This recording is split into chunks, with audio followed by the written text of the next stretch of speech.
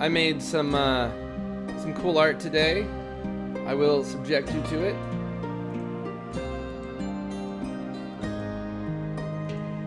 So I had an earlier stream today. I needed a break from everything. Look at these. So this is Luna from Sailor Moon. It's a pleating. I made a sticker, and I then traced the sticker I made. I handmade it on stream, and then I traced it in shrink plastic, and then I shrunk the plastic in the oven on stream, and I made this. Yep. Isn't that cool? Isn't art cool? Yep. Well, video games, I suppose, are also cool.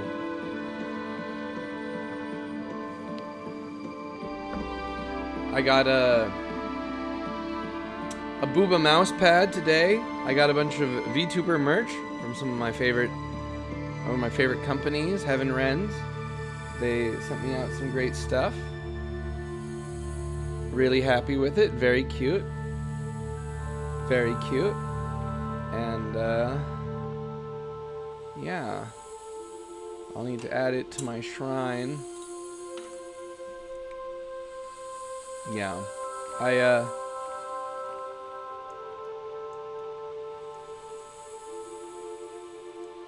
I also got a package from a friend from afar. That's what these were made as a return gift to her.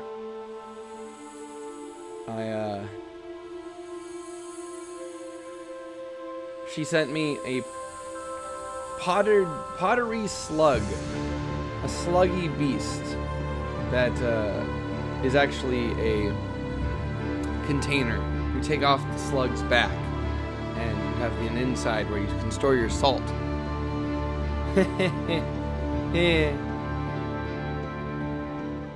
And a book and some candies and this lovely milk tea, which is what I am making right now, and then we're gonna get into it.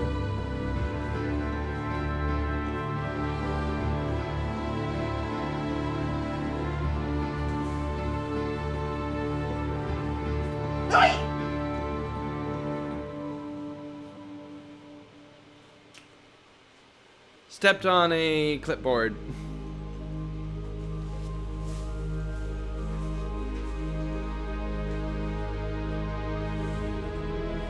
Art can be dangerous, you know.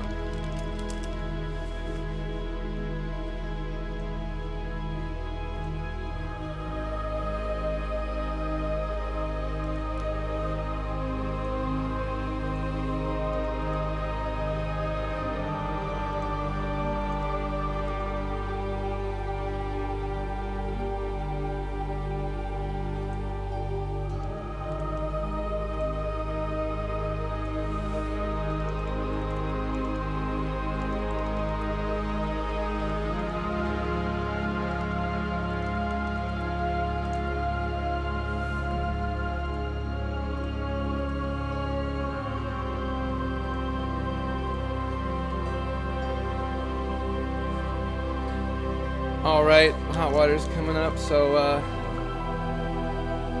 let's take a look at where we are in the world today.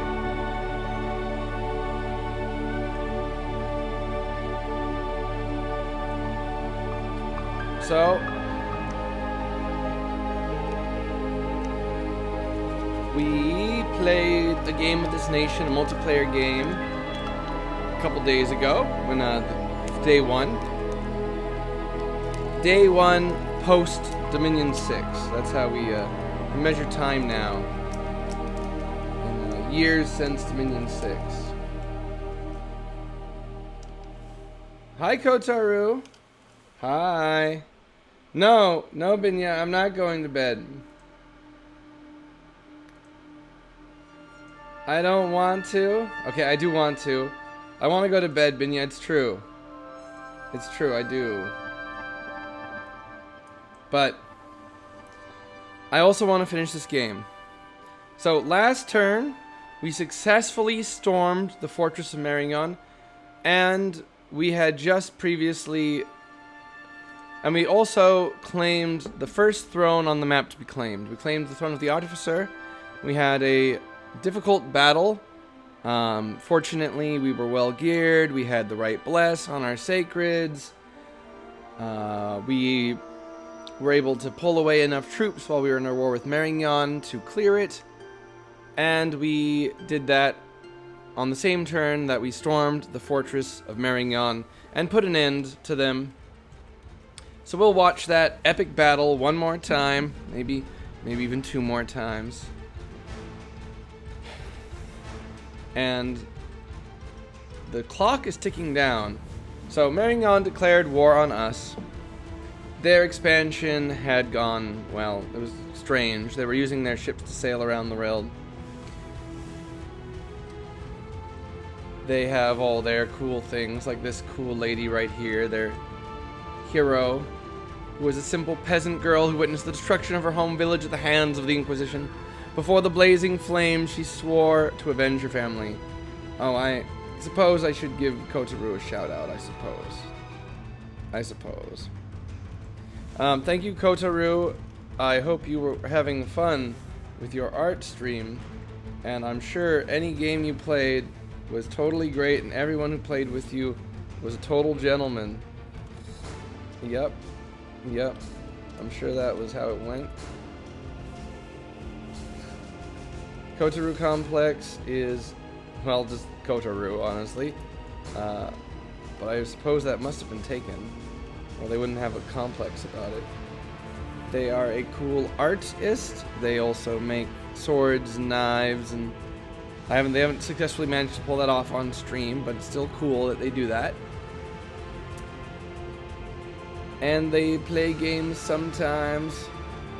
Not really what I show up for, but they're actually pretty good at a lot of games that I'm not very good at. Do I have like an inch of DOMs not visible on the screen? What is with that?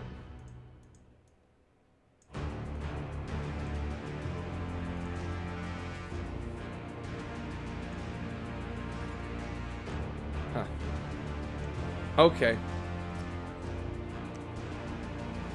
So, Marion is a nation of devil-worshipping holy knights. Yes, that is a little strange. A fierce order of holy knights made a deal with the devil to end the greatest threat to the mortal planes ever known, or more. So we all have a lot to thank them for, and they want us to know it by giving ourselves over to sacrifice to their gods. They said this to me a number of turns ago. They led a very successful military campaign against me. They had a brave and glorious general, a modern-day Hannibal Barca. And he did very well, but in the end, we pulled a second Carthaginian war and sent our troops to their capital despite and simply ignored him. And here's that force. Now we've built up a large group of crossbowmen. Yes. They have quite a few magical fire snakes. They have their own heavy crossbowmen and crossbowmen. Strong infantry, and they have many mages here. They have their prophet, the High Inquisitor, is Marion's most powerful priest. Only prominent inquisitors can hope to achieve this status. High Inquisitors are trained in the House of Just Fires and can use fire magic. High Inquisitors are especially good at suppressing enemy demeanor. Now, this is rather unique that they have chosen to do this. Prophets get one higher priest level than the level they were if you already were 3 or higher. They'll normally become a holy 3. Hi, Musbroke. Hi. Hi. Hi, Ace. Hi. Hi. Yeah, we're finishing up this game this turn. Well, not this turn. We finished up Marion. They got some high priests. Normally when you prophet people, you'll get a holy 3, but if you prophet a holy 3, they'll become a holy 4, which is pretty exceptional. There's actually a new item in the game as of, you know, the update to 6 that lets you boost your prophet level by 1. So you could actually get your holy 4s up to holy 5s, which is pretty substantial because there's a holy 5 spell that raises all the priest levels on the battlefield. So you could turn all your holy 2s into holy 3s, and then they could cast smites. It would actually be insane if you did that. I kind of want to try it. Go for it in a build. So they have a pretty solid front line. We have a front line of knights. These knights have been fighting on the road since very early on in the game. They have incredible levels of experience. This knight has 13 kills to their name. This knight has 5 kills. Now, the number of kills that these troops have racked up collectively is, you know, they're very experienced. This one has 16 kills, 171 experience. 16 kills, like they have been on the road.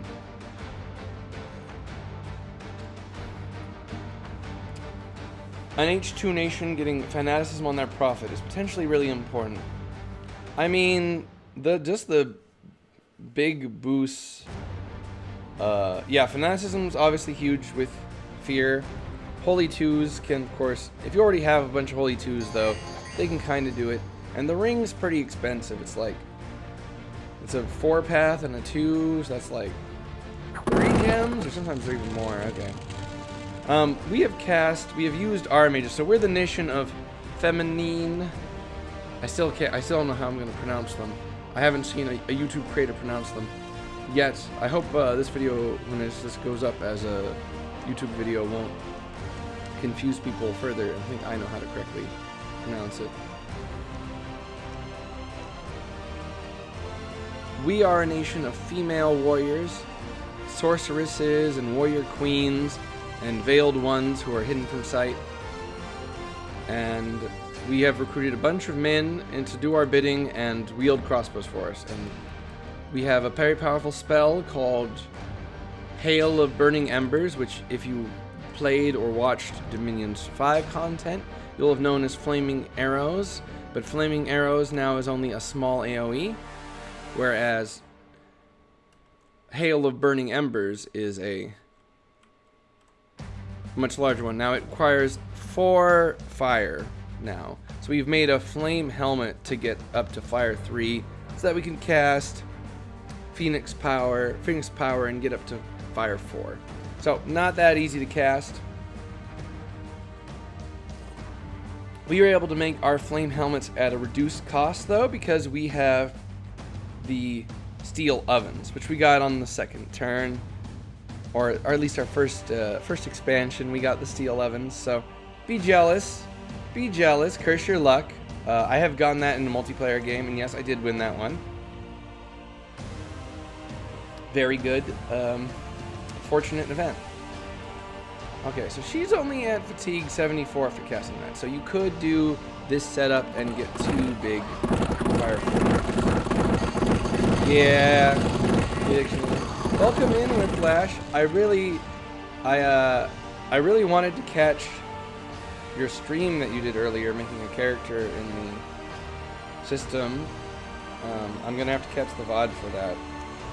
I was tempted to not go live and just catch the VOD for it now and work on my art, but then I'll never finish this game. You should follow Whiplash. They don't do these kind of strategy games, but they do other strategy games that are very cool. Maybe we'll convert her into a Dominions player, but I would hate that. And they also play role-playing games, which we do on this channel. I run GURPS. They run Vampires and World of Darkness. So we have a huge amount of flaming crossbows coming in here. Now, that's not totally effective because they have a lot of flaming units. Like these fiery imps obviously don't care about the fire, but you know, if they take the crossbow bolt, they're going to care about that. So it's really just making the crossbows a little bit more lethal. Now we also have some air mages who cast some because of now. Maybe we should have done some flame wards here.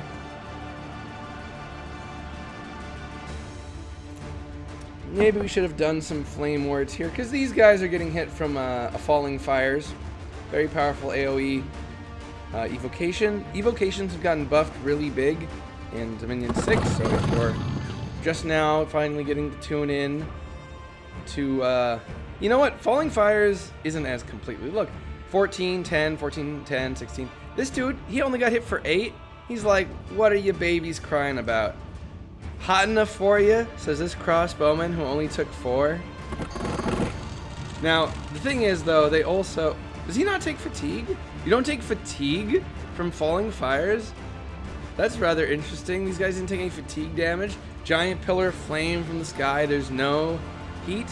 Maybe these lingering clouds here are going to provide some fatigue. Let's watch that. So there's smoke coming up here. No fatigue yet. Maybe when their Terrans tick over. This guy's got fatigue, but I think he got a limp, so that gives him... Oh, this doesn't give him more encumbrance right now. I wonder why he...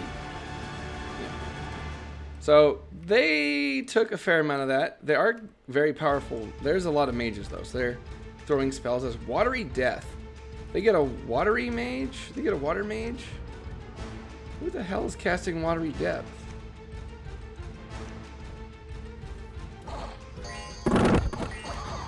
Are they retreating? Yeah, okay, so they had they have chart makers. They do get access to water.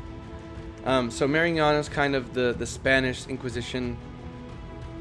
The Spanish in their colonial phase. So they are sending out navigators to conquer places. Which is kind of what messed up their expansion, is they were sending these navigators all over, just trying to conquer places not next to their homes. So we expanded pretty close to them, and they got driven out of other people's lands. The colonization did not go well. So our knights have been pretty much toasted.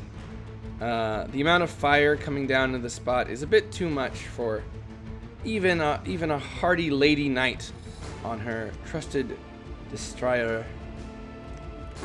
And they're going to rout. It's too hot for them. Now at this point, I'm thinking we're cooked. They got a bunch of mages on advance and cast. They're throwing down spells, and they're starting to get undead up. Their death mages are starting to come through. And who is their main death mage? Why? It is their god, Umbra the Crone. The Crone is an old hag of such great power that she has taken the role of a pretender god. The Crone is a master of magic and can be adept in several of the magical powers. Umbra, the death caused by lust, foremost of the Westerners, mother of lies, is a pretender goddess, trying to banish all other pretenders and become a true god. And this is they're not even a pretender. They're a pretender. They're a simulacrum. They have cast a new powerful glamour ritual that makes you a simulacrum of yourself. Now, unfortunately for them, they have no other province they could have hidden away their real body in. So if they die here, they die here. But at least they would have a chance, I suppose, if they died and they still won the battle. So that's something worthwhile if your god is a powerful glamour mage, right? Costs 20 glamour gems, but that's fairly comparable to Twiceborn. It does have a chance that your soul doesn't make it back, but the fact that you're a god and you can be called back anyway, it might be fine. They took a wide rainbow bless, and not a particularly good one. This is a single player. The AI seems to be better in some regards, I would say, but not in regards to their nation design, which of course is offset by their big bonuses. We're playing on Master. I think I should have set them to Impossible. I think Phenomenal set them to Impossible. But, you know, it's just so huge, the enemy armies. We expanded much faster than them, and their armies are insanely large. Okay, so the ones that are, the mages who have advanced forward, they did a ton of damage throwing down big falling fire units, but they are also right in range of our crossbow. Now, we have plenty of holy mages on our side. We're a descendant of Ind, the holy nation of Ind, so you know priests are well respected. We definitely have a fair number of them, and a lot of our best mages are priests, by which I mean only the best mages are also priests. But we also get these cloistered ladies. We have divine insight researchers. any temple we build outside of our forts, even. So we can just throw down a temple, 300 gold temples, mind you. We get them at a discount. And we can recruit researchers. They are one. We can get one per turn of these cloistered ladies. So if you take a good magic scale, you can be making just unbelievable amounts of research for very cheap. And they're pretty okay mages. I mean, they're pretty okay priests. They're not overpriced for a Holy One researcher. And the fact that you don't need infrastructure to do it is pretty good. Now they are throwing out more stuff, and I was still pretty sure that we might still route here, because once they start running. But our crossbowmen run out of arrows, and they go in with the daggers. They go in with the daggers. It's over for the crone now. The daggers are coming for her. Yeah. She's done in. She's surrounded. Look at her. Fending off the fucking brats coming after her candy. They want to take her pension. These grifters coming in. Well, eventually they knife her. Take the keys to her granny mobile, and Marignan is ours. Now we lost a fair amount of troops there. It wasn't clean as I would have wanted. We lost quite a few crossbowmen.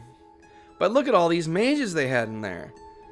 It was quite a few mages we had to fight through. Quite a butcher's ledger here. Chart makers. Crone, the god. Diabolus, Gothic adepts, Gothic captains, Gothic masters, the heroine, the high inquisitors, the inquisitors, the mere mages, the royal alchemists, and even the royal navigator. All were there, along with their cave kobolds, and not really that many troops. We had beaten them in the field. They had probably more. They had almost more mages than troops, but they had a fair amount of problems defense. So this actually is different. There's definitely more passive defense inside your fortress than there used to be. You come with a priest there, and they get 80 crossbowmen. I don't think you used to get 80 crossbowmen on your walls. Yeah, they brought out, it was every hand on deck.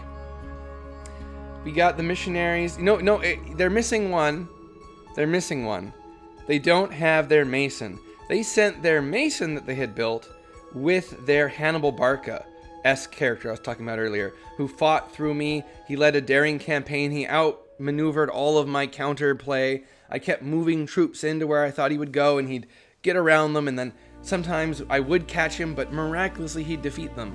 With ever-dwindling troops, he'd somehow pull off a win as his troops racked up experience stars. It was terrifying. We've killed their god. The war will not end until the nation of Feminie is annihilated. Feminie. Okay, we're going to try to stick to Feminie.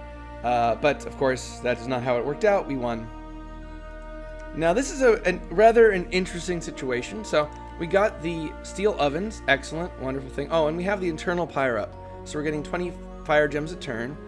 We're only going to get to enjoy that for about another 20 turns, because the end of the world is coming. But we will use it effectively until then. So, to win the game, we need to get 5 thrones, and we have conquered one of the thrones, the throne of the Artificer. And we found some pretty dancing lights there. There's not really that. We need to search this place with other paths, because normally thrones have a lot more than that. It is not one of the thrones that gives us recruitables. What it does give us is a construction bonus. Woo! Construction bonus. Well, we already had the steel oven, so we don't need another site with a construction bonus. They're the same construction bonus. Can you imagine if you got them on the same site? Now that would be crazy. But needless to say, we now can make construction bonus things in 2 places. So I guess that means our god can make a flame helmet here without having to waste a turn going back. So that's worthwhile. We save a full 5 gems on forging flame helmets. Now, why are we forging flame helmets? I don't know if that's necessarily what we're going to need to do. I've been summoning Summer Lions because we're preparing to have troops that are are capable of dealing with Doom Horrors. Because in 20 turns, the Doom Horrors are going to come, and they will destroy the Thrones of the Realm. And I think we're going to have that happen before we can get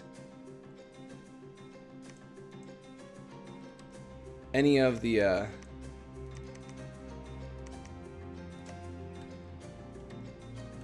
any more of the thrones besides this one. We won't be able to take this throne in 20 turns, I don't think. Maybe we can, but we'd have a hard time holding it. Maybe we can. It's now in between us. It's now right off our shores. We should work on taking that. We're a fire, glamour, astral nation. So what would we do to get underwater and kill them? Well, I wonder if Summer Lions can do it, but anyway, we want to take this throne and we want to take that throne. That's not enough to make us win the game. It takes 5 thrones to win the game, but in 20 turns the game, well, it doesn't end. You'll all get to see what happens when the game hits Cataclysm turn. I said it a little bit early so we could have the fun of that. Because I don't know, there might be new Doom Horrors, and I really want to see them. Can fire Summer Lions go underwater? They're mindless spirit form, but I guess since they are made of fire, they're not amphibians, unfortunately. There was a chance, right? There was a chance maybe they could be. Oh well. We're going to need to recruit and summon some units that might help us underwater.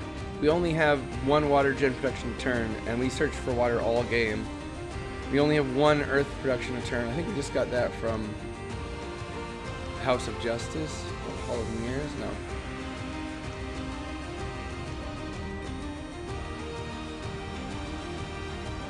We've been dealing with water troops coming at us from Vedheim. So we also have to deal with Vedheim. Vedheim has declared war on us. They actually never declared war on us. They never even told us anything. Vedheim is the other serious power in the game. So we've been competing for the top spot in provinces all game. Started off, we got a little ahead of them for a little bit. They got ahead of us. We got ahead again. They got ahead. We got ahead. They got ahead. We got ahead. For a long time we were ahead. Forts, me and Vedheim are tied, but Picone, who we are not anywhere near, they are the tiny halfling Hoburg Ind successors, and we are the female Ind successors. They have built just a ton of forts. I guess that makes sense. Their nation, they can't really move very fast, so having lots of forts makes sense to help them solve that issue. Income, though, we're up by a mile because we have actual good scales. Our gem income, we just took a cap, so that puts us back on top. Research, we've been behind all game, but we're just now finally starting to catch up. We'd like to pass Vedheim, and I think we will begin to. We've been really throwing down on our infrastructure recently. We can build citadels. That might not be something you know. Feminie can build the greatest of the fortifications that give you commander bonus point 2. If we can remember to actually keep recruiting things, we'll be able to very rapidly scale our mage production. But we also already can scale our research production pretty easily simply by recruiting abbesses. But we'll trade those out for actual priests, actual mages, because we're going to need more mages in the coming turns. Because we're going to expect a war. We have a non-aggression pact. I had planned to not set the diplomacy to binding in this game, but we were both fighting Marion at the same time, me and Raga. Raga wasn't doing that hot at the time. Marion was sailing across the water to attack them. Well, they gave us a non-aggression pact because we were both on the same field, and then they're moving around these giant armies right on our border, so I don't know what to think, but armies are just way bigger in this game. Like here, I've got 156 archers, and I have a load of knights, and I really should go through and manually put all of these on guard commander or something. But look at all these griffins. They have 50 enemy units. The army consists mainly griffins. Mainly griffins. So I wonder if these are summons. We are having issues with converting our gems into good things. We had to convert a ton of them into fire gems to put up Eternal Pyre, but it's, you know, been paying dividends. Now, the last couple turns I took, I was completely fatigued, and I wasn't taking them that well. So I'm glad that I've gotten a rest, and we're going to try to get moving through them quickly. Now, I kind of want to summon more Summer Lions. I don't know what else we would even do with fire at this point in the game. If we went really far down Conjuration, we could get a King of Elemental Fire, and we'll have that when the Doom Horrors come. But we really got to be thinking, what are we doing to prevent us from losing to the Doom Horrors? And what are we doing to have fun out of this game? So, to have fun out of this game, I'm thinking Rush Constriction 9, and see what the artifacts are, because we have those construction bonus sites. That might not be the best plays, but it might be fun. There's also a glamour spell that can help us against the Doom Horrors. There's a way to put up a powerful maze that will protect our throne from being as likely to be targeted by the Doom Horrors. But at the same time, I kind of want to see the Doom Horrors. Right? There we have the two difficulties.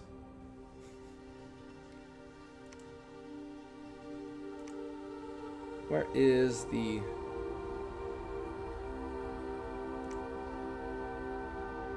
Where is the maze spell? Maybe it's not in Glamour main.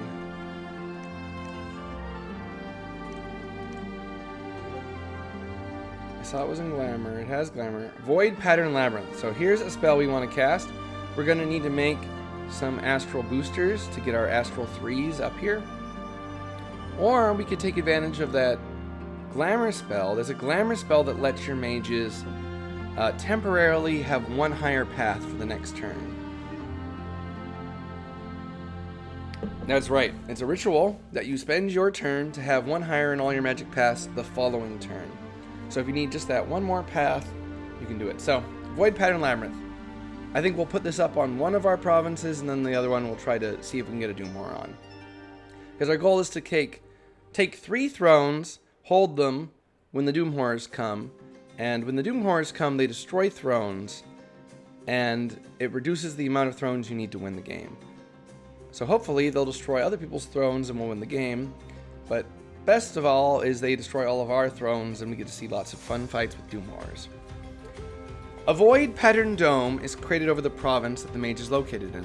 This pattern is invisible to human perception, but horrors will see the strange pattern and get confused and led astray when trying to pass.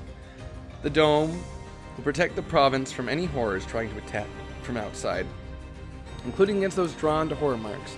The more magic gems put into the spell, the longer it will last. If the mage dies, the Void Pattern Labyrinth dissolves instantly. The chance of warding off a Doom Horror is lower than for normal horrors. Now, the reason we're going to want to put that up before the Doom Horrors come is they will come if you are casting ritual spells in the months before the end of the Rild. The veil gets thin, and any spells you cast then will attract Doom Horrors.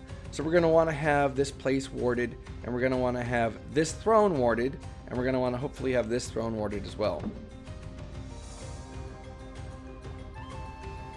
It won't stop all of the bullshit. And we're also going to try to make our god Prudence the Virtue. The Virtue is an angelic being, a divine messenger or servant, stranded in the physical realm since the disappearance of the previous Pantocrator. Winged and radiant with divine light, she will don the yoke of godhood for the people of the world, leading them on the path of righteousness and salvation. The virtue is surrounded by a powerful aura of splendor, given her by her former master. Prudence, patron of farmers, feeder on impurity, as a pretender god is trying to banish all other pretenders and become a true god. So we're going to try to get her ready to be worthy to fight a Doom Horror. I'm not sure how easy that will be. They can eat souls and slay gods and all that jazz. We're going to need something better than a flambeau against a Doom Horror. But I think maybe we can make her that badass. She's got some good stats. Yeah. And we're going to summon Summer Lions to also help out.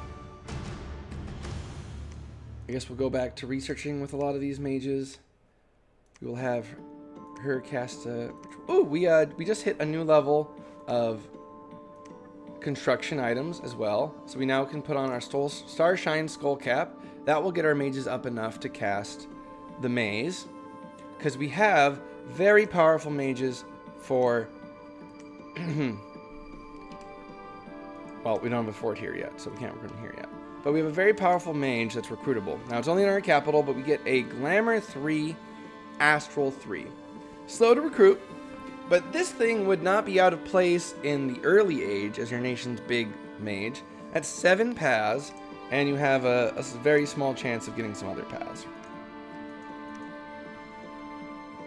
My favorite interpretation of calling horrors is being like a group of lobsters in a grocery store tank, advertising how delicious the lobster they don't like is, and being smug about how the strange arms that pop into the reality have noticed them. Huh? Huh.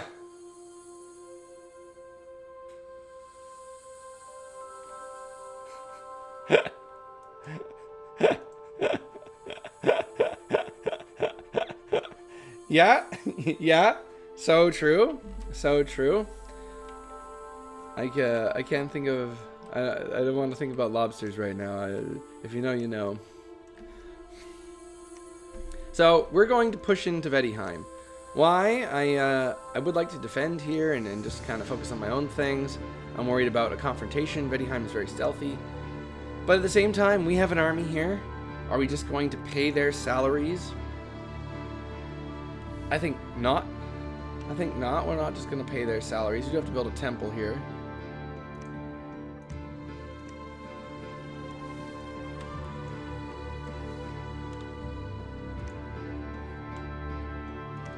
Alright, now we have to get into the dirty business of actually planning frickin' turns.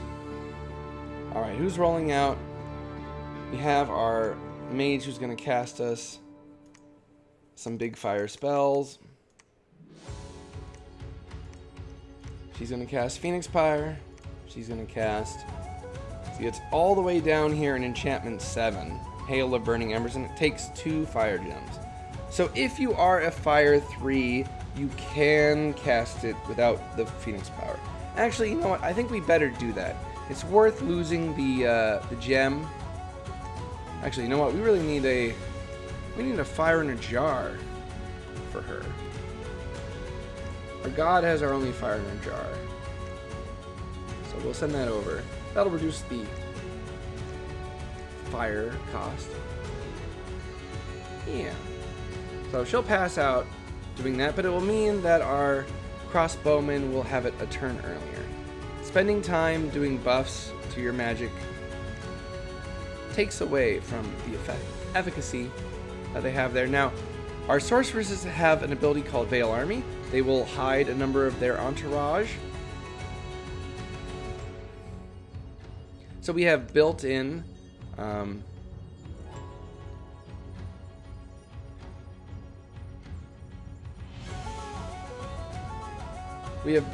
those what is the item called? The Elven Cauldron that gives you veils and hides your forces. So we'll put our crossbowmen on the sorceresses, then they'll not know at all how many we have. I guess we'll move out with all of our crossbowmen even.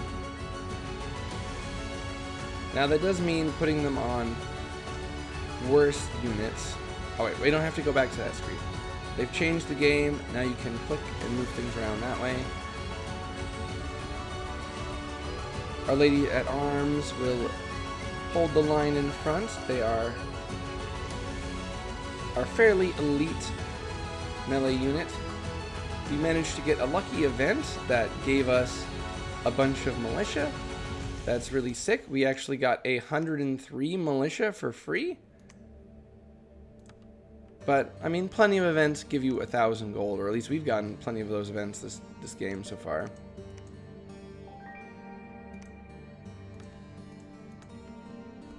Now, we should probably break up that one. This big Holy Knight stack could probably be 2.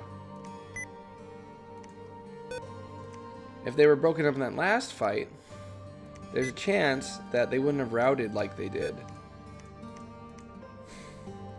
And then they would have perhaps won the battle with fewer casualties before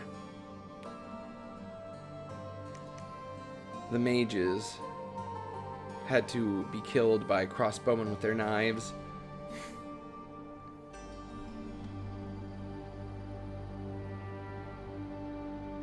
So do we have 2 of those fire mages, or just the 1? I think we might... We'll protect her. We'll give the one with the very expensive kit of gear some bodyguards. Now these are our sacreds. Their main sacredness is that they have better glamour than elves. They get 2 mirror images and a stealth of 90. Ooh la la. Our bless is a little Mimi. Well, it's actually not Mimi. It's pretty kind of generic. It's actually kind of lame. I think it'd be fair to say. I think you could say that it's lame. We gotta make sure that all of these crossbowmen are on hold and fire, so they don't run forward. I had that happen, yeah.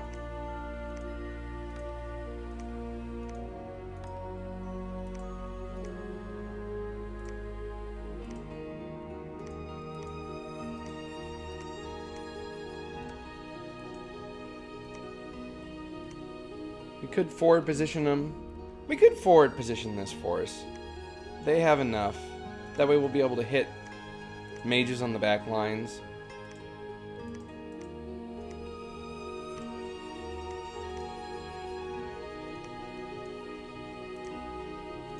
And our mages themselves aren't all that important. We're going to send out our... we're going to have our Holy Ones stay back and research. They could be nice, because if we run into the Veti casting undead spells at us, they could support that. And they can preach down Dominion in places we get to. So previously we're relying on Phoenix powering up to Fire 3 and then casting Flaming Arrows, which is a smaller area of effect Flaming Arrow spell. There's actually a very small one, Ignite Arrows, that doesn't even cost gems, but only targets 1 AoE. Which, if that's all you need, that's all you need. Now, they have Glamour on Vetiheim now. So if we try to use our Gift of True Sight, that might be Far-Eyed Warriors. Yeah, we could try to cast some Far-Eyed Warriors. Now, we don't have anyone who's a Glamour 3 out here. But this mage, if they had 2...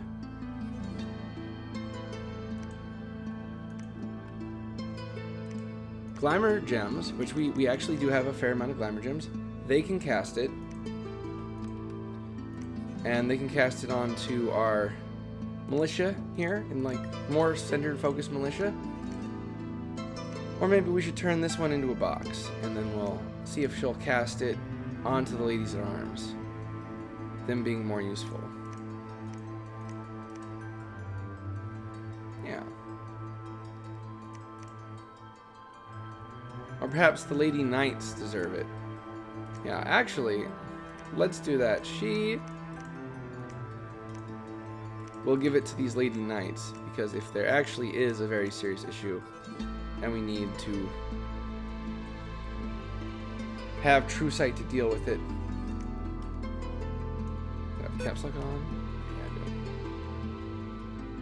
do. We'll give another one of our sorceresses that same task.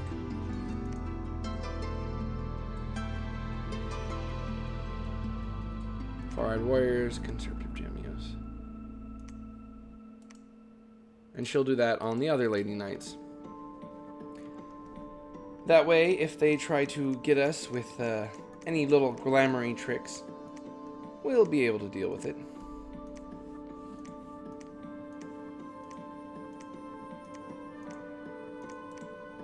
We can leave this thorn spear.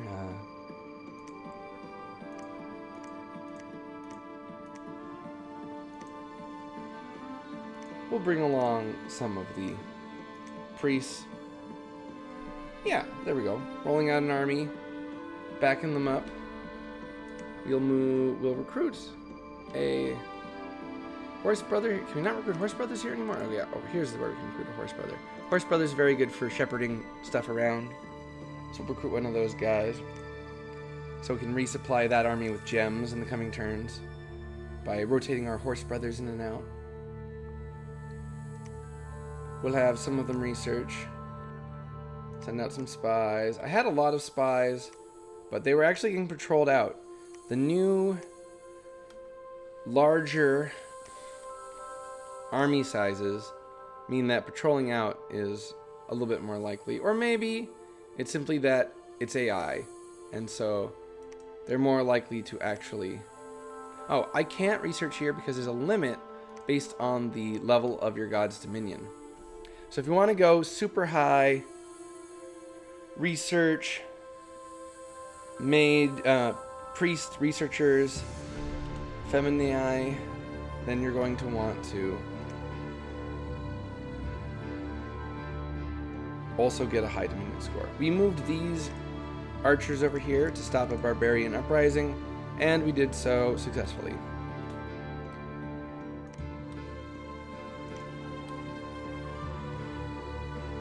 There's a auto site search on, and it doesn't seem to be doing all that great, honestly.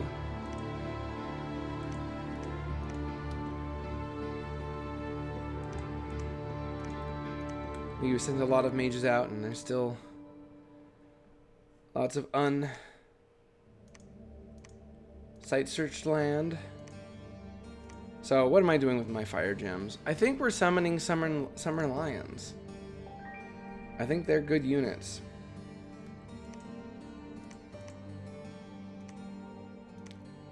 We'll leave an army here. I don't want to move my whole army corps up to the battle with Vettiheim because it's a very long ways away.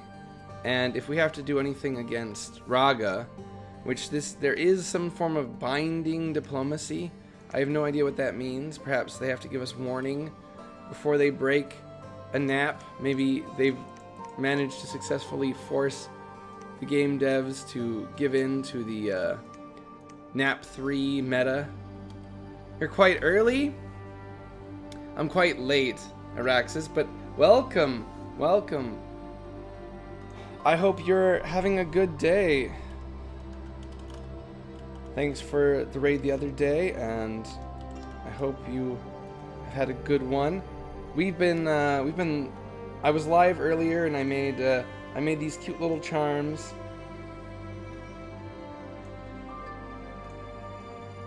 Aren't they adorable? This is Luna from Sailor Moon. I made them as a gift for a friend who sent me some cool pottery today. I make stickers and little charms. Yeah, I'm gonna set up a P.O. box soon. I like to do fan art of people, and then I make stickers and stuff, so maybe if they want, I'll be able to send them to locations.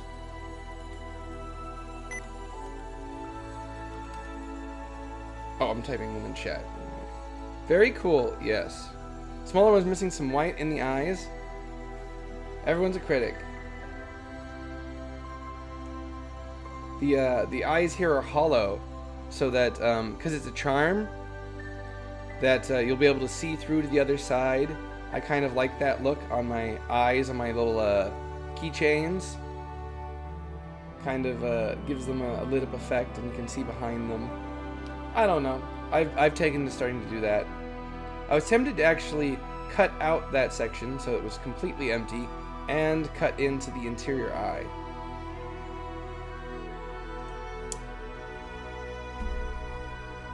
I don't know. It's a stylistic choice.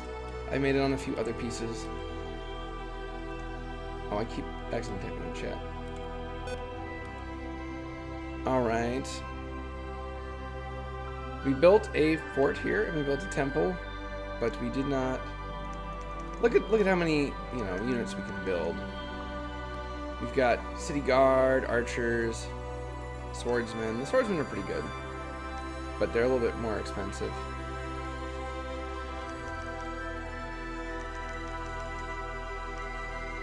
We get really good commanders. Well, not really good. They get okay commanders.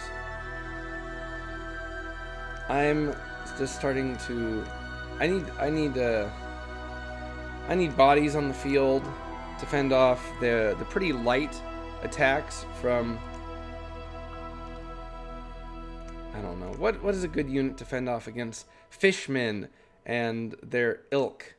Glaives are probably a bit bad. We want high attack against them. Something like the Feminine swordsman would do pretty good. But then we can only get like 10 of them.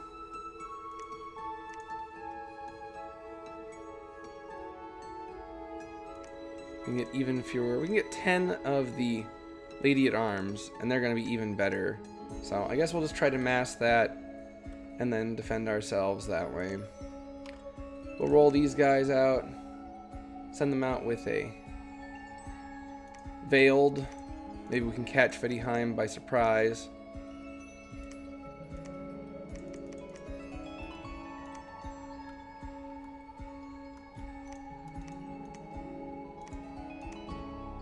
Move them up there. Maybe Vedheim will attack this province. They've been attacking these kind of provinces. So moving those in, the crossbowmen will do pretty good. I think we'll just leave our commanders, our mages here unscripted.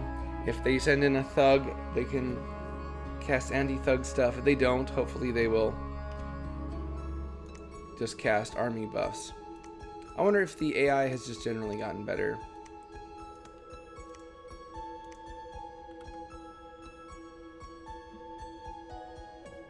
We've managed to preach down there. Oh, we don't have enough for a lab. Maybe if we were to cut production somewhere. Not there. We could cut that one.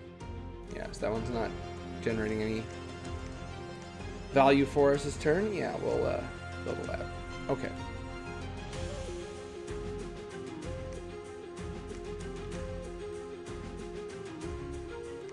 You see, we're recruiting tons of these abysses for the research bonus, but I think maybe we can turn off that production. We've been trying to make sure we have enough money being spent, because we were kind of making too much profit. Not a lot was going out. So she stopped searching because anywhere with nearby doesn't already has had nature search. But we want her to actually go and keep going. Magic sites. Cast. Summon Summer Lions. These ones want to research somewhere.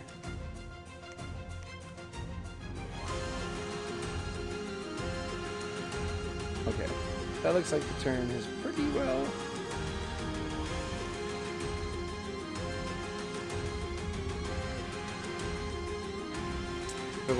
So we took a throne last turn, we ended our enemies last turn. We have one more enemy currently fighting us, and hopefully that will go well.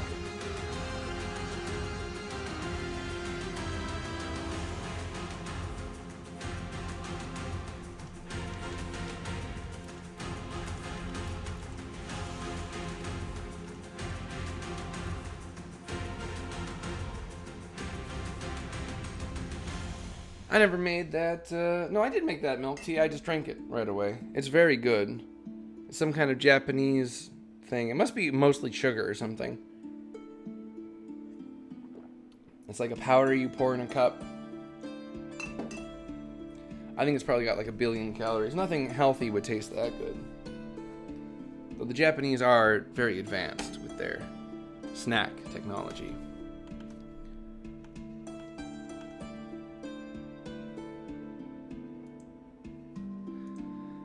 Turns take a minute.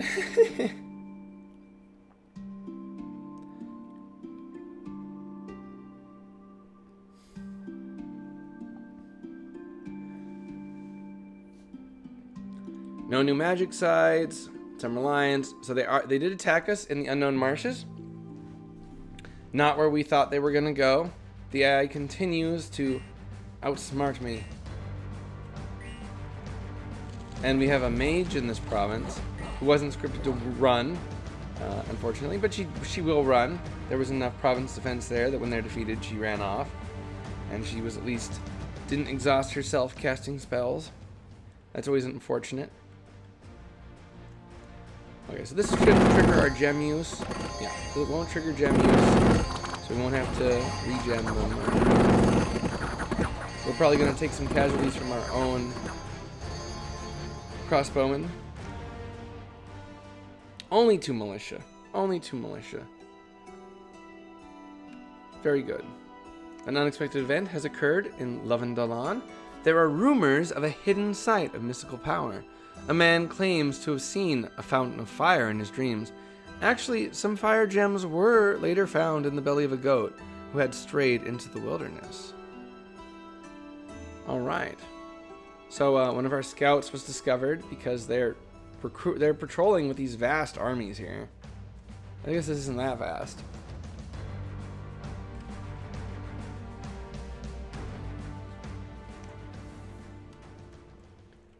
Well, I guess we can't really scout into Raga. They have these giant patrolling forces on our border. I don't know, how much do I trust the AI and the obeying of the non-aggression pact?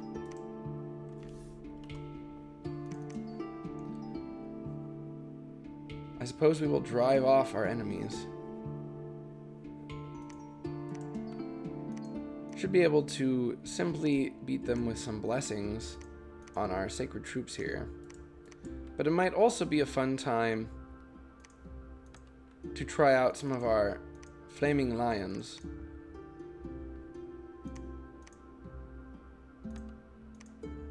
No, they're our water caster. We don't have very many water mages. In fact, we have so few water mages that I don't even value them because we've sent them out site searching all over the place. And we have 1 water gem income, and it's been so very many turns. So a glamour mage has some cool buffs they can do. They can gift a couple air units blur. Blur is not as good as body ethereal, but you hit multiple units with it. So if you're only sending out 1, that's pretty good. Gift of splendor would also be pretty good. Give our targets awe.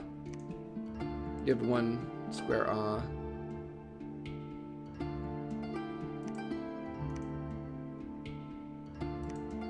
I think group blur is still the best of these, so we'll cast it. Body ethereal is really good though too. The body ethereal only targets 1 square. Is it better than group blur? Group blur has higher fatigue cost, and it hits AoE 3+. Now we're not going to get any pluses, and it's negated by true sight.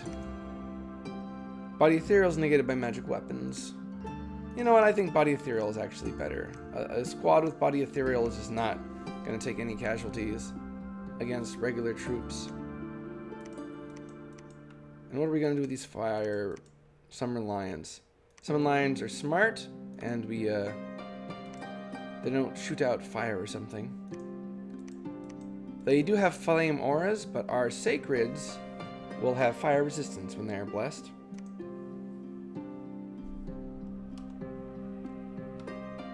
We will send them out and try to defeat our enemies that way. They might try to march down. We'll send Robier over here. Yes, that should be fine. We want to keep some troops on here. It's just such a valuable province. Not that they would ever, in a million years, beat it with all of our god if they were trying some kind of weird, tricky thing. We've found a lot of glamour sites this game. 13 glamour. Nothing to sneeze at. So the army here, we moved out here and we did not counter them. So we'll just move down there.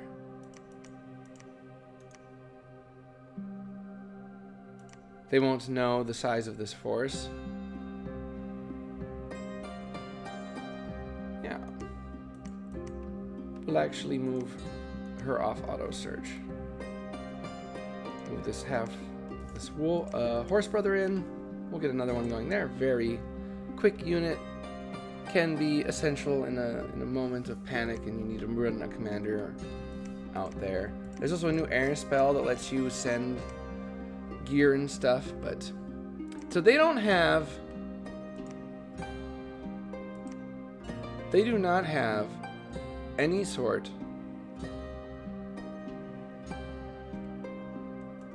they have not taken the enemy they have not taken that throne. That's all I'm saying, right? That's all I'm saying. We're gonna have our Veiled Mina the Unseen one. She's been around the block a while. She's pretty cool. We'll give her the prophet status. We'll have her hide and prophet.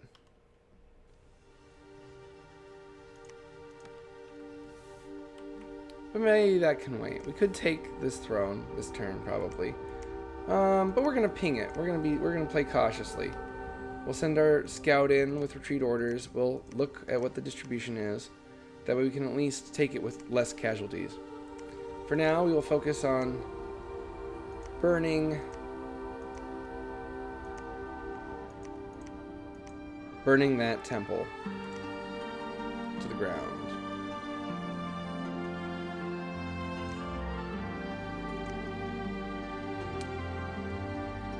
This is a very interesting border we have here, this little demilitarized zone. Well, it's pretty militarized, but you get what I'm saying. Maybe you don't. I don't. I'm fatigued from so much Dominions over the last couple of days, but doing a little bit of art really restored my sanity, I think. Do I seem more sane? I'm more sane, right? Ooh, the Spirit Helmet is so much fun. Auto spell Lightning Bolt.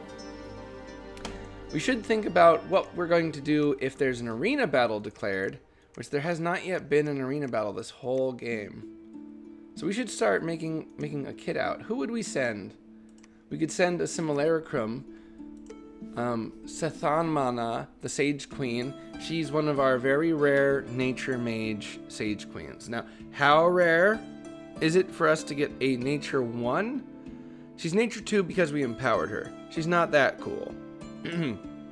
How rare is it to get a Nature 1? Well, only 1 in 10 of them will get a bonus path at all. They're slow to recruit, so that means it takes 40 turns of recruitment on average to get one that will have a bonus path. And of those bonus paths, there are 5 different roles. So, to get a Sage Queen with any of the bonus paths is a 1 in 200 turns of production. Actually, that's not true. The capital of this nation is a citadel. Right? A good get for sure. So we have backed her up. We've cast Simulacrum with her just in case she were to die. That costs us 20 glamour gems, but it means our investment on, empowering her is safe. Or it's not safe. There's only an 80% chance they come back in the first month, a 40% chance in the second month, a 20% chance in the third month, and it gets very grim from there if you haven't come back already. So we can send her in, Nature is very good in quick little duels. We could have her cast... We're just planning out a theoretical...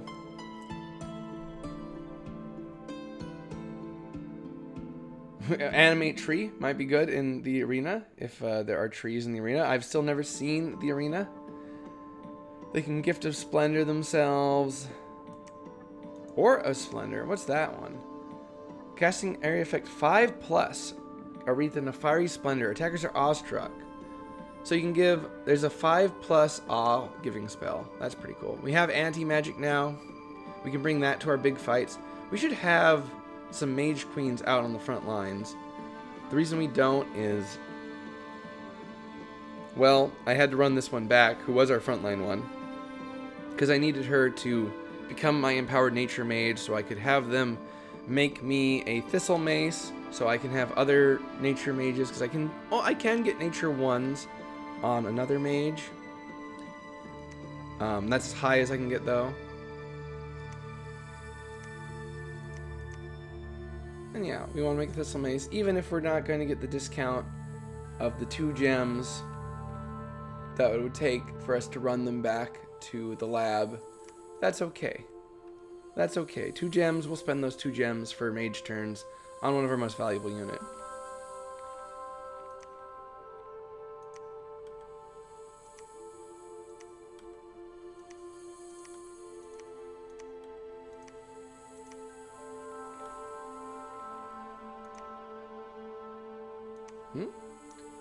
Can't research anymore here. Send her out then. She's coming in with crossbowmen. Send her out then. What is our god going to do this turn? So our god can use the spell that sends out messengers. Wait, what? No, this one's a different one. The caster sends out a vast murder of crows to scout a distant province. The birds will continue to scout the province until the spell ends or until the province is lost. Enemy scouts and sneaking armies will become aware that crows are present everywhere, glaring suspiciously. There's an anti-elf spell. There's an anti-elf spell. This is killer. What path is... How high is this? So, Conjuration 5, not only does it open up all the big elementals, right? It also opens up a 6 air spell that you can put other gems, more gems into, plus 3 months per extra gems. So for 10 gems, you can have a year of plus 50 patrol. Now, that will get out any regular sneaking army or even sneaking scout. You'll really have to be a super powerful... Yeah, it is thematic. Imagine, you summon all these crows to your side and have them look around. You can easily catch anyone out with that spell. That's going to be very cool to see. We should be casting Raven Feast. There's been some big battles on the map.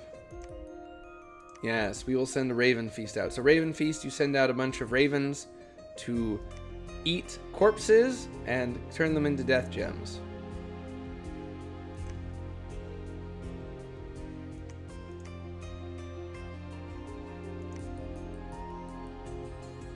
And I think that's just really cool.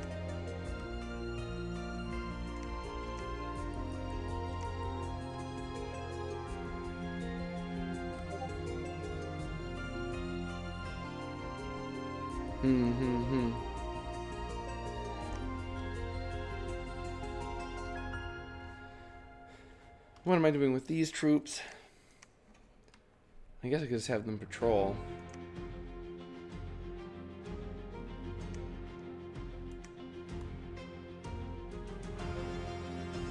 We could also send one of our Lady Commanders in to the arena instead of sending in a big mage. They've got good stats. They've got decent armor already. We wouldn't have to spend in anything that much. if we just gave them a spirit hat, which we could forge on our god, a spirit helmet, they'd have an auto cast lightning spell. Now, one of the meta spells, meta items to use in Dom 5 is there's like this tribal mask that casts curse every turn, or fear every turn, but fear has been negated, reduced in its effect. We could make an amulet of the giant and put it on a knight. They'd get very big, and it affects your mount too. Of course, because if you were getting giant and your mount wasn't,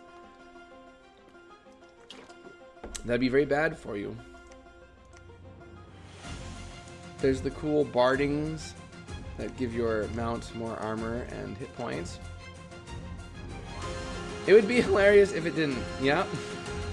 It would be hilarious. Imagine if the enlarged bless, if the calf was not sacred, and you just had all of new mod idea. Okay, so we have the yearning artifacts. We do not yet have Conjuration 9, but if we did, we wouldn't be able to make this. But you can make the tartan chains for only 18 gems. You could make the armor of the dawn for only 8 gems. That really boosts artifact production. Construction 9. If you get there first and you get these yearning stuff and you get this kind of stuff for half price, that's insane.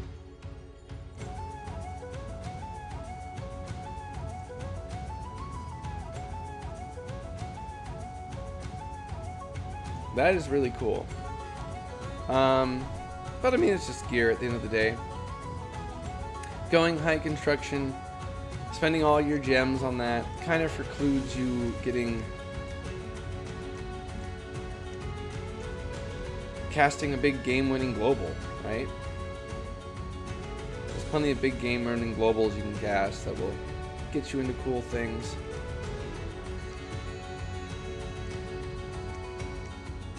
And it's often better just to cast those. But oh well. Okay, so this one can roll some water. Hey, you can actually roll water twos with the lore mistresses. I should have been making more of these. Now, are you going to roll water 2? It's a 20% chance of getting water 1. And it's a 20% chance of that. So, 1 in 25. 1 in 25 will get it. And you'll get maybe some nature 2s on the way. I didn't notice them. That would have been a much better way to get into nature 2s. I should have been making a lot more lore mistresses. They have this huge research, but they are recruitment cost 4. 4%, so 1 in 25. Like I said. Look how much gold we have. As soon as we shut down a little bit of that extra production, suddenly it's very pricey just to not be doing things. So we'll build a fortress. We can get all of our things up to citadels. That's pretty cool. It is a money sink for us, which is exactly what we need desperately, is to be able to spend more money on mages.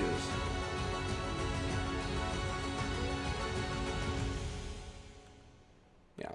Kind of tedious to do all that little stuff. Alright, that seems fine. What spell am I casting? Oh, I'm casting Raven Feast over here. And look, when you cast spells now, you get this beam of light when you're targeting a province. I'm glad that most of my scouts have died, having to move them one space just so I wouldn't see that, oh, you have so many commanders not doing things. Got pretty annoying.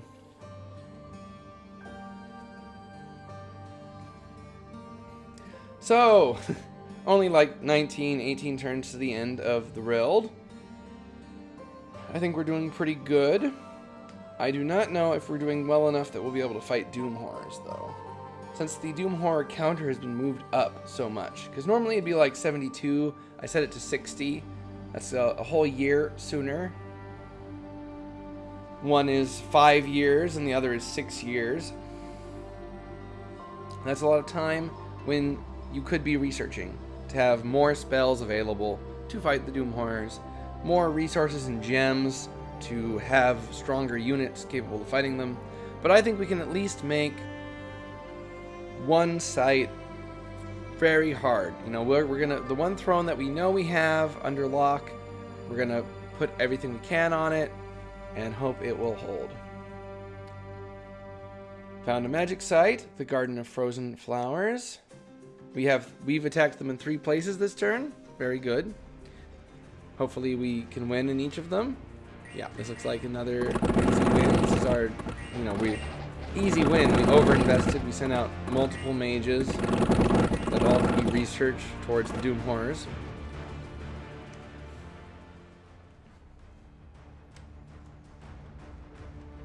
But it's very hard. We could have easily brought in a ton of... Okay, so they said that this fight was worth casting Hail of Burning Embers. I'm not so sure it was. But hey. Oh, maybe they had some Vettys. Oh, they have a hag here, so that's why. So they had a hag with gems. That's why we spent our gems in the fight.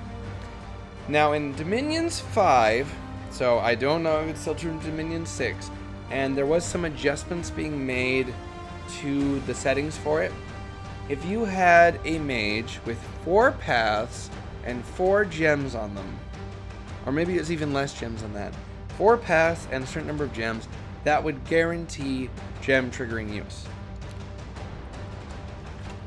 There was some stuff where you could sneak in a mage capable of casting foul vapors or something under that threshold.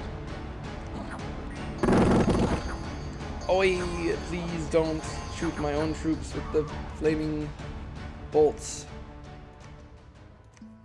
We lost some militias. Okay.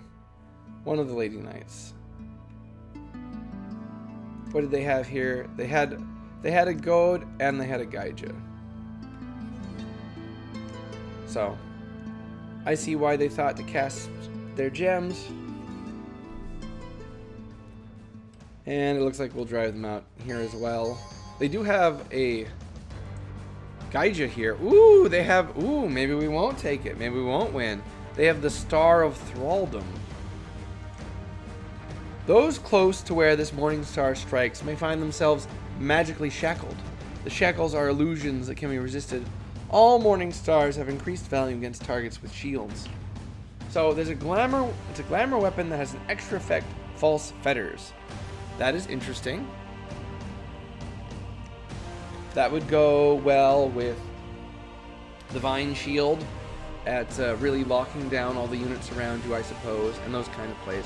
Mask of Face Borrowing. This mask enables the wearer to take on the appearance of anyone he meets. It is often used to infiltrate enemy courts. So it grants the stealth ability to any unit for Glamour 2. That's huge. Used to be it was pretty hard to get your Blackheart's assassins up because you need to have stealth for the Blackheart to have any use. There's an item that will let you assassinate things, but you needed to have stealth to do it. So if you want, not a lot of units had that naturally. Now you can put on the Mask of Face Borrowing to do it. Shambler Skin. Oh, Shambler Skin gives a fair amount of HP now. The Dream Spool. Temporary Glamour Gems. That on an assassin, that could be pretty cool. The spool can collect the dreams of those sleeping. During the night, the owner sits beside a sleeping object and slowly spins his dreams onto the spool. The dreams can later be released to empower glamour spells. The dreams can also be spun into images of soldiers, and the owner is all times protected by 2 illusory warriors. That's really great at assassinations. 2 illusory warriors, and look, they have a handful of Vinemen. Can you even imagine trying to take this unit out? Are they the Prophet? No. They're just blessed because they bless themselves. So this is Vedheim's Bless. There is a bit of a meme here. I've noticed twice now the AI taking True Sight and Spirit Sight. I'm pretty sure Spirit Sight grants you every advantage that True Sight can grant you. but, you know, it's their points. They have solar weapons. They fire damage AP attack after they hit. Blur, the defensive spell that can be negated by True Sight or Spirit Sight. And they have Awe 3. So that's pretty, that's, you know, they're sacreds. When we have to fight the,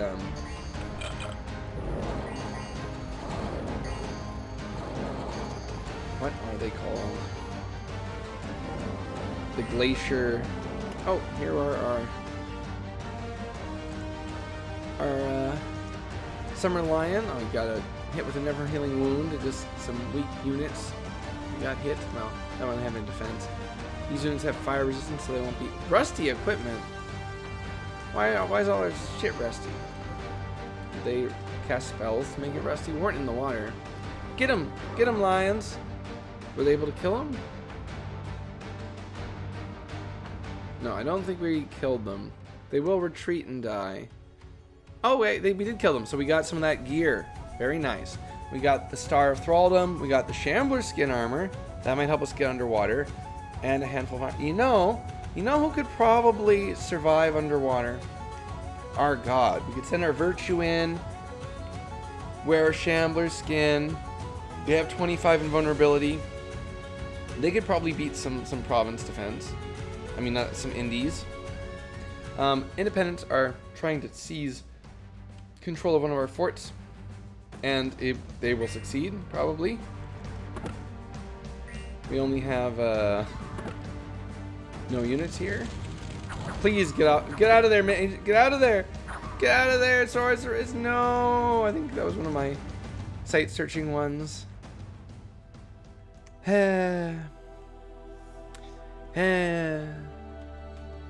We took Misfortune 1. We've had a lot of Misfortune events. Turn 15. Oh, I should turn back on my map filters. No, they're all on. I just can't see them because I don't have intel here. Where is Vedheim? Did I find where it is? Are they? How far away are they from their centers of power?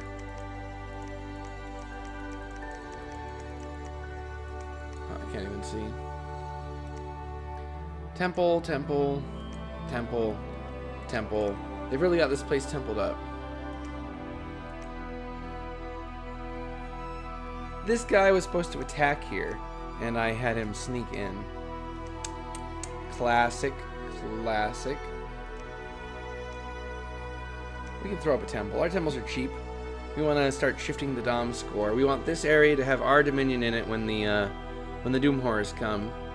So we might have to conquer this place, this castle, and yeah, that'd probably be our goals. I think this army,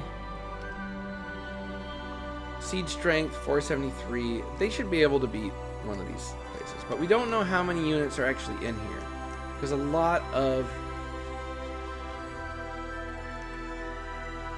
the Vedheim units are stealth, so we won't be able to see them.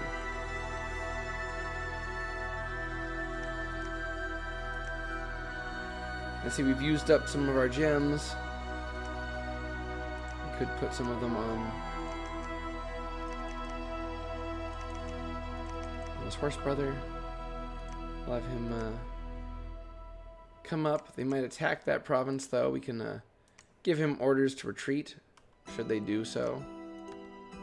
That way he'll probably get off with the gems if they move an army in. And he'll be there ready to resupply them if they are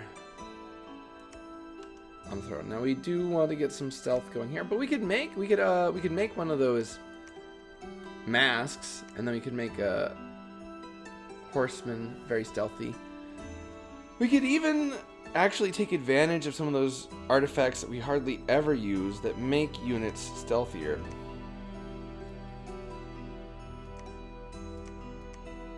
The boots of stealth, boots of spider. Ooh, that's cool. Boots of the spider, all survivals, and you're unhindered, so you cannot be gripped by vines, webs, or that kind of thing. I could see that having some counters. We could make winged shoes if we had enough air gems. But we don't. We're very broke. We can make winged helmets for all of our one air mage, which is our god. Let's see, how would our god fare underwater? We could definitely take some of these things. We might want to take some poison resistance. Okay, we can't go to it yet because the Shambler skin we picked up is out here. We'll walk it back. We'll leave this unit to patrol. Yeah. They can patrol. And wait for them to attack us again. Because they will. They'll attack us somewhere.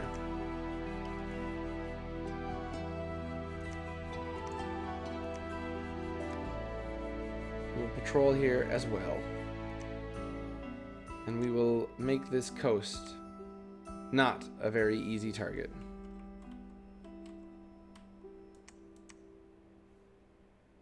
This area has not been site searched, so I guess we'll do that now.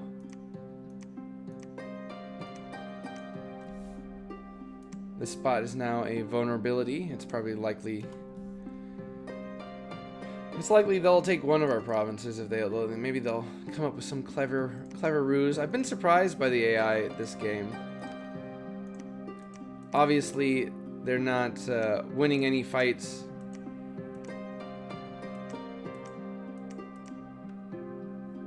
based on the merit of their lineup or what troops they're recruiting. But on their sheer numbers and on their movement, though, on how unpredictable it is. That, at least, is pretty good.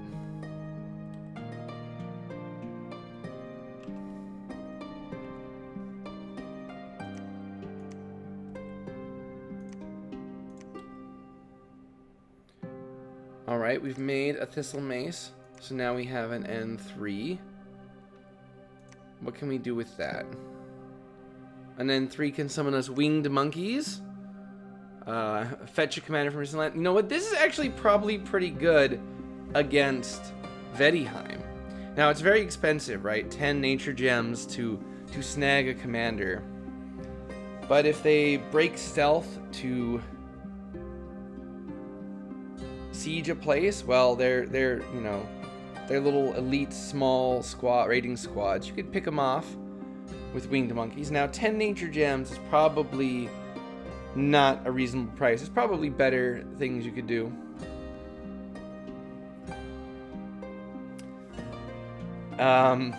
Any tips for somebody just getting into this series?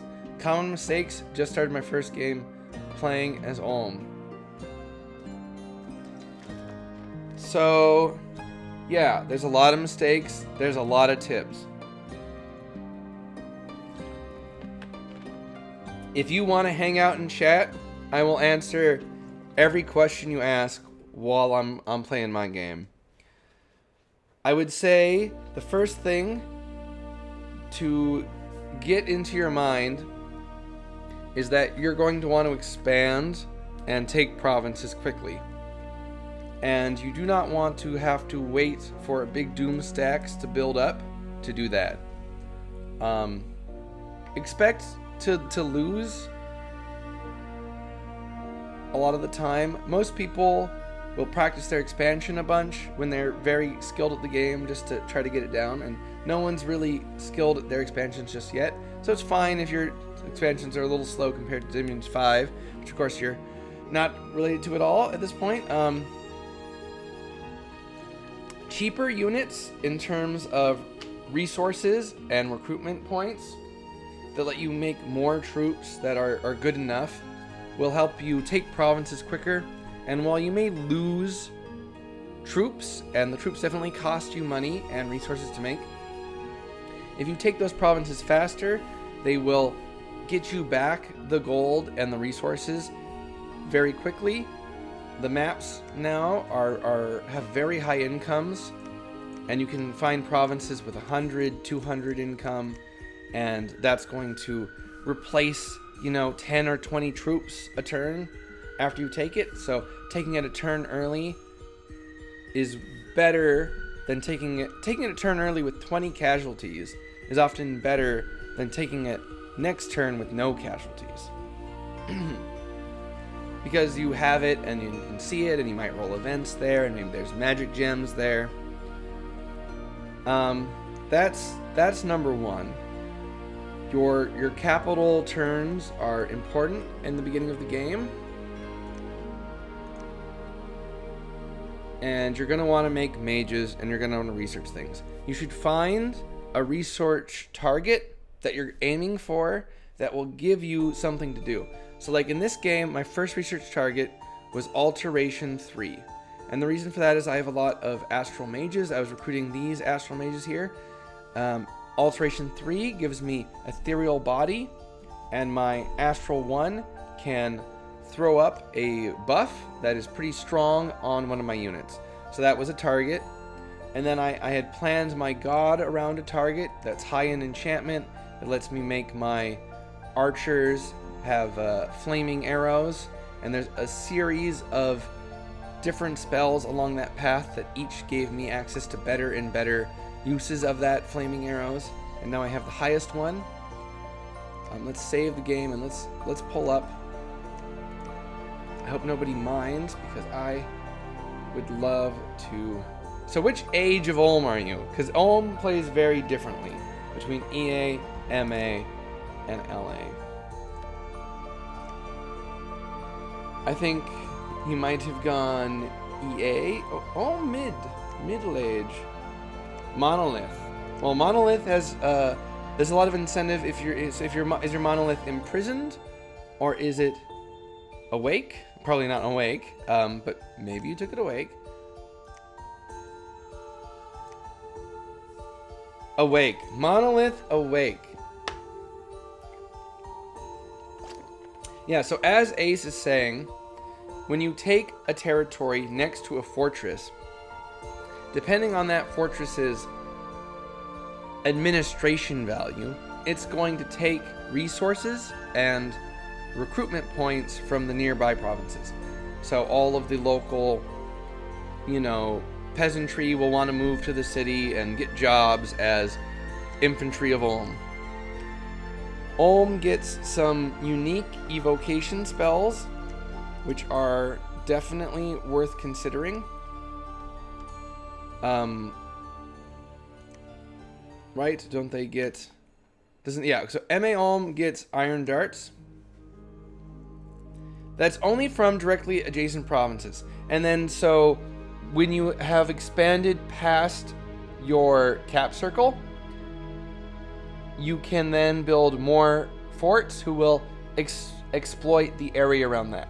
You're going to always want to shoot for... Now, I'm not one who's going to be like, oh, you have to get this many provinces, you have to do these things. There's all kinds of valid strategies there. But you really want to have a second fortress. Fortresses cost a lot of money. That's one reason you're going to want to expand quickly. And you're going to want to be able to expand quickly to find a good site for your second fortress. The reason for that is, if your fortresses are under siege, then you cannot trace income to any provinces that don't have a fortress. You need to have a fortress to trace income. If you do not have a fortress that can be connected by your own provinces to that province, they don't make any money. So if you only have the fort in your capital and it is ever put under siege, your enemy drops their monolith on you, your enemy sneak attacks your capital, you lose all income. Now that's more relevant in multiplayer, where people will try to pull off that coup d'etat, strike you down of all your income for a turn, and if you can't take it for 2 turns, then you're really out of the game. But if you have 2 fortresses, it's a lot harder for that to happen. Now, in my game that I'm playing right now, I had an incredibly unlucky event. It's like a meme event. Everyone's like, oh, you had that happen in multiplayer, like, oh, you lost the RNG real life, you took misfortune. I had an army of demon knights besiege my capital. Turn 15, the earliest turn they could. Fortunately, I had a second fort, and so I was not, completely screwed over. And then those additional forts will give you the ability to recruit more units. You should also always be checking the merc tab, which will be on the top of your screen. It looks like a pile of coins. Top over here, you know, looks like a pile of coins. There are mercenaries. You can recruit them for money. Some of them are really game-changing.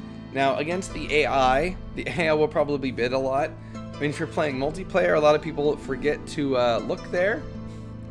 They definitely can win you a game. Some of them are completely game-winning. Now, I don't know what the best ones are in Dominion 6. And like Dominions 5, if you could buy the shipbreakers, you should spend all your money buying the shipbreakers. They're so good that they would take a province every single turn as long as you had them. Like, that is how good the shipbreakers were as a mercenary squad.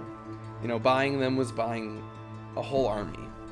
Anyway, as MA Ulm, you get the evocation spell at Evo 3, Iron Darts. And I've noticed that evocation spells have gotten considerably better in Dominion 6. And even in Dominions 5, where evocation was probably at its weakest in the series, Iron Darts was still a good spell. So you shoot out, the Black Priest throws darts of cold iron against his enemies. The iron and the anti-magic theurgy of the darts will severely hurt magical beings. Now, depending on who your enemies are, you're probably not going to get that magic being thing.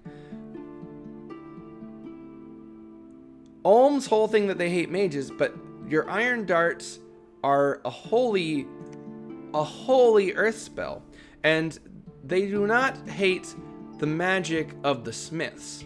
So your black priests are smiths, and your priest smiths are smiths, and so they're allowed to practice magic, and you're going to rely on them. You do not think that, oh, I'm playing Ulm, I don't have to focus on magic. No, your magic is of the real kind, of earth and fire, and you know, it's holy to the gods to work the iron. And so one of your key spells is this very powerful spell in Evocation 3, Iron Darts. It's a national only spell. That's how you know it's good. No, that's not true. There's plenty of bad national spells that are kind of memes, but this one is not one of them. One of the best spells in the game. It has a very low fatigue cost 10. Your priest mages can spam this. Absolutely spam this. Fatigue cost 10 is ridiculously low. If you went Earth and you chose to take reinvigoration, you know, you could spam it out completely. Okay. I'm gonna lower. Oh, I can't even. I need to up my chat box for a message that long. I will read it out. Your troops have a lot of good answers depending on what you're facing. If you're fighting a nation of giants, the big damage two-hand weapons can take them down. Against archers, use shield guys. Against cavalry, use long weapons. The pikes, mid-game, you'll be using a lot of mages, but your troops are strength right up until the late game.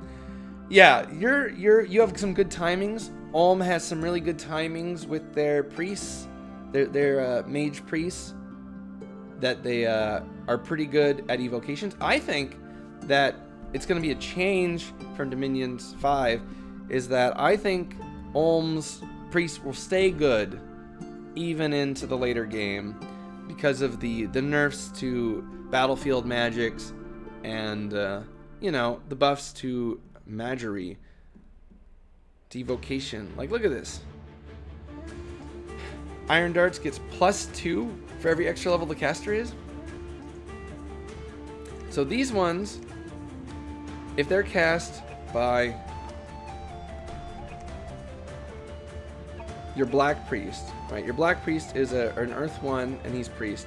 He'll fire out 3 bolts of these, you know, fairly damaging spells. Your Priest Smith, who's Earth 2, he'll fire out 5 of them, and he'll be only spending like 5 fatigue on it. He could, if he cast Earth Power, he's going to be shooting out 7 Iron Darts per turn indefinitely. He'll be, you know, his fatigue, he'll be regenerating. Like, he'll just spam out. That's like he is going to be like 7 crossbowmen of these magical high damage spells. You know, that's pretty good. Though I guess he costs considerably more than 7 crossbowmen. But crossbowmen, they only fire every 2 turns. Anyway, the Master Smiths do not have Holy Path, so they cannot cast it. Only your cap onlys can. What? Did Master Smiths never have it? Could they not cast it? Did they lose their Holy Spath? Well, they can still cast Magma Darts. Don't mean to spam questions. I spawned on an island neighboring a seafoam kingdom. How do I clear them out? Well, ooh. Is it an underwater nation? Like an actual underwater nation? Or just there's a bunch of powerful underwater units? Now, your monolith, which you have taken away, right, it has a very high physical protection. It is completely unaffected by poison. I think so. I can't move my troops into the sea. Well, you can't move your troops into the sea because they don't have water breathing. They're not amphibious. The way around that is your god can breathe underwater. And your god can teleport there, even though your god can't walk. It's a giant monolith. You can cast teleport, which is now Thaumaturgy 4. So it's a lot harder to rush. But if you got Thaumaturgy 4, your god could hop into the ocean, and they're going to try to kill it, and they will lose. That is the quickest way to do it, but there are other ways. I'm getting into the water is a challenge for a lot of nations, and I imagine you didn't take water on your god. You don't have access to water spells. You might find that there are water mercenaries who will come available to you to recruit. Yeah, so there might be water mercs who can help. You might find, if you travel along the coast, you have a decent odds of finding merfolk villages or turtle tribe villages, places where there are amphibious units for recruitment. If you find one of those, you can build a fort there and vastly increase the resources available, and then make a bunch of amphibious units. You might not have any commanders available from those sites, in which case you're gonna have to try to get a commander who can lead underwater. If you have death on your god, you could summon a Mound King, who is an undead leader and a general. You can also get underwater with death mages. Death mages can summon undead things, and that can get you underwater. Now, you don't really have that on your paths by default. I believe you can also make some of the earth summons in construction. Can clockwork soldiers go underwater? I know a crusher can probably go underwater. There are also conjuration summons. Ogres won't help you out. Cave grubs. Are cave grubs amphibious? Cave grubs might be amphibious. It can only be cast in caves. Doesn't say anything that's not cave water. You have very little. Your fire recourts are not going to be able to get you under there. Cave drakes are not amphibious. Yeah, Ulm is gonna have a hard time getting underwater. Yeah, they're gonna have a hard time getting underwater, and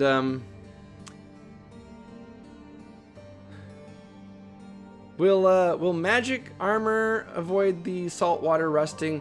Iron troops under clockwork soldiers are poor amphibians. Cave soldiers aren't at all. Okay, so in construction, you can make clockwork soldiers.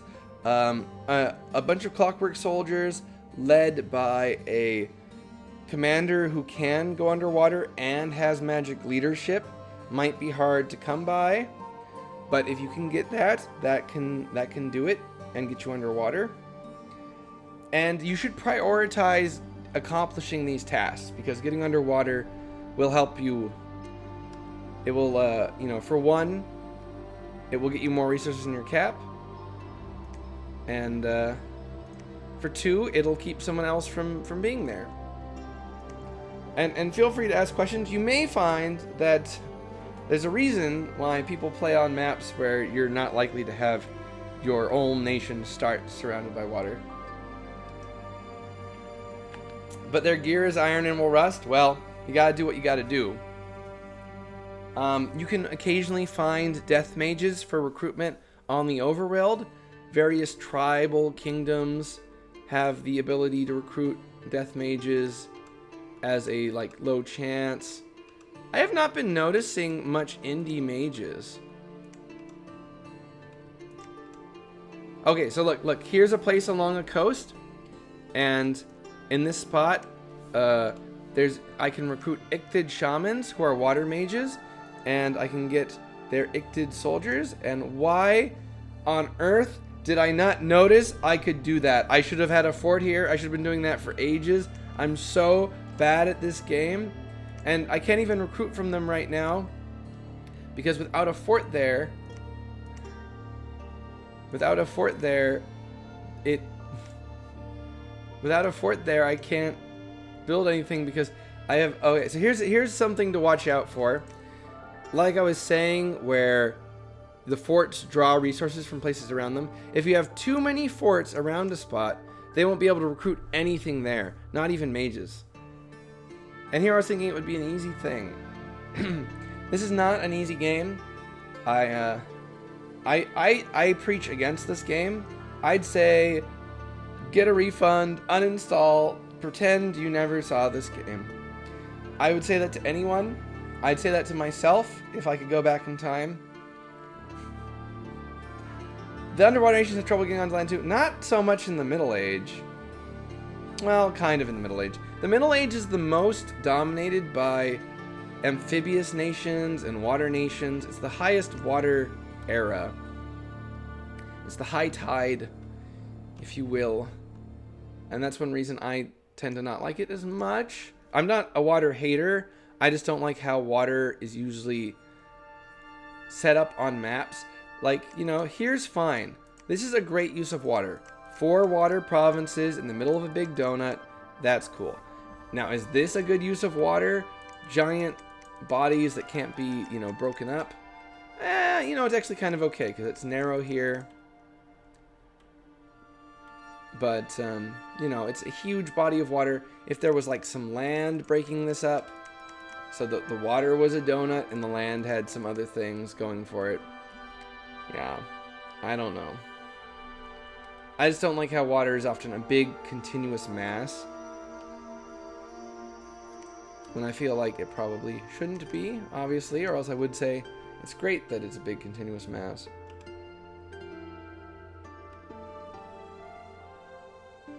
I guess we will keep recruiting crossbowmen here. We can get so many freaking crossbowmen out of here. And they are useful.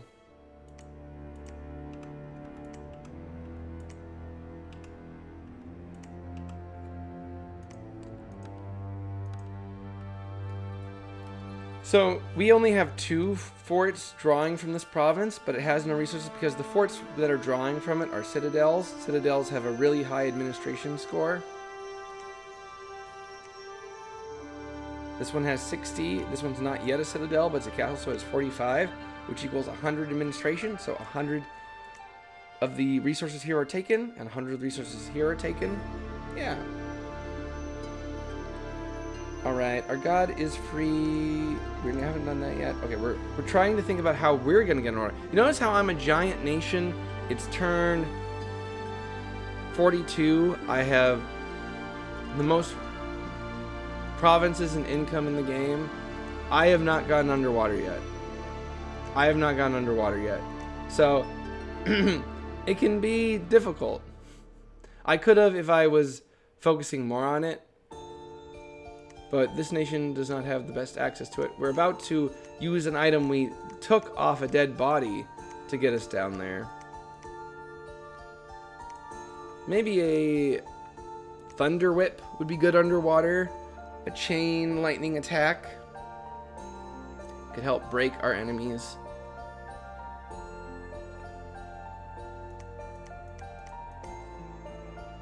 Shock trident. Oh. Whenever this trident strikes, a powerful jolt of lightning will erupt and shock anyone nearby. This might include the wielder of the trident. However, this weapon's magic properties should protect him from the worst of it. Chaining 5. That's cool. I want to make this just to make it. I'll have to alchemize. No, I won't have to alchemize because I get a reduction. Now that's a horrible waste of God's turn, but we're playing this game for fun also. So here's a water mage, one of our very few water mages, but we at least get water mages, unlike M.A. Ulm. So we could make a water item. Ooh, we could make a water bracelet and make our water mages better. We could make, so if you have water mages, you can do things like the Sea King's Goblet, which gives you 300 gift of water breathing. Hey, they upped the Sea King's Goblet water breathing amount. They doubled it. Wasn't it 150 before? And that must mean the manual of water breathing is probably also boosted. I don't have the pass for it, but Bottle of Living Water has been upped to 10 water gems. Didn't it used to be only 5?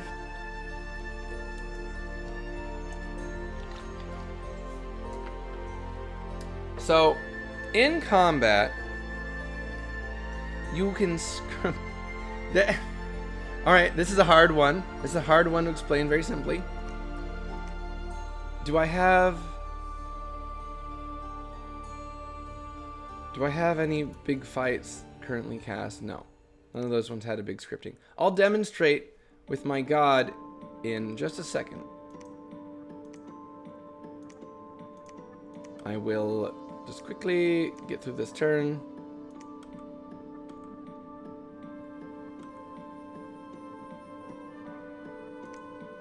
And then we will run a script for my god.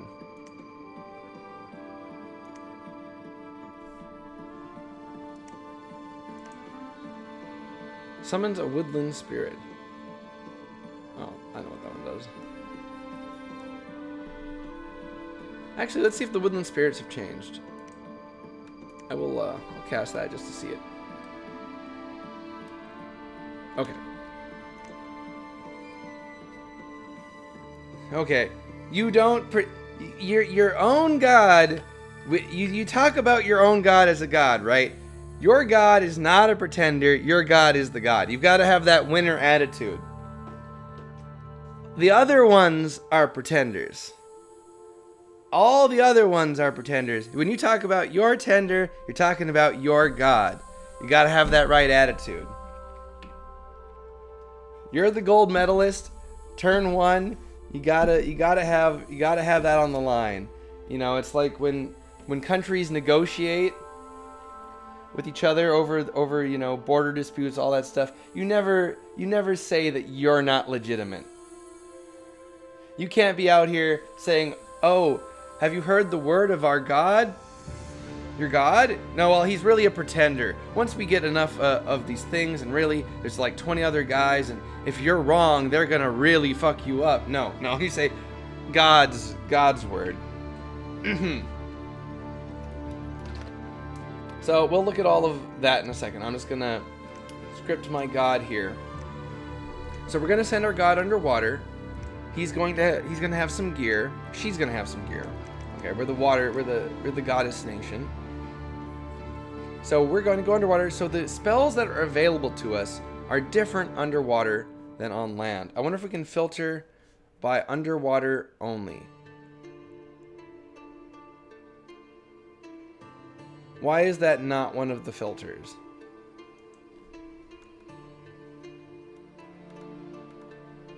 Why is that not one of the filters?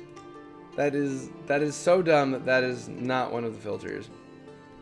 So, the same rules apply to mages as apply to your regular commanders. So I don't know if you've scripted your commanders while you're expanding, or if you're expanding at all right now. You get the options to give single round orders. You get 5 of them. You get 5 options that you can set in place at the start of combat. You can only control your mages that long. Now you have a little bit more control by what you set their main order and target to be, but those first 5 are more likely to happen. Now, sometimes they will not listen to you. Sometimes you can lose the whole game because they don't listen to you. Reasons why they might not listen to you. You will tell your god, now some of that might have changed, maybe they're more likely to listen to you now. Say your god has really high shock resistance. Our god does.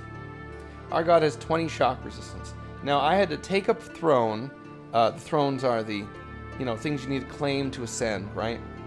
So our god had to attack it. There was a ton of Watchers there.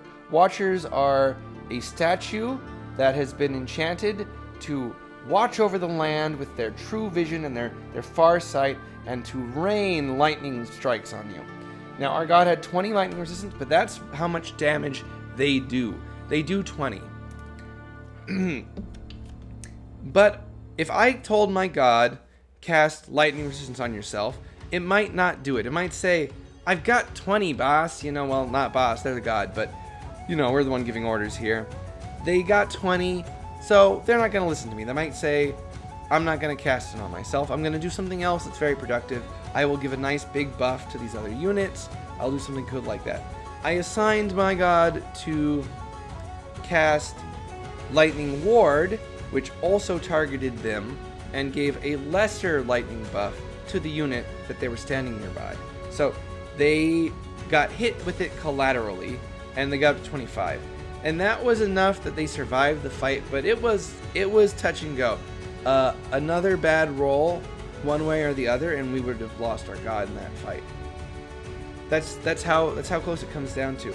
Now, I should have made an item and put it on them that gave them much higher shock resistance, so it wouldn't have even come to that. But I didn't think of it until I was watching the damage numbers roll against my god. So that's that. Those situations are hopefully not going to be what happens to you. Your god will try to cast your orders if you give them specific things to cast, but sometimes they'll run out of mana, of fatigue. So every spell costs some fatigue. If you give them a lot of high fatigue spells, then they will cast the spell, pass out, wake up, cast the spell, pass out, and they will probably not wake up from that one, because that second pass out was when they were almost completely passed out already, and then that's probably it for the fight, and then they won't cast their other things. So that's something to watch out for. Like, you could be like, oh, I'm going to do a buff. The amount of fatigue spells cost is reduced if your skill level is much higher than the spell. It is, once you have a few levels above whatever spell you're casting, the fatigue is very minimal. However, if you're wearing armor, the fatigue will still be pretty high because that isn't affected. Like, your mage smiths don't have as much of a advantage to their higher pass because they're wearing some decent gear. Conjuration 3 and 5 are good for Olm. Summon Earth Power at 3 and Earth Elementals at 5. Absolutely. So in the Conjuration school, you get Summon Elementals. That would definitely be a worthy target to go for. Elementals let you use your gems in combat.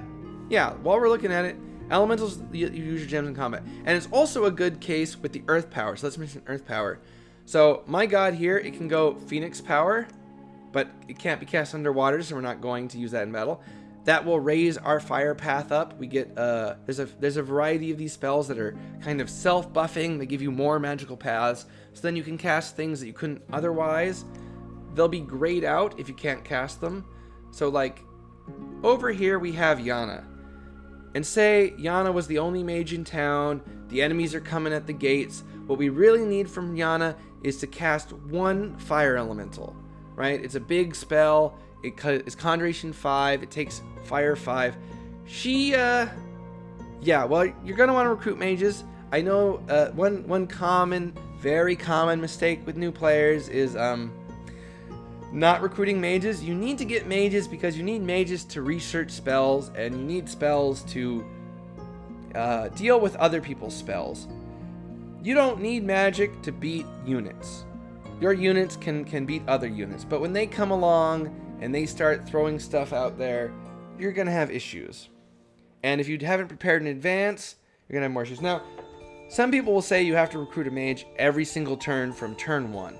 That isn't true. You couldn't justify recruiting commanders in the early turns so you can get more squads of troops out, take more provinces faster. That will in turn let you build more infrastructure later, get more expensive mages. And in the provinces that you take, don't be neglecting to look for what indies you can recruit there. You can recruit scouts in provinces. Those guys are always going to be useful. You can recruit commanders, so we don't have to use your capital to recruit commanders, and you can use out indie commanders to ferry your troops around and to take provinces, which is why you can then devote all your time to mages.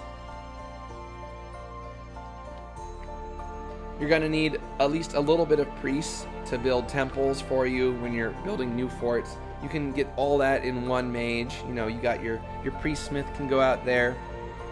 You're going to want to recruit your capital only mages as often as you can with pretty much every nation, unless they're for some reason completely useless. But most of the time you're going to want as many of your capital only as you can, because you're not going to be able to get any more of them than that. And when you need those spells or those paths or whatever abilities they have, your only choice is to have recruited them in advance. You can't suddenly get them out of every fort. Yeah. So there's a cost to making mages, and we're not going to get into that right now. I'm not going to get distracted. Assigning spells. So we can't cast Phoenix Power. We can't cast Phoenix Power because we're only Fire 1. But if we were to give this mage a Fire Gem, she could cast it. Suddenly it's not grayed out anymore. You can use gems to cast spells above your level. So your Earth 2 smiths can use 2 Earth Gems, and they could cast a Earth 4 spell if it didn't cost gems. I have 25 cavalry leaders, paladins, around 20 mages, and it's around turn 40. Oh, and around 40 priests. You only have 20 mages on turn 40? Well, you know, it works. It's fine against the AI, you know. Or if those are cap only for... Yeah. I'm not playing this nation totally perfectly. We're on turn 43. Let's pull up the nation overview. I have 1, 2, 3, 4, 5, 6, 7, 8, 9, 10, 11, 12, 13, 14, 15, 16, 17. Just in one province that's not even my cap.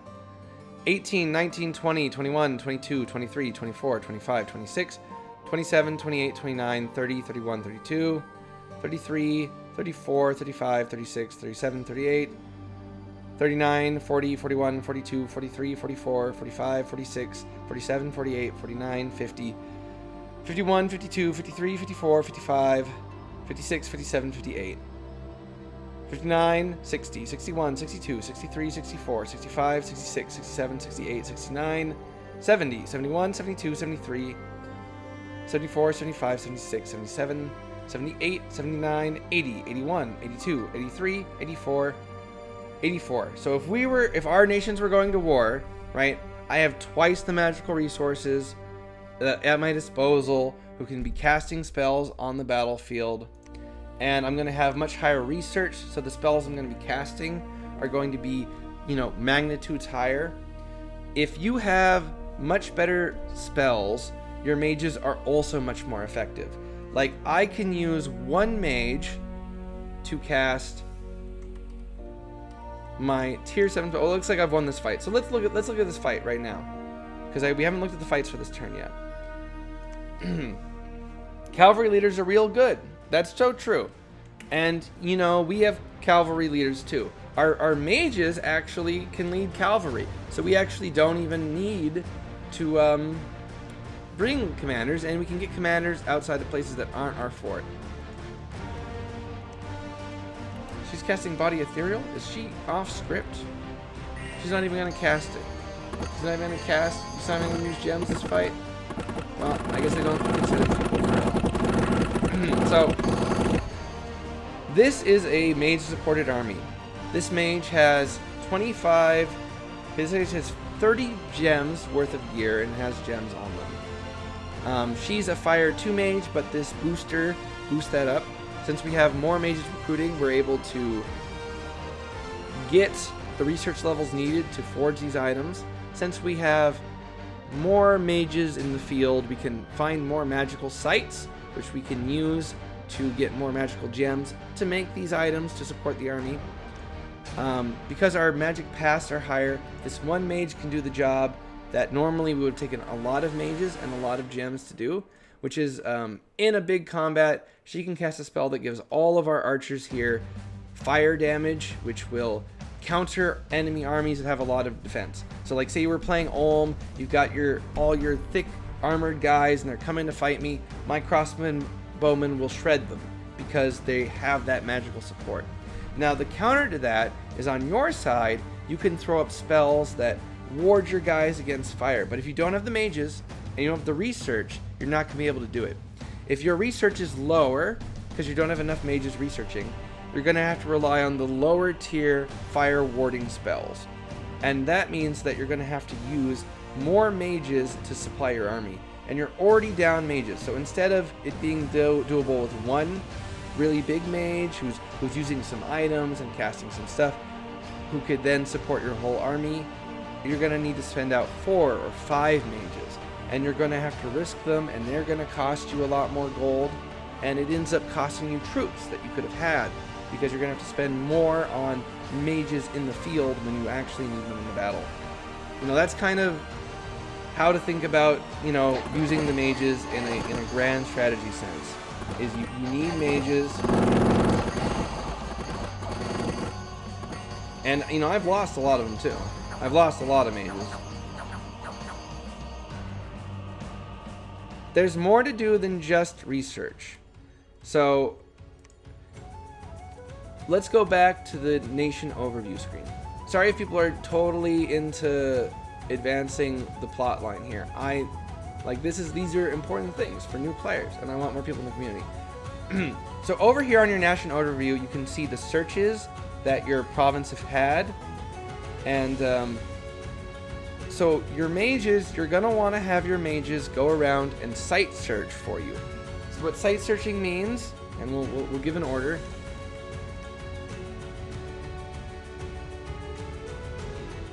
One of our spots was on. Okay, so this place has not been site searched for holy, and we can site search it. So you give an order, hey, go search this province, see if you can find any magical. Yeah, I want you to both, right? I want both. No, I mean you can absolutely. I mean if you're playing single player, you could probably win with Ulm without ever. Maybe not without ever recruiting a mage, but I don't know. Don't when you want a life. I spent over 800 hours playing this game last year, most of it in multiplayer, and I wouldn't say I enjoyed in my time. I enjoyed a lot of it, and I enjoyed some of it way more than I should ever enjoy. But I don't know. I don't know what to say about Dominions. I have a lot of feelings. It's a cruel mistress. But you can search for magic sites. So in this spot, we have a temple. And in this spot, we see that we have found the Mist-Shrouded Plains. This spot is amazing. We have a singing tree, a stargazer's cliff, and a simmering waterfall. This site that we site searched by investing our mage turns, sending them out, having them cost us the gold of recruiting them, having us not recruit a commander in that spot, having us have to pay their upkeep. They found this spot and they found 5 magic gems per turn from this site. Now, it's hard to quantify what the worth of a gem is, but you can use ritual spells to summon troops with them. Troops that are probably a lot better than even your Olmish warriors. So we are casting a spell several times a turn to summon these guys. They're summer lions. They're one of the 4 seasonal spirits. It is a large ethereal lion that radiates heat like the summer sun. The summer lion is most powerful during summer and least powerful during the winter. It is a magical, mindless being that must be commanded by a mage. So, to even use this unit in battle, we're going to need to have a mage. And if we run this unit up against your Olmish troops, at least the ones that don't have magic weapons, I think there are some Olmish ones that can get magic weapons, they're not going to be able to harm this guy.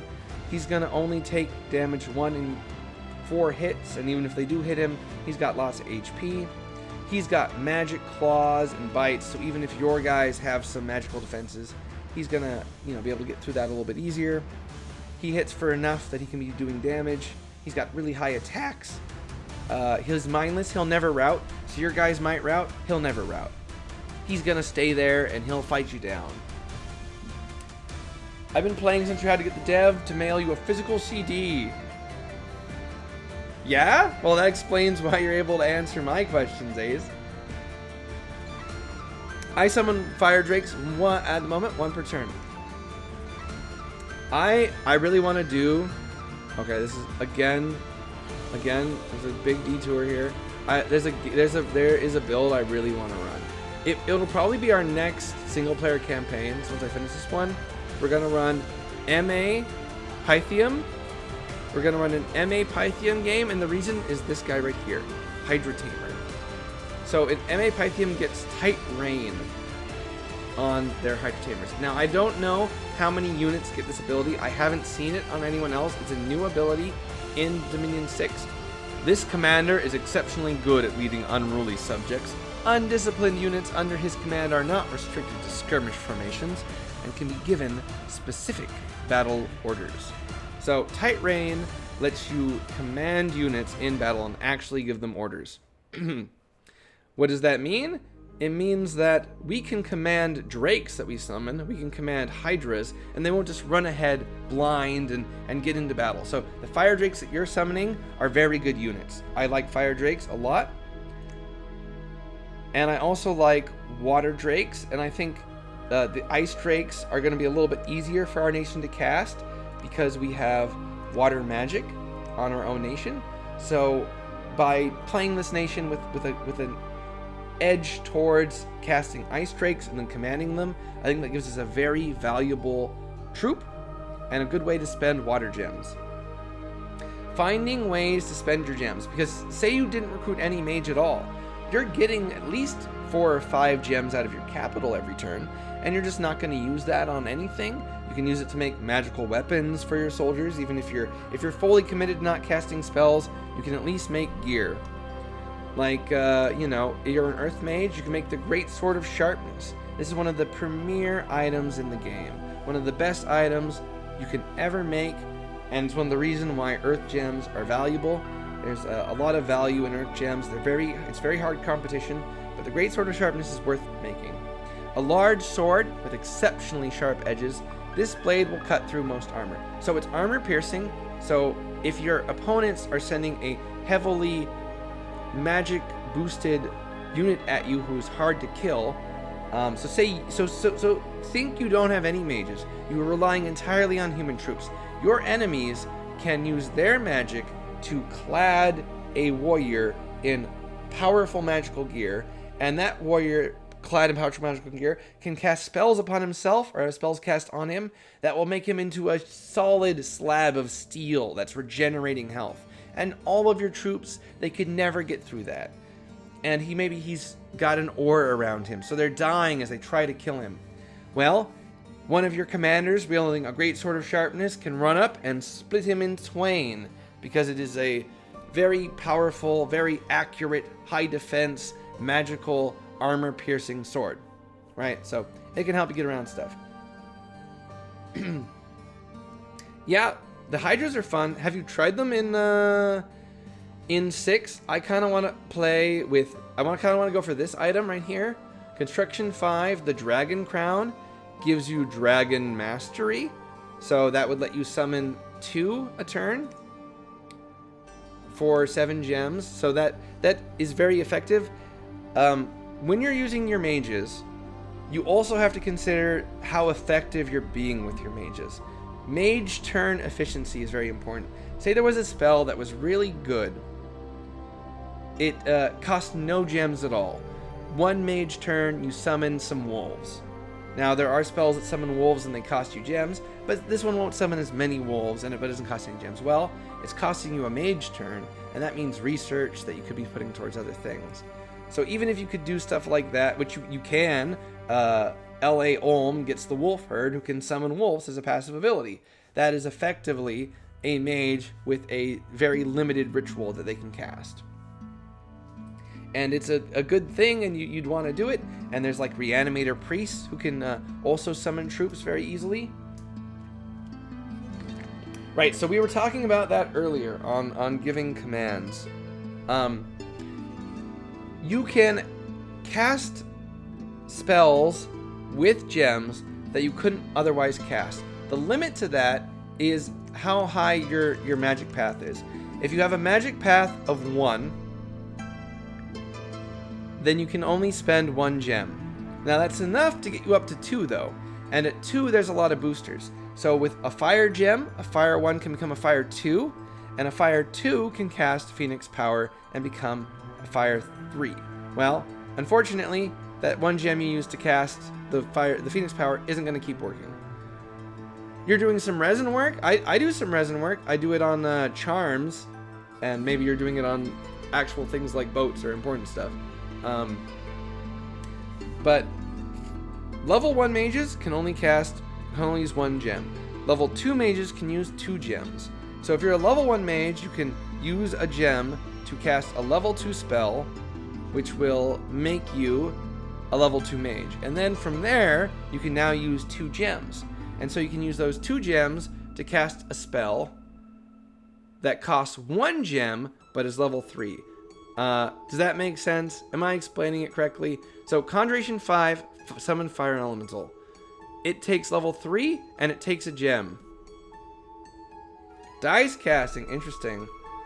So you're level 1, you use a fire gem to cast Phoenix Power. Now you're level 2. Now you can use 2 gems per spell. Now you can use one of those gems to get up to fire 3, and one of the gems to cast Summon Fire Elemental.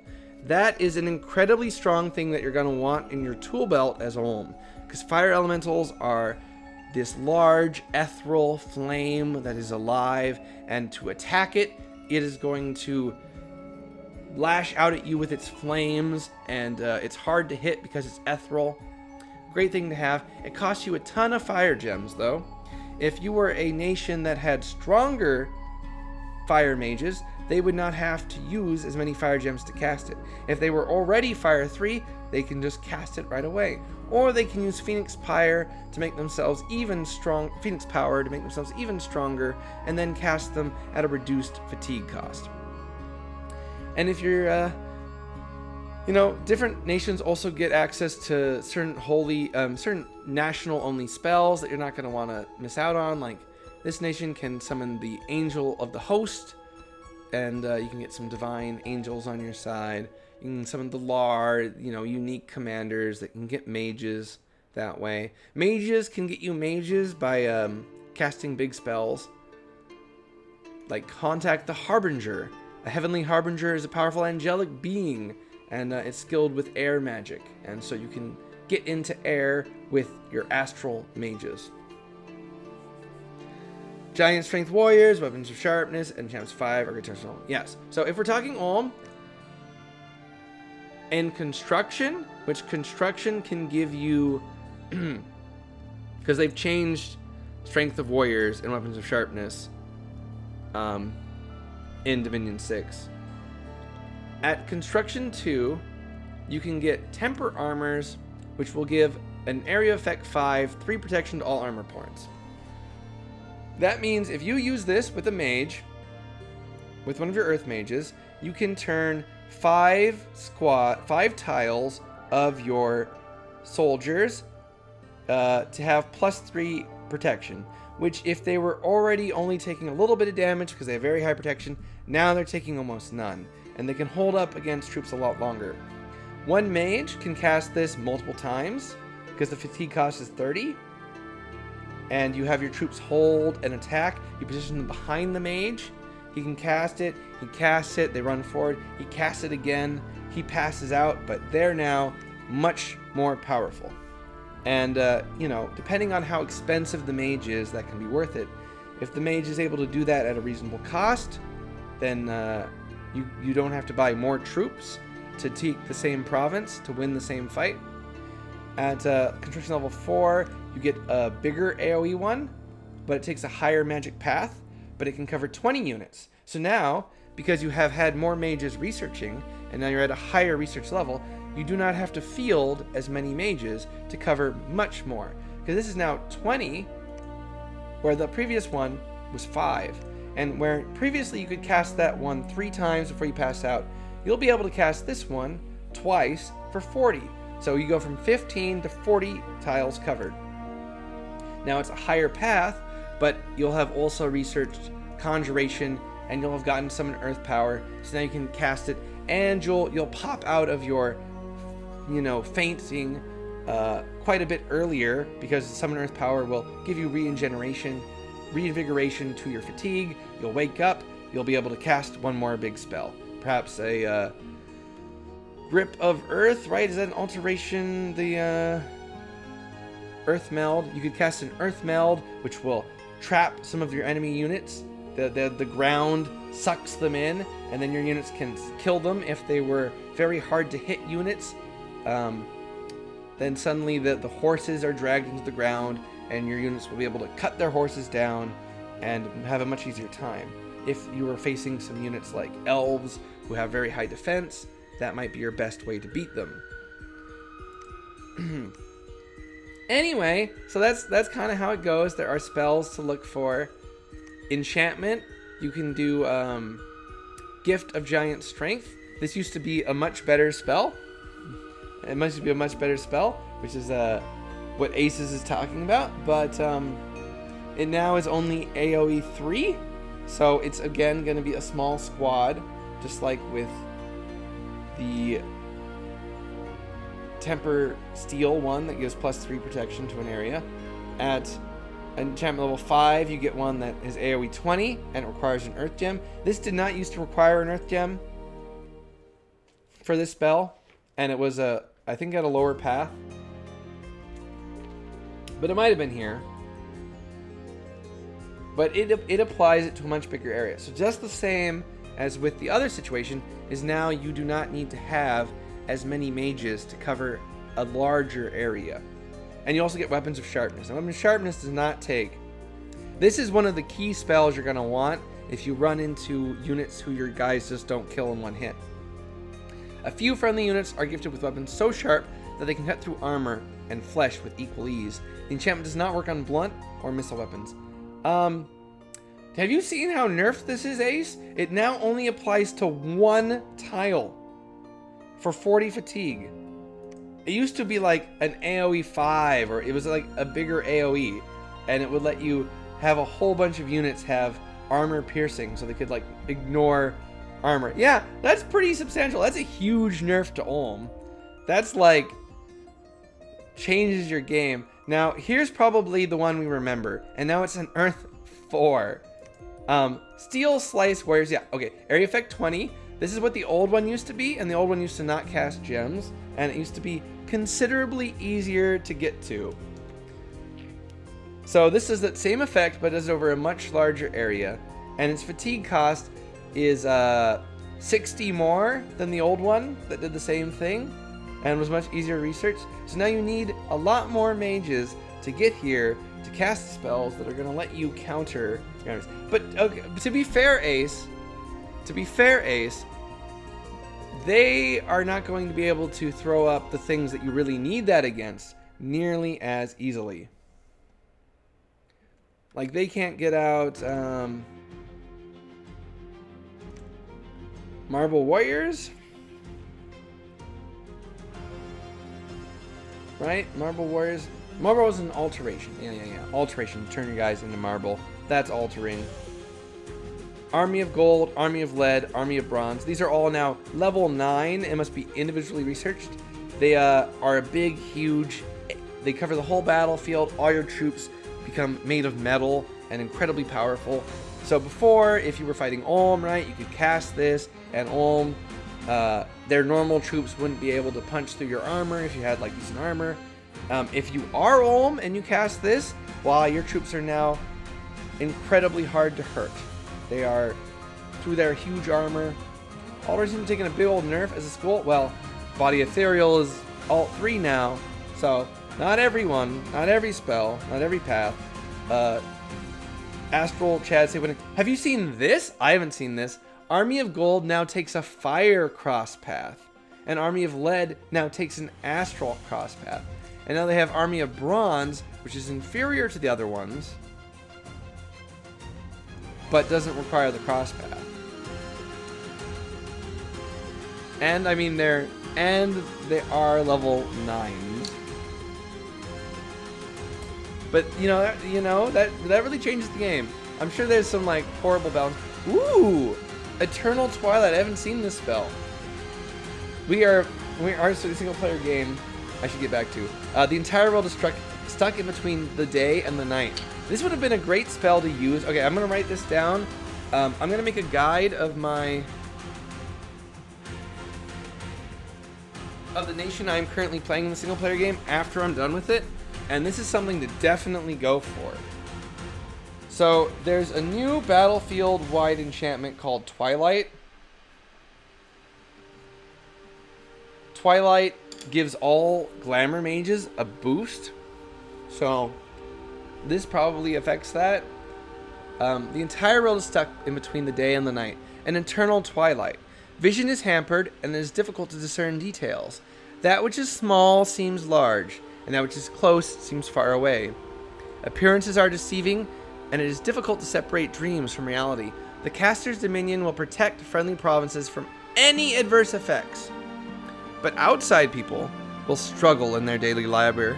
Hostile units must be constantly suspicious of what they see, or they will wander off a cliff, or maybe into the sea. The enchantment requires the presence of a single sun in order to function properly. That's such a great detail. So if someone has stolen the sun, or if there is a second sun, it won't function properly. So all provinces get +1 magic scale, and all battles have the Twilight effect.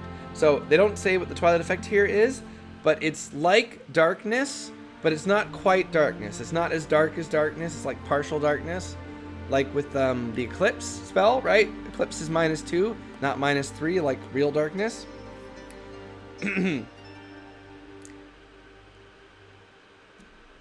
So half dark vision will prevent you from getting beat by it.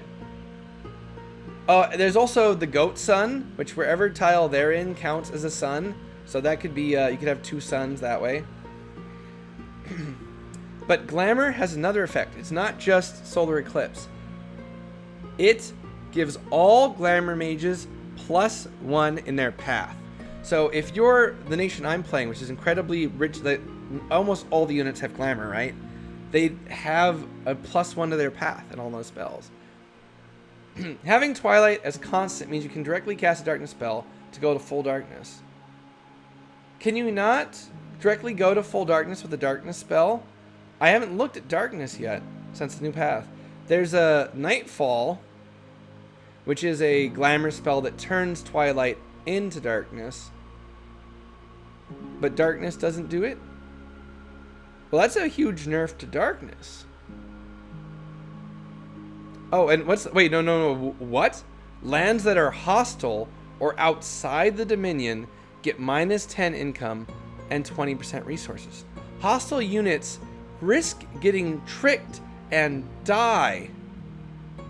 Morale plus MR check.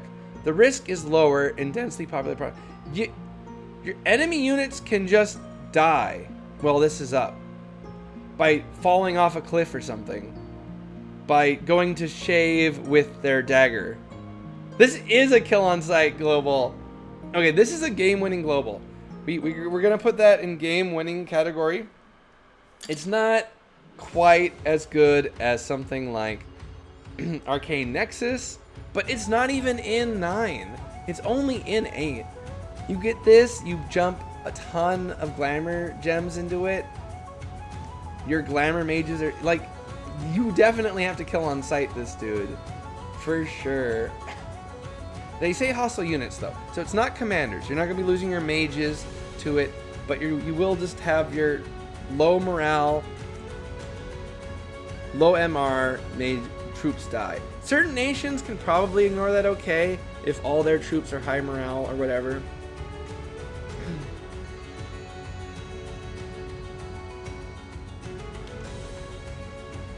I've seen you in... How many Dom's streamers are you watching? I was watching like 3 or 4 at once when I'm not playing. This is a fun game to play along to. I'll often put on those like long let's plays in the background as I'm taking single player turns. Yeah, it's at 8. Army of Gold is at 9. Fair point, fair point. But it costs 90 gems and it takes a huge thing. Okay, so Darkness is now level 6. It used to be level 5, right? The battlefield is covered in blankets of darkness that even renders torches useless. Most ordinary beings will stumble and have great difficulty flying or shooting in the darkness. The darkness ends if the caster dies. Okay, so you can still go straight to darkness with the darkness spell. But it has changed substantially. It now takes 4 death gems and is death 4. So earlier we were talking about how mages use stuff. If before it took death 3, it took 3 death gems and was darkness 4, you could be a... Okay, so before, if it took 2 death gems and was a darkness 4 a death 4 spell, you could be a death 3 mage and spend 1 gem to get to death 4 and then 2 gems to cast it. Yeah.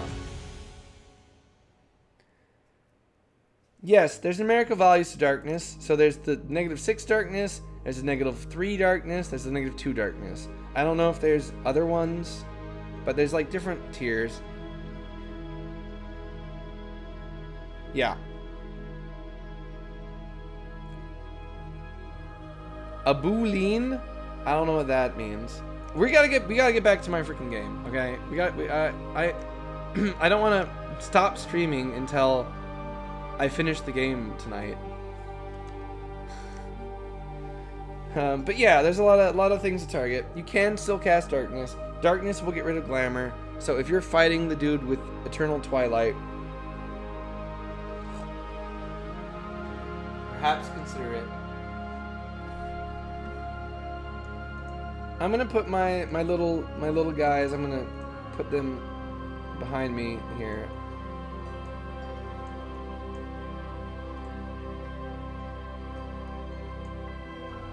Just so I can show off that I do art on this channel. I'm not just a Dom streamer.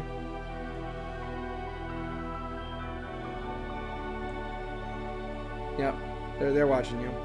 A Boolean operator is just an either or. No. There's Twilight, there's Eclipses, there's Nightfall. I think Nightfall isn't as extreme. Okay, we haven't even looked at the battles this turn. Anyone who was like really excited for the exciting battle of Vedheim attacking me in this province that I thought they might, so I was resupplying it. They have their Moose Riders. Vedheims are very cool. A Pretender God Sprite. I do want to make a mod during Dominion 6. I have a few goals in Dominion 6 lifespan that I want to make, and I want to do them all on the stream. I want to make a mod nation. You know, even if it's just one, I want to make a mod nation. I want to make a map for multiplayer.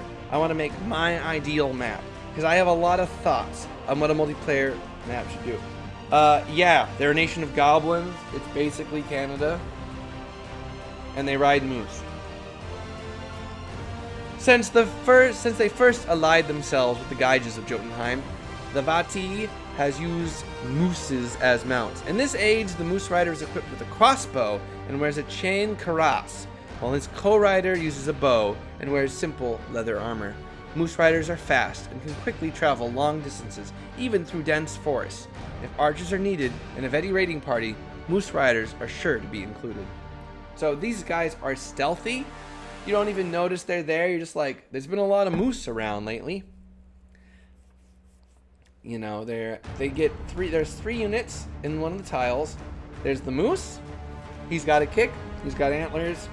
He's undisciplined, but fortunately his riders will keep him disciplined. 38 HP. That's a lot of HP to be on the battlefield. The way HP routes work is, you know, all your HP is totaled together, and then there used to be kind of an issue with riders and mounts, was that when a rider died, if they rolled the chance, there used to be, they were all the same unit, right? It used to be sometimes the rider would die and the mount would stay there, it would pop out. Well, the HP pool doesn't see that mount was already there. So if the mount pops out from when the rider dies, that will be counted as new HP and replenish part of the HP bar for the fight. So there used to be these Cave Drake Knights for LA Agartha, and if you killed the rider, they would be way less likely to break, because now there's this Cave Drake on the battlefield who just came out of nowhere and is applying 50 bonus HP to the pool that he wasn't even taking. So they were really influential in your battle in a way that's hard to kind of judge. So these archers are mobile. They can fire as the moose charges. Pretty cool. They get a crossbow. Ah! I dropped something. It's fine. Fine. Yeah. Sorry about that. But, you know, they're a bit expensive for what they are because they're big mooses, and being a moose is a bigger target for my crossbowmen. So, crossbows are good. Crossbows are even better than they were in 5, and everyone kind of memed how good they were in 5.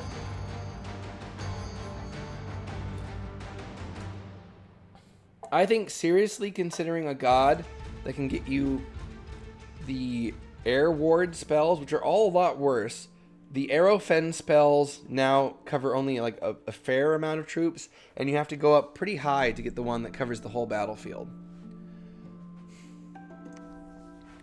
We attacked a Independence. Oh, this is us pinging a throne. So this is something you're gonna want to do if you're new to the game. Hi, Binya. Hi. Hi.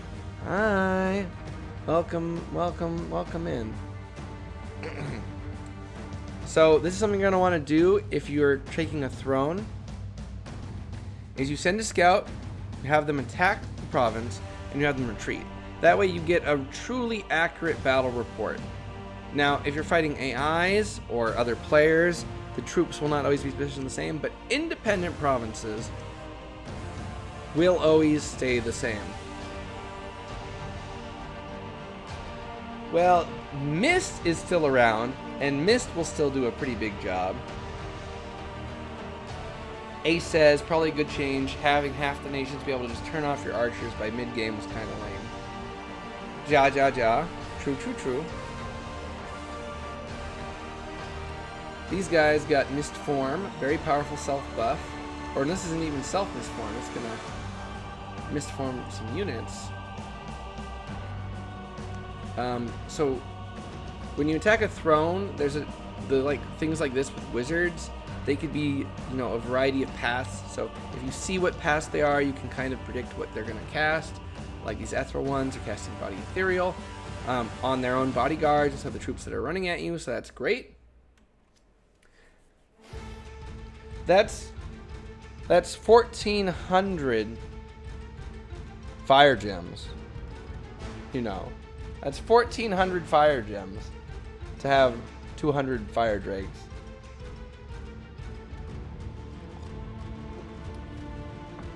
So that's a lot, and they'd probably die to one unit with enough fire resistance.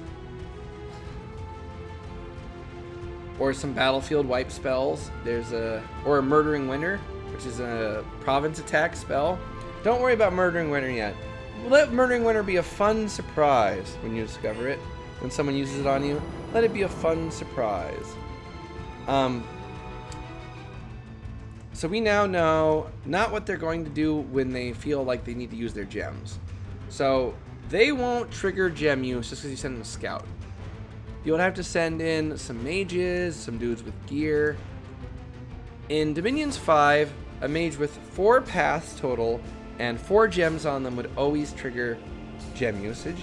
And any commander wearing 25 points of gem items would also trigger it. So just my dude with the flame helmet, if I put my flame helmet on a scout, I send him in, they're going to see that as a big threat, and they're going to cast their spells.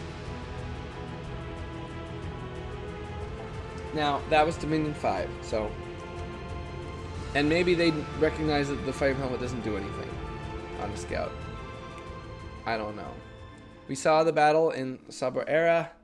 We're attacking this fort, and we, handily, we're bringing the full might of the Feminie army. And there was a battle. They attacked us in a marsh. So they might have sailed over here. Or they're coming up out of the sea. Swamp flower. Interesting. Now, there are spells that just rain fire on the entire battlefield. And they don't cost 1,400 fire gems. 1,400 fire gems would be enough to empower a scout in fire magic, which will cost you 50. Empower him to level 3. So we drive them off with no losses, because I left my troops there scouting. Empower from level 1 to level 2 for 30. Empower from level 2 to 3 for 45. You could get all the way to a level 9 fire mage with 1,400 fire gems. That's just, you know, what, 200 flame drakes. Now, the enemy on a throne might legitimately have 200 fire drakes. The AI gets to have it, but you don't. I'll have to settle myself for summer lions. Honestly, I would rather spend my turns. I think 6 fire gems for fire drake might be better than 13 fire gems for 5 lions. But it would take more turns to cast the other one. Now I wonder if we can make the crown. Okay, so we can make the Mask of Face Borrowing. We should make one of those. We don't have to use one of these mages, our most powerful mages. We'll have her make a thing of face power borrowing. We'll have her. Oh, we shouldn't be doing it here anyway. We have these sites where our stuff is cheaper. We're gonna forge a Mask of Face Borrowing. We're gonna forge a Starshine Skull Cap, because it'll let us cast bigger astral spells.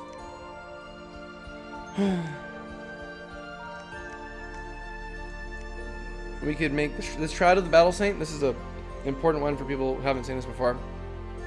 Let's see if it's been changed. So the Shroud of the Battle Saint is it's a thin robe. It isn't a very good piece of defensive armor, but it will make your mage, whoever wears it is going to be blessed all the time, even if they're not a sacred unit. They don't get all the effects of being blessed, of being sacred. They won't have half upkeep for one. So that's kind of sad. It'd be great if you could spend 5 astral pearls and reduce the upkeep of a 400 gold to recruit mage. I think that's a huge change. I think that's one of the best things they did, because it makes your like squishy guys who just die immediately survive. I used to constantly use I don't have it here because it's water, but the water swords, which give HP, the coral sword, and you'd stick that on a mage so he wouldn't die immediately. But there's a lot of things that are cool in battle blesses that are actually really cool out of battle. Like, for instance, say that you took flying on your bless. Well, if you put on a Shroud of the Battle Saint, you'll have flying outside of battle. That's pretty cool. To get winged boots, you would have to spend 10 air gems to forge that, and it's going to give you a limited fly speed of 20. Now they have a fly speed? That's interesting.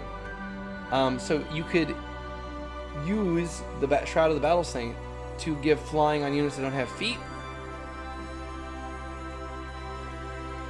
Recuperation is another. Well, that one's... You always have recuperation outside of battle, right?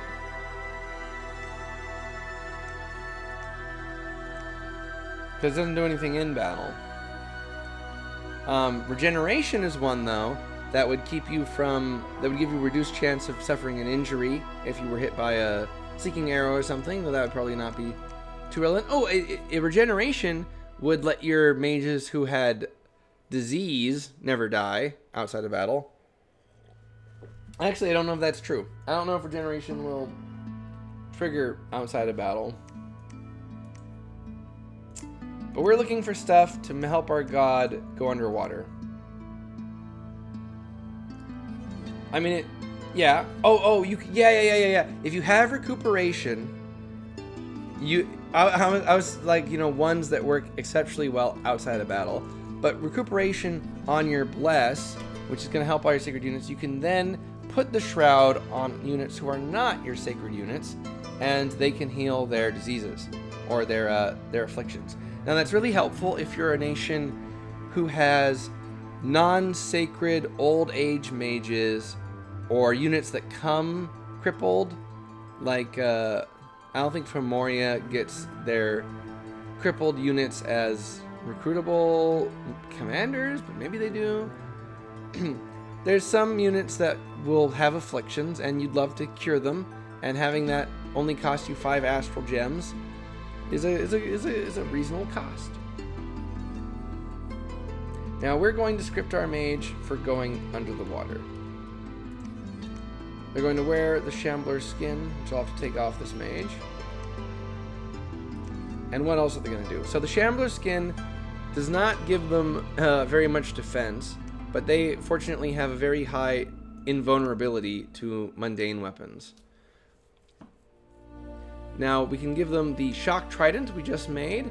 That's going to have a huge AoE lightning attack underwater. That'll be cool.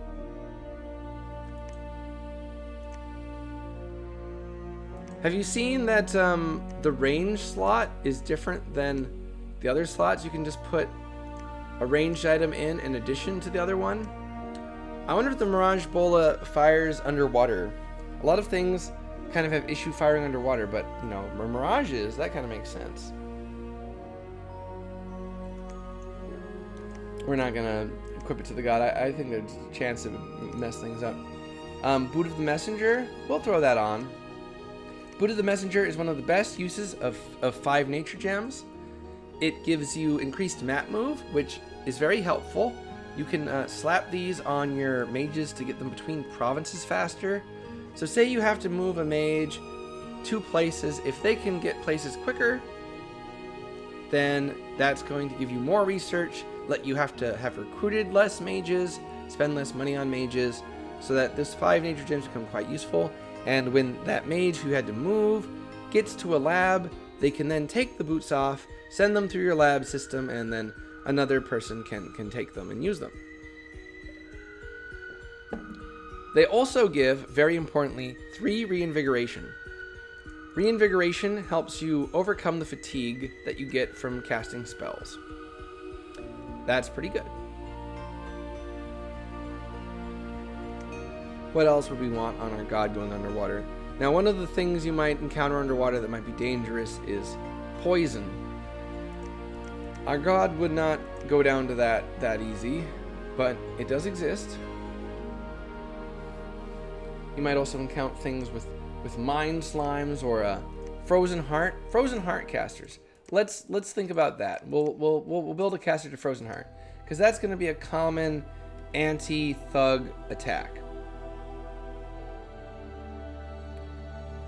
So here's an important spell. Should you be, is it even in Evocation? Where is Frozen Heart? Alteration? Frozen Heart, Alteration 6.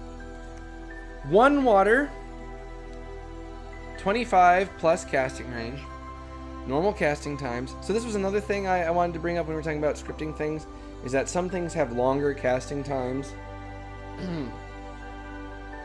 And so you can kind of mess up your scripts with that. Area effect 1 person, precision 100, fatigue cost 20, does 10 frost magic damage with a little bonus for the mage. Now you'll notice Frozen Heart does not have an accuracy problem. It has a precision 100, it will always hit. Frozen Heart does not check magic resistance. The only protection against Frozen Heart is cold resistance. If you do not have cold resistance and there are enemy water mages, it does not matter how evasive you are, It does not matter how big your armor is. It does not matter how high your MR is. The only protection against Frozen Heart is to either have so much HP that 10 plus damage isn't going to mess with you, or to have some frost resistance. So we're going to give our gods something to give them frost resistance. One of those items you can use is an ice helmet. It's not going to completely negate a Frozen Heart caster, which I'm taking this because underwater you're going to run into water mages. We could make a Ring of the Frost, which is going to give us plus 15 cold resistance. Oh, and look, it affects the mount too. That's cool.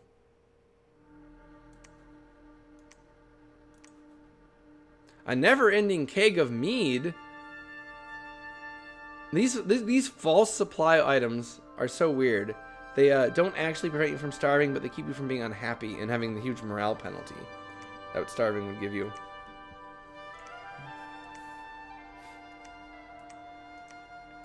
Beauty plus 2. There's a pendant of beauty. Now this is the new. We could use that on our nation. We got all these females around. Anyone putting on this amulet will have their beauty greatly increased. While being a most popular item for wealthy kings to give their brides, it is also used by some seducing monsters to make them harder to resist. So if you have seductresses, you can make this to make them stronger. That is cool. That's a level 5 glamour 1. So 5 glamour gems can make a seducer much better. Which, if you were seducing something very valuable, seduction is an effect where you attempt to charm away an enemy unit from a province. There are certain restrictions and things which you'll find out surely. And if it fails, it becomes a battle to the death. It becomes assassination. Or they just say, hey, I'm not interested, honey. This would make it harder for them to escape you. Now, that is usually, it's a very expensive proposition to use a seducer. You have to spend money on them. You have to send them out there, and oftentimes they'll die. 5 glamour gems is expensive. Now, the benefit of seducing is you can get into whole new magical paths. If you send a seducer to a throne and there is a powerful wizard there, like we have, we just pinged that one, right? There were a couple wizards around. If you send in, a whole squad of saucy ladies and they spread around the camp, well, they might get a few of those guys out of there, and then you're going to have whole new magical paths open up to you. So, pretty good. It can be worth the huge investment, but it's all chance-based, right? You could get it super easy right away or take forever.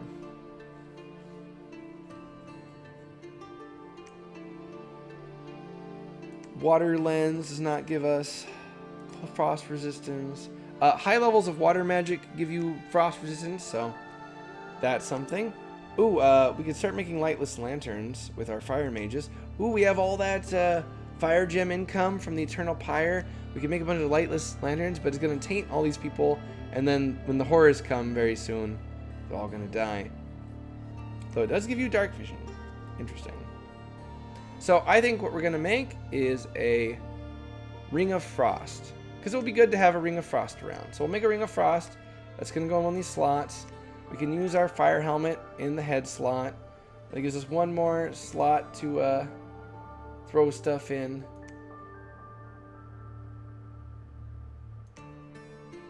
Now, our god can probably just go take that province right now. We don't need that. We don't need that. So let's not make one. We're going to make the Ring of Frost. No, we're going to make a Ring of Frost and we'll send someone else in to take it there. But we'll have a different water mage make us a Ring of Water Breathing. And then that will let us send someone in from one of these places with a lab to go deliver to the god the Ring of Frost, in case we run into something later. But for now, we're going to presume that it's not going to be an issue for us. And we will fly into the ocean and kill some people. Now, what spells are we going to cast on our god? He can't cast Phoenix Power underwater. She can't. She can't summon Storm Power underwater, because there's not going to be any storms. Can't summon a Hawk. Can do Personal Misform. That's a very strong spell. Can't do Mist.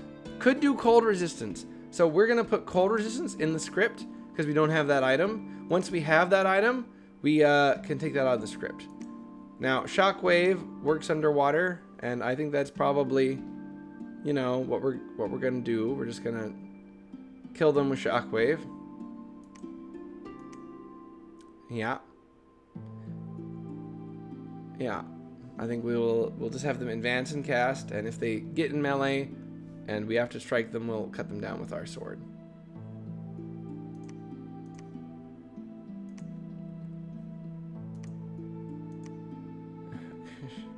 We could make lightless lanterns, and we could get our research up. There's only like 17 turns until the build ends, and there's only like 12 turns till being horror marked means you die. So I'm gonna wait it out on that one.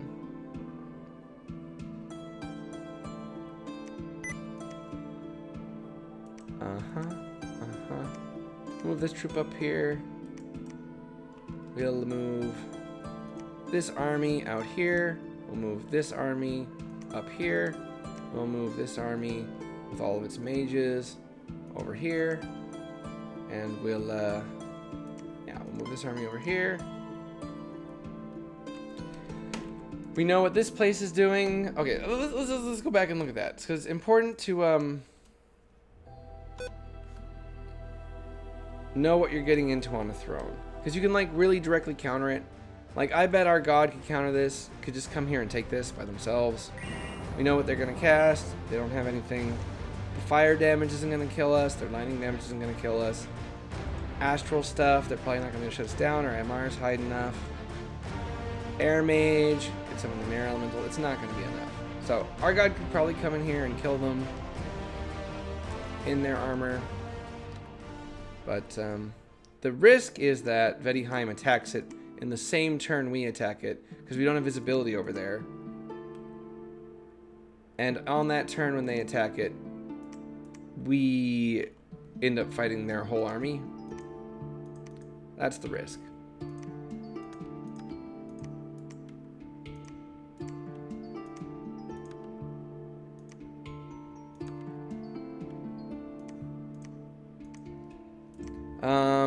How is our fort sieging?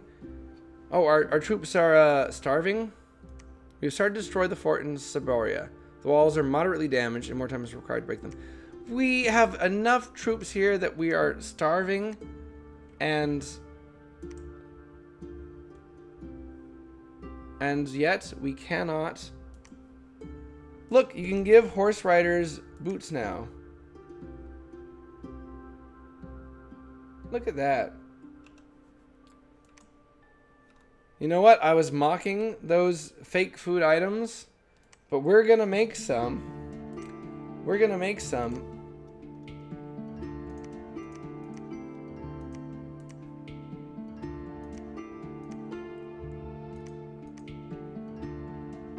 Can we? What does it take? Can the only one who do it be the nature ones?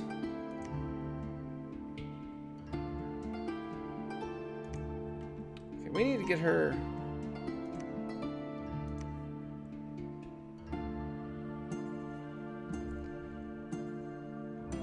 We don't even have the thumb required to form a communion? No. Cannot be. Okay, we don't have the turns to wait. We need to supply that troop, that army with food. So we're gonna do it by making a cauldron of enormous broth. Or should we can make a cornucopia. Same cost, less supplies. No, we'll make form an enormous cauldron of broth. And we'll have to bring it out by horse brother. So remember I was like, I'm recruiting a horse brother because they're good at supplying stuff. Well, I'll be able to put the Cauldron Northpath on him and run him out, unless this province turns cold, and then, you know, I'm not sure if that is the case anymore.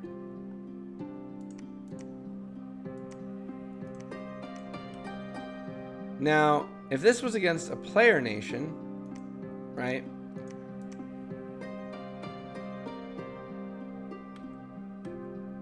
They would probably be popping out of stealth deep behind my lines with these powerful Veti stealth units.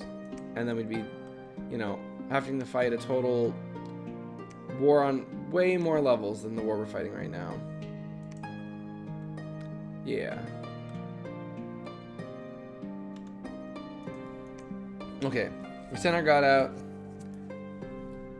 Yeah, Frostband does give a nice whammy with the AoE.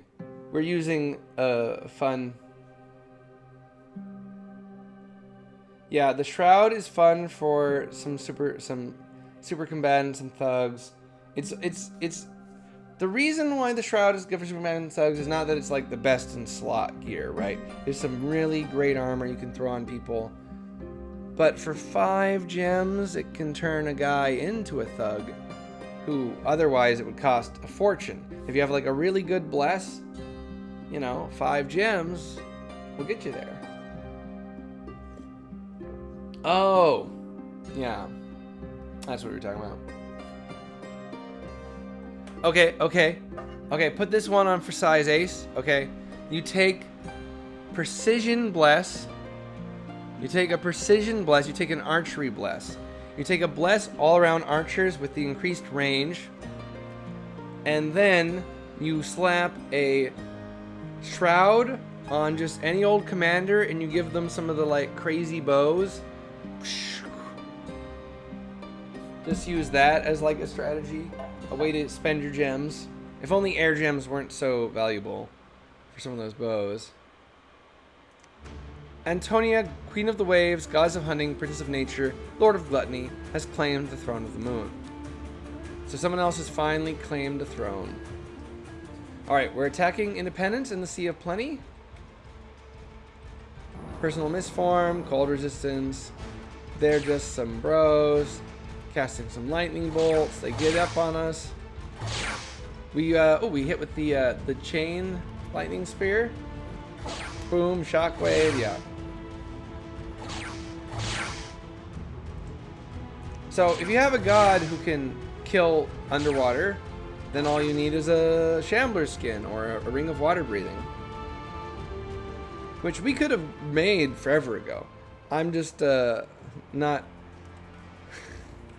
playing perfectly.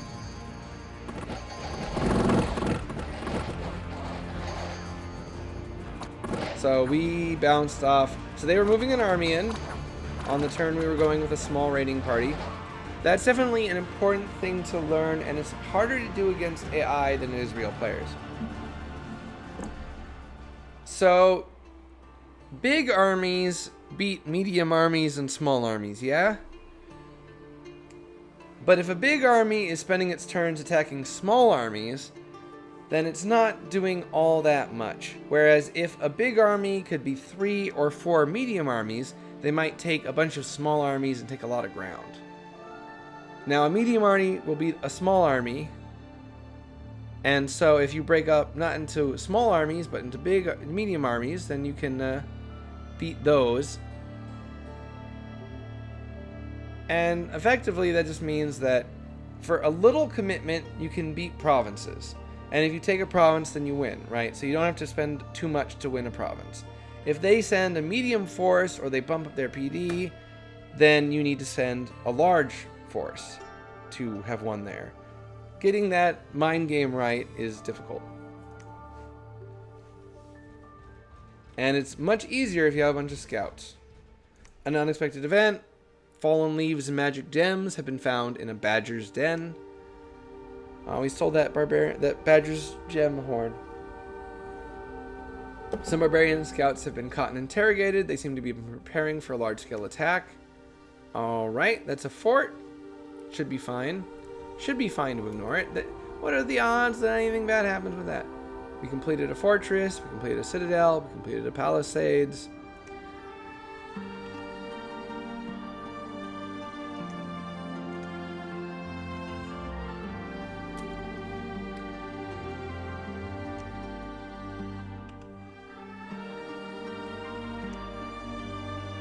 Okay.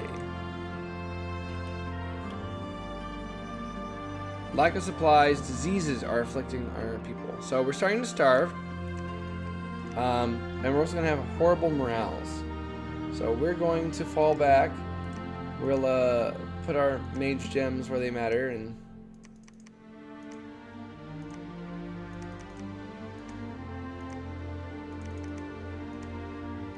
since there's a big fight potentially coming up, we're going to take our mages off conservative gem use. They're absolutely allowed to burn all their gems in the next fight.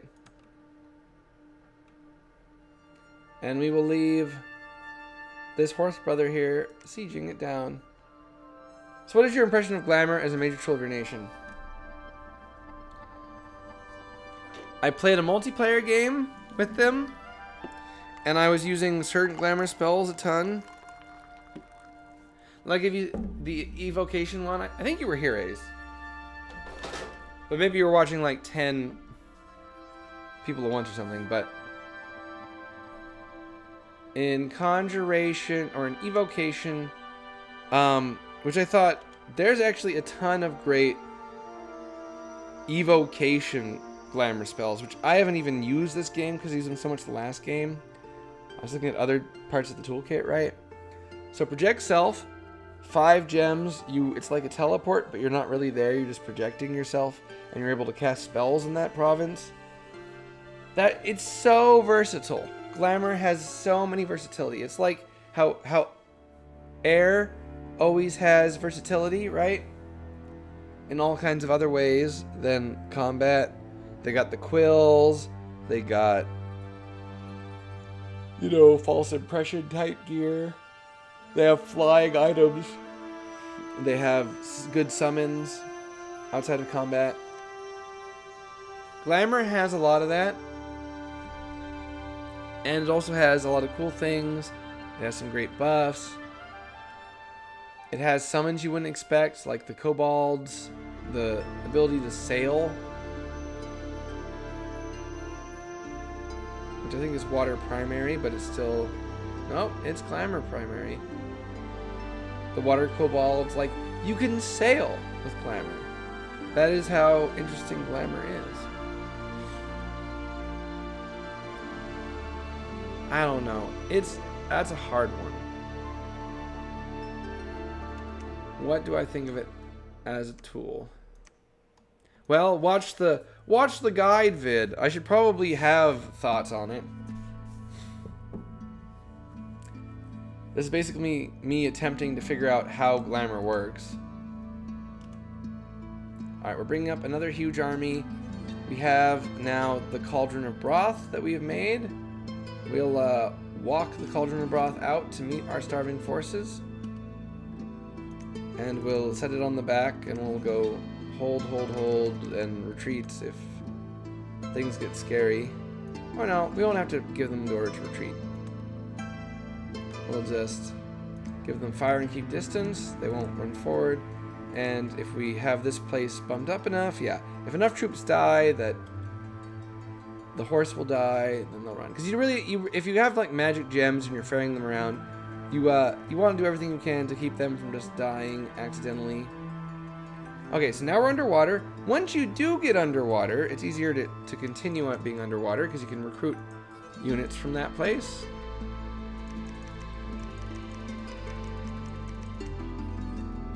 Though selections may vary. We're going to have them attack this province because it's next to this lab. And we can give this water mage the ring of water breathing and the ring of frost resistance. And since we have some water gems, I'll demonstrate that technique right now. She will use... Where's summon water power? Oh, that's monthly rituals. Summon water power is unlike a lot of the other boosters. It only takes you being level 1, but you have to be underwater to use it. And then we will have her cast School of Sharks, which is no longer an infinitely summoning one. It just seems to summon a crowd of them. And we'll have her cast Summon Water Elemental.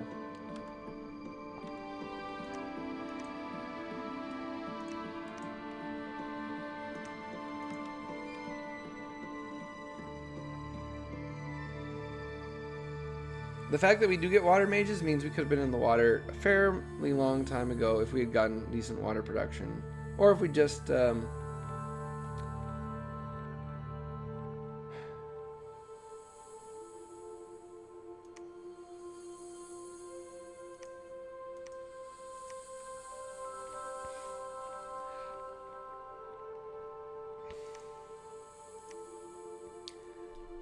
if we had just converted, alchemized. There's so many weird horse armors. I wonder if there's like one of the horse armors is like actually busted. The fire astral one seems good. Big protection bonuses. Gives you some encumbrance though, but it makes you a proud steed. I wonder if there's any gods who can just like wear barding.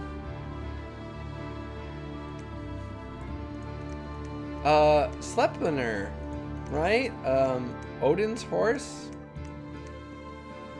Is that like the perfect god to wear some barding on there? That tiger lady has about two, doesn't she?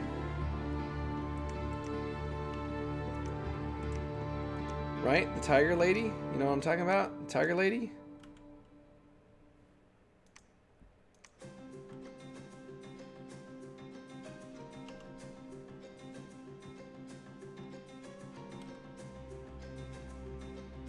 Oh, here's that flail. Star of Thraldom. Probably could be on a better unit, but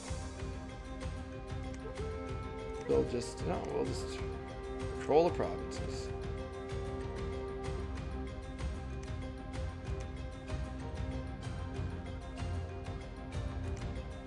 There's like so much stuff you can do with glamour. There's like the spell that boosts your magic paths and conjuration, where you get bonus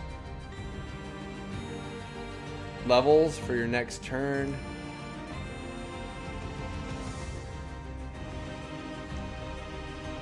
I think, you know, it's gonna have like that problem where a lot of the stuff competes with itself.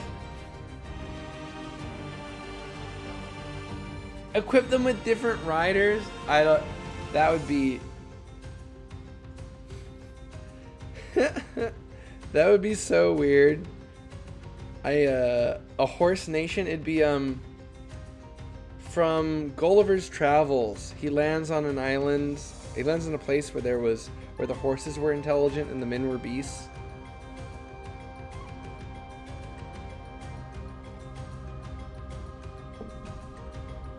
The caster shrouds an entire province in mists, alive with whispers, screams, and harrowing shapes. Anyone trying to enter the province without the consent of the caster will find themselves led astray and leave the province from whence they came. Troops with strong morale will follow their commander, but if he is weak of mind and succumbs to the enchantment, they will follow him when he leaves the province. The more magic gems put into the spell, the longer it will last.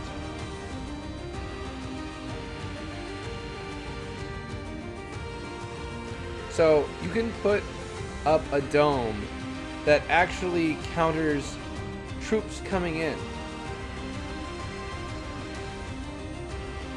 Huh.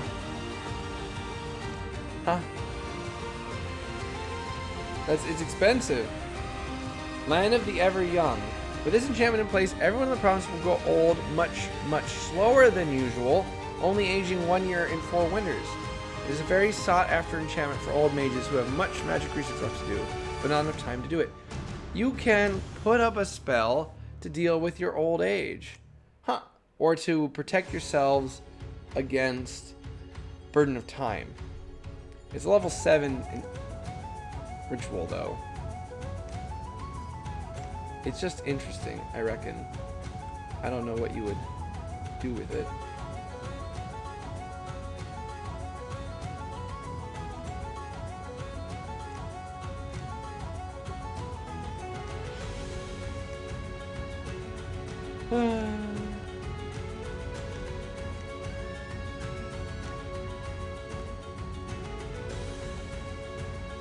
Sorry. It is hard to keep up the chitter and the chatter in this game for a very, very long period of time, as I have been playing this game for very, very long period of time. Glamour is an incredibly powerful offensive. Okay, here's what I think about Glamour. It is powerful in a ton of different ways. A lot of the ways can be countered by your opponents. A lot of its best tricks can be countered by enemy things, and a lot of its best tricks cost a lot of Glamour gems. So it is expensive to use a lot of their best tricks. And if your opponents take all the counters, they can counter. But even with all of that, you can still use the Glamour in effective ways by summoning or enchantments or rituals. So it isn't like it is ever useless. Was the Robe of Shadows Glamour now? No. That's strange. You think the Robe of Shadows, of all things, would have been turned to Glamour. The Cloak of Invisibility, however, is. I will make a cloak that gives you Unseen. Are you freaking kidding me? That's such an insane power. Unseen. Unseen units are invisible until wounded. When wounded, it manifests a visible form, and other abilities that affect sight, such as Glamour, will activate. When a unit with invisibility is sneaking, only patrolling units with Spirit Sight will be able to find it. In combat, invisibility gives any melee attackers -9 to their attack skill, unless they are blind or have Spirit Sight. Blind fighters stay winning?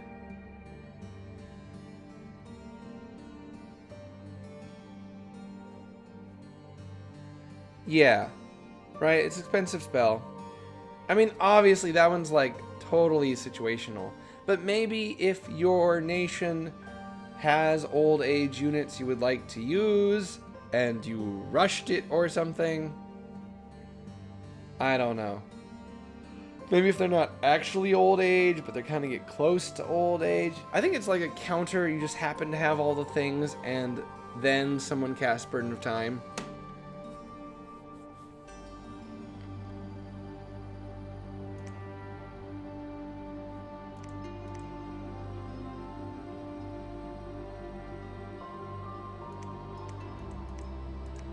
I should make some of these dream spools. I think the dream spool is probably a pretty good item.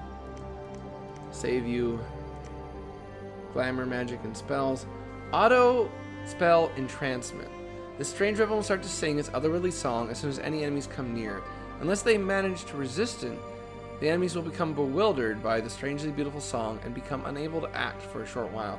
So that's kind of similar to the benefits of a Vine Shield, where the Vine Shield reduces the amount of units nearby you attacking you.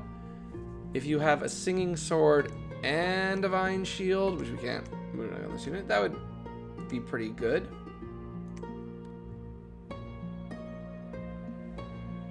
Yeah, it is like specifically for MA Man's Crones. You just cast it on the Tower of Avalon and say this was what the spell was for. Oh, look at this sword. The Unseen Sword.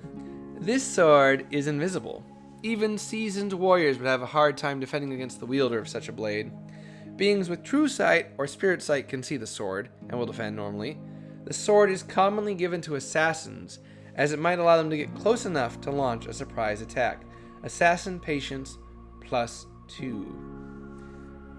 And what does the invisible attack do? This attack value will be increased by 5 unless the target can see invisible or does not rely on vision at all. So if they are not able to see it, it's an attack 7 magic weapon that gives you Assassin Patience +2. Now that's kind of whatever. I mean, most assassins cheat anyway. They're not really going for it. Attack value +7 though.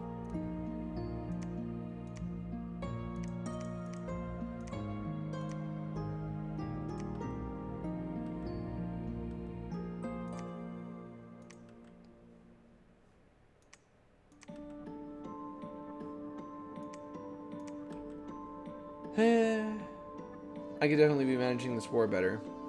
And I guess I should... I don't know. I also need to... I can't march all my troops away and then march them back.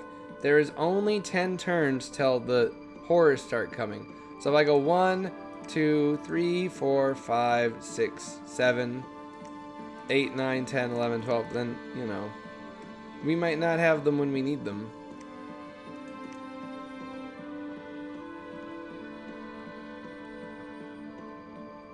I really hope I get to fight some of the horrors. What is our research at? We're almost to construction 9. And then we can turn to something else. Yeah, thanks for coming, Ace. I hope you come by for other Dominions streams, because you certainly know a lot about this game. And if you ever want to play a game, we're here. Have a good night. Thanks for coming. And thanks for the chittin' and the chattin'.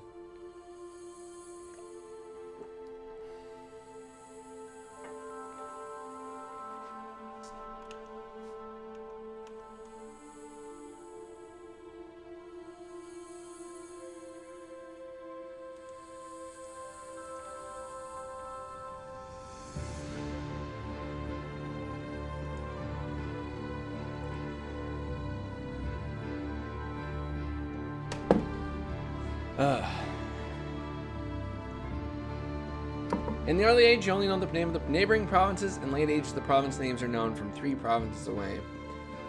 I wonder how that works with the fog of war.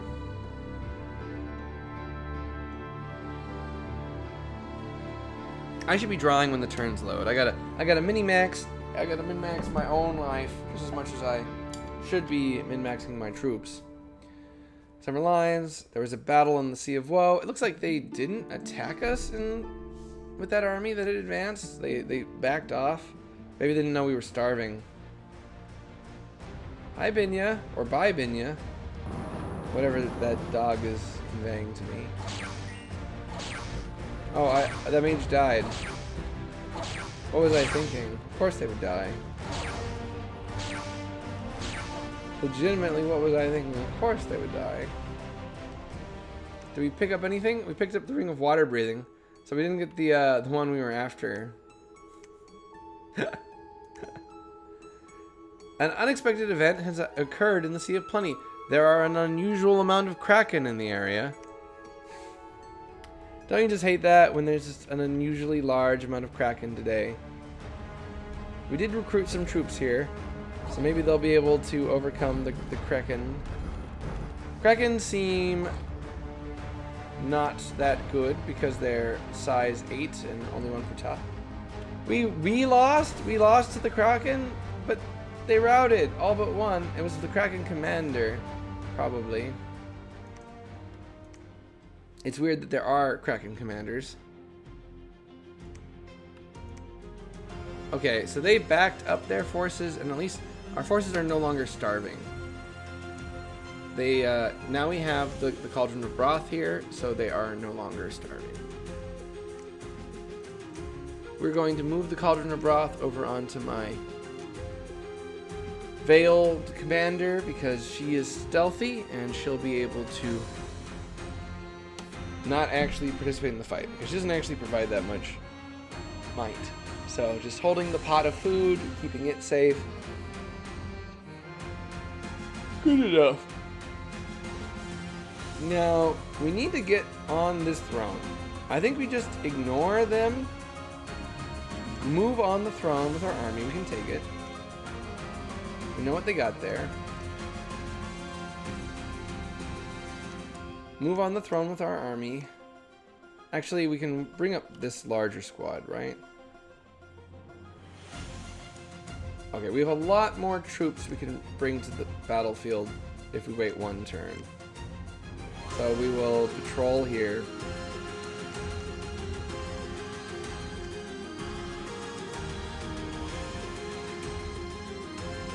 Patrol this spot.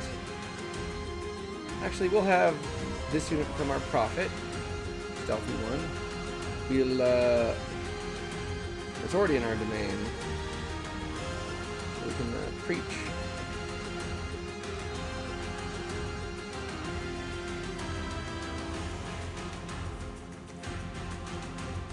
Bump up the holies on the spot. Then we will attack next turn.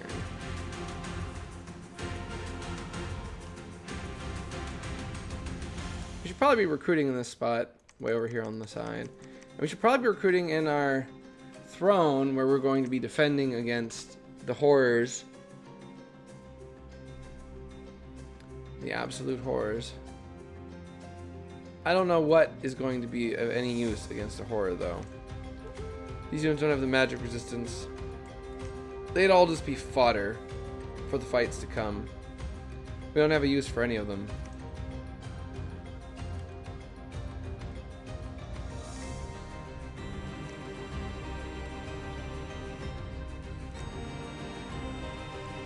Okay, we have a Ring of Water Breathing, so we don't need the Shambler skin to get other armor. 129, 99, 73. Hey, our god could theoretically... Okay, we'll fly over here. We'll start killing underwater provinces that are next to this throne so that we can recruit underwater units who we will then use to take the throne. We will use the water gems we have to make gear for mages to come in and support that. Yeah, that seems like a good use of everyone's time. Of my time and of my gems.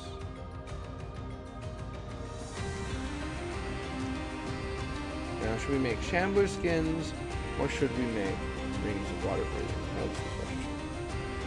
We'll probably be sending mages like this. They don't have any armor at all. So I guess Shambler skins it is. Oh, did we hit construction 9? One more turn. One more turn, and then we get to see what construction, what artifacts the station has access to.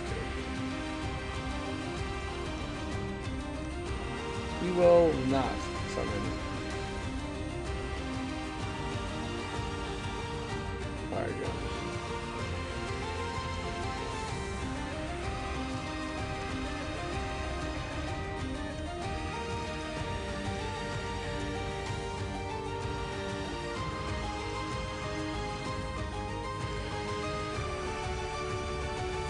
I had a 7-hour stream before this stream, by the way. No, it was only 5 hours. And then I was on another friend's stream and we were playing a video game. And we had a like 14-hour stream yesterday, and we had a 7-hour and an 8-hour stream the day before that playing the Dominions. But you know, I would like to be good at Dominion 6. And if I would like to be good at Dominion 6, I'm going to have to play it more than the other people. And some of them are beta testers. Though who knows how much they really played. If you listen to all the beta testers that they talk about this game, none of them played it at all. They're like, oh, I didn't test that, I didn't look at that, I didn't test that, whenever people are asking them questions. And I get it. I get why they haven't. As we're playing the station, it's like, there's just too much. I would rather just wait for other people. Why didn't they invite me? I know, don't they know I'm the #1 Twitch Dominion streamer? Between the hours of 10 p.m. to 3 a.m. They just don't get it, man. They just don't get it. I didn't ask, by the way. And I wasn't a content creator. So. Okay, see, they are moving in a real army here that I didn't even see this coming. A lot of these units are stealthed. How are they getting them through the water? They must be swimming. How do they get them through the water? This is a serious army. Where is it even attacking? So they have ichthyds that they got from underwater. They got mermen they've been recruiting. They've got shamblers. Now this is how you know the AI is cheating. Because shamblers are so expensive. Have a mass in them. Dispossessed spirits. Ooh, these have been buffed. Used to be you could get 3 of them to a square. Now you can get 5 of them. Or maybe you could get 6 of them to a square before. I don't think so. Ooh, the Veti heavy infantry. We finally get to see the real Veti troops. The Veti are people of small forest-dwelling goblins. They once served the Jotun Gaijas of the Ironwood. With the treason of the Jotun Jarls and the rebellion of the Gaijas, the Veti abandoned Jotunheim and formed a jarldom of their own. Guided by the Gaijas with the forming of the Vati jarldom, the Vatir have adopted not only Jotun, but also human armaments. However, there are still many Vatir, especially in remote forests, who use the simple armaments used in earlier times. All Vatir are small and stealthy and can hide in enemy territories. They are somewhat resistant to cold, but their small stature makes it difficult for them to travel in snowy lands. So they don't get snow move, like a lot of the Jotun troops do. But they are stealthy. And they're being backed up by mages. The AI has brought some priests to bless, and they've got some crazy bless. Precision, blur, true sight, spirit sight. Which the true sight doesn't even show up because spirit sight just completely is better than it. The Veti Gaija are throwing down gifts of true sight. They had the first Veti hags were given some rudimentary insight into the secrets of the Scythe by the Gaijas of the Ironwood, but they were never allowed to advance in the dark art. Now, with the treason of the Jotun Jarls, the Jotun Gaijas have encouraged the Vatir to return to the Ironwood to study the art of the Scythe under the tutelage of the Jotun Gaijas themselves. Vati Gaijas are skilled in Scythe, but they are still far from the mastery displayed by their Jotun forebears. Looks like they get death, glamour, blood. And then this Jotun Gaija is completely invisible. You can't see her, except for, we can see her. She's got that cloak of invisibility. We just made one of our own. When the Jarls of Jotun allied themselves with the humans and their Norns, the Gaijas of the Ironwood rebelled and fought to regain lost influence, but their schemes were foreseen by the Norns. The rebellion was crushed, and the Gaijas and the remaining allies withdrew to the Ironwood. Now the remaining Jotun Gaijas guide the Vatir as they once did their own kid. To the Vatir, the Jotun Gaijas are spiritual and religious guides, as well as seers and political advisors. So they got, look at all those abilities. They have like 50 abilities. Solar weapons, liquid body, reanimator bonus, death curse, fortune teller. Old age, not really an ability, spirit sight, forest survival. Supply bonus, blurred, swiftness, unseen, stealthy, snow move, ethereal. Resistances, only shock is their vulnerability. I would have taken some shock resistance there, I don't know. Very powerful units. They don't seem to be casting all that much, even though I think we surpassed the Veti in research. I think we have.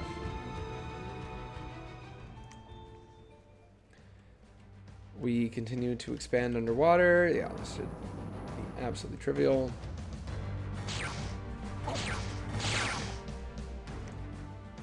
We gained a lightless lantern. Let's have someone put it on really far away from us, so that we don't get horror marked over here.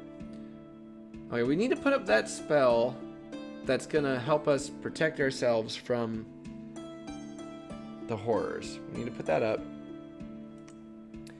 We need to take that throne, and we need to work on taking this throne, so that we have the best odds possible of winning when the cataclysm comes. And it is coming. It is coming, ladies and gentlemen. It is coming.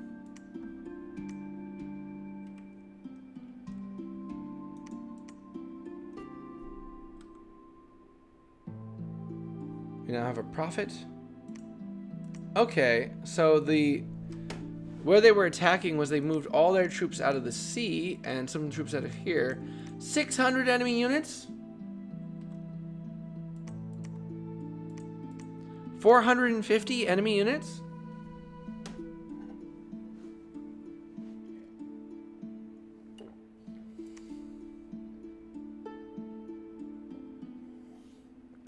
That's a lot of enemy units. That's a lot of enemy units. Okay. What are we doing with this many enemy units?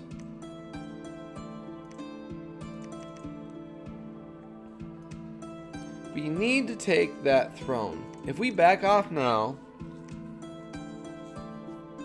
we might not be able to crush this large army all at once. Now, how can we crush this large army all at once? Well, can our god get here? She can. She can get here.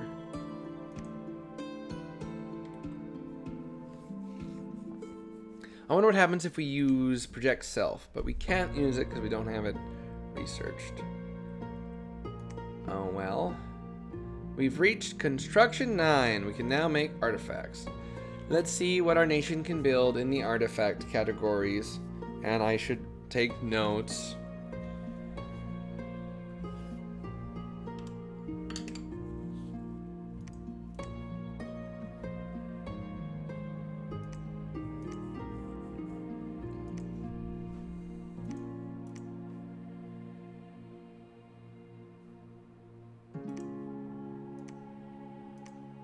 Alright, we have access to Olcon Scepter, Fire Magic 3.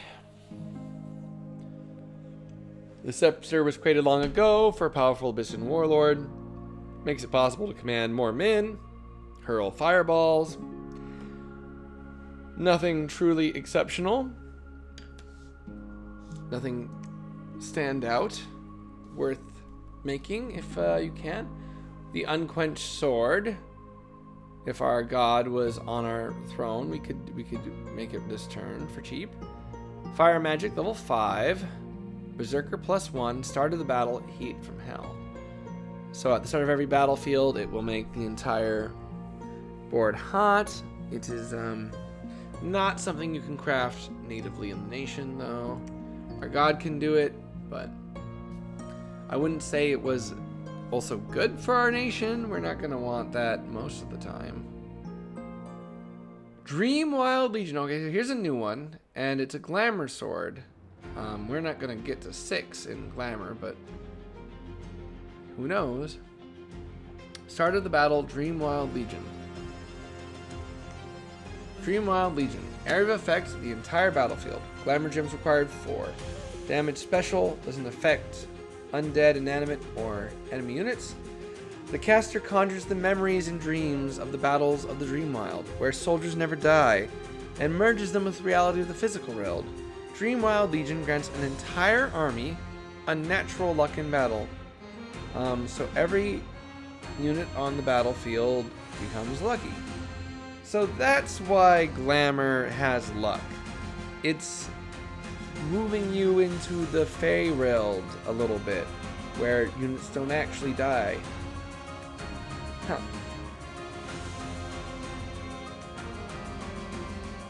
So, as an item, this is great.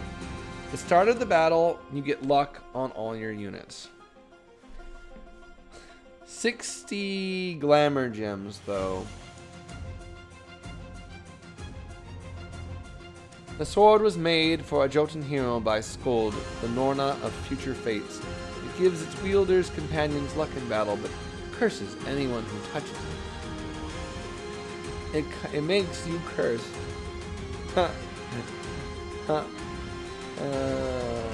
It makes you cursed if you use it, huh?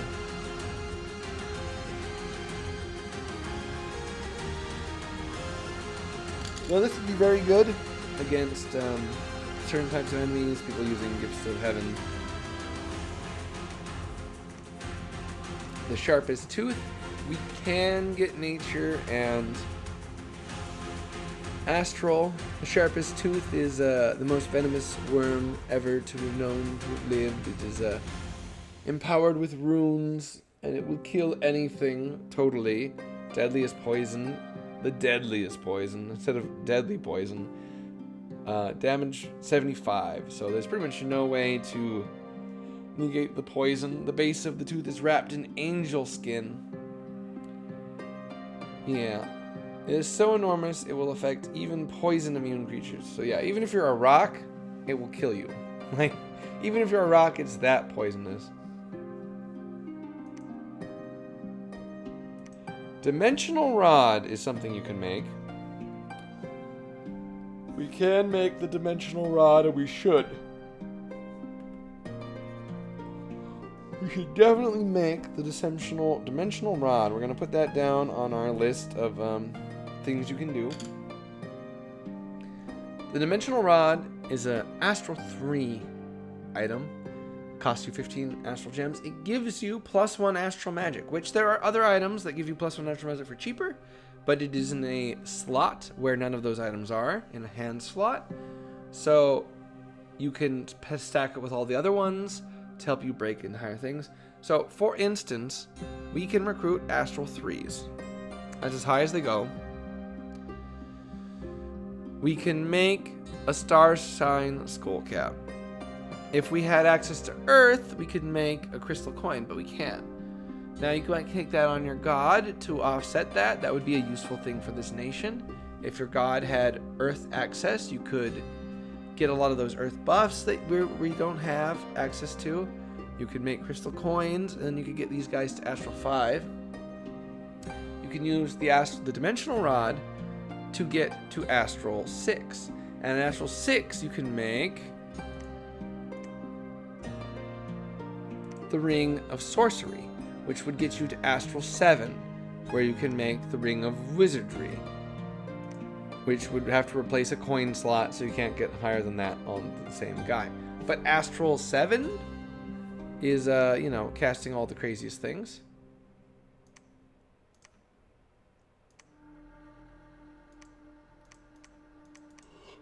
So that's the one-hand slots. You're not going to be able to make the Sword of Justice unless you use fire boosters. The Sword of Many Colors is now a glamour item now. That's interesting. So the Sword of Many Colors used to be a water-fire crosspath, I believe. Or maybe it's like the Unquenchable Sword. It gives you awe, it gives you 2 temporary glamour gems, and it gives you glamour magic, +1. The old Sword of Many Colors used to give you elemental magic, +1. So, it has been nerfed. I would not say very highly, but... And who cares what the sword thinks? It shines a killing light. When the sword is swung in combat, it will explode in a shower of light. Any enemies nearby will be severely injured unless they have very high magic resistance. A mage who carries the sword will have his glamour power increased. Now, can you cast this natively in a reasonable fashion?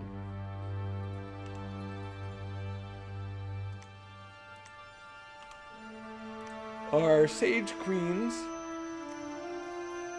will 1 in 20 times be a Fire 2. And then they'll only need a Path in Glamour. So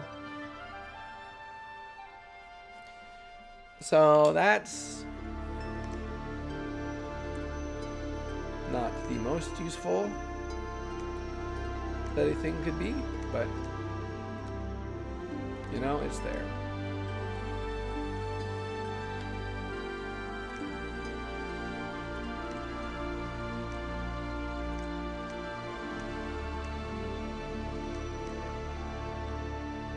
The Staff from the Sun, if we made enough of our enough astral boosters, we can get the Staff from the Sun.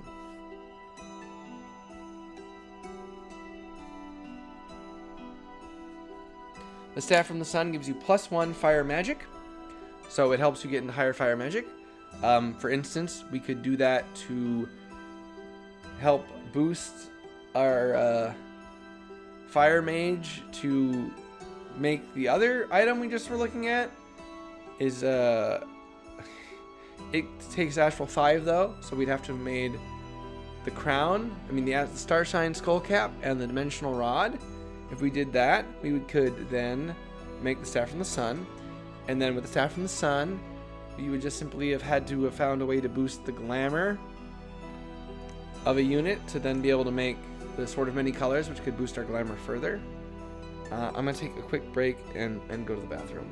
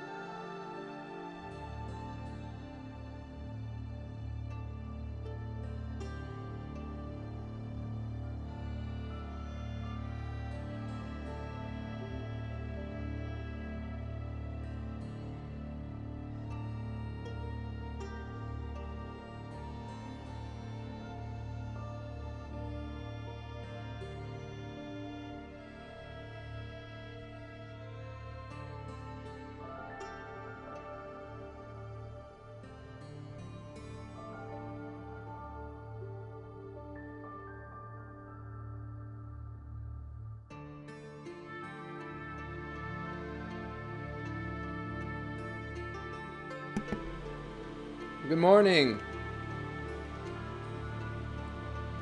What the... Have I been broadcasting? Why is my... Oh, never mind. I wasn't looking at OBS. I was looking at the wrong thing. Welcome, 301-659-4029. Don't call that number. Yeah, up early. Yeah.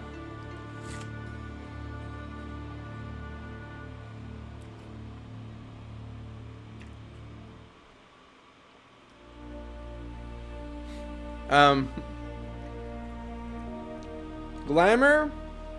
We've been checking out a lot of glamour. We're nearing the end of a game as a mainly glamour nation. Yeah, Dom6 has me streaming a lot. I did 15 hours day 1, 13 hours day 2. This is continuing day 2's game. Yeah. I did not do as much today because I was working on some art projects. I'm also an art streamer, but you know, you're here for Dominions. I'm a multiplayer addict, and we had a multiplayer game on day 2. We had no, maybe that was even day 1. We had a multiplayer game. I had one of the members who I've since become friends with because he came in. Would you like to play a multiplayer game? Surely that won't interrupt my getting through the single player game that's taking me forever. No. I mean, I do play Conquest of Elysium, but you don't know my voice. I only started streaming like a month ago, so unless you're one of my IRL friends,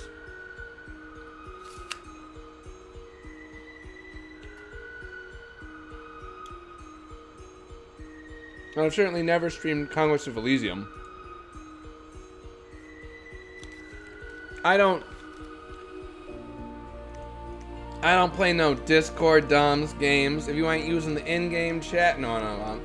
I have never talked in VC for a Dominions game. I've played in a lot of multiplayer games. That has simply never been a thing. We just reached construction 9, right? So we're looking at what artifacts might be useful for this nation, because we have the Throne of the Artificer, construction mode is 20, and we went construction this game to test out the steel ovens. So we got the steel ovens on the second province of the turn. I have a Discord if you want to join and perhaps get in on some multiplayer games. I have at least 2 other DOMS players in my Discord. It's fairly small right now, but I mean, Astral has Wish, which gets you all the DOMS games. My Discord's in the bio. So let's see. Okay, we were looking at stuff we can forge.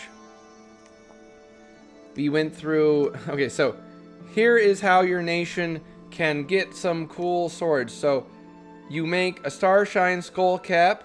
You forge the dimensional rod. You use that to cast the Staff from the Sun. Then you can make the Sword of Many Colors if you can get +1 glamour. Now, there is a way to boost all of your stats in glamour and cast that with... Okay, you actually can make the Sword of Many Colors just by simply casting... Where is it?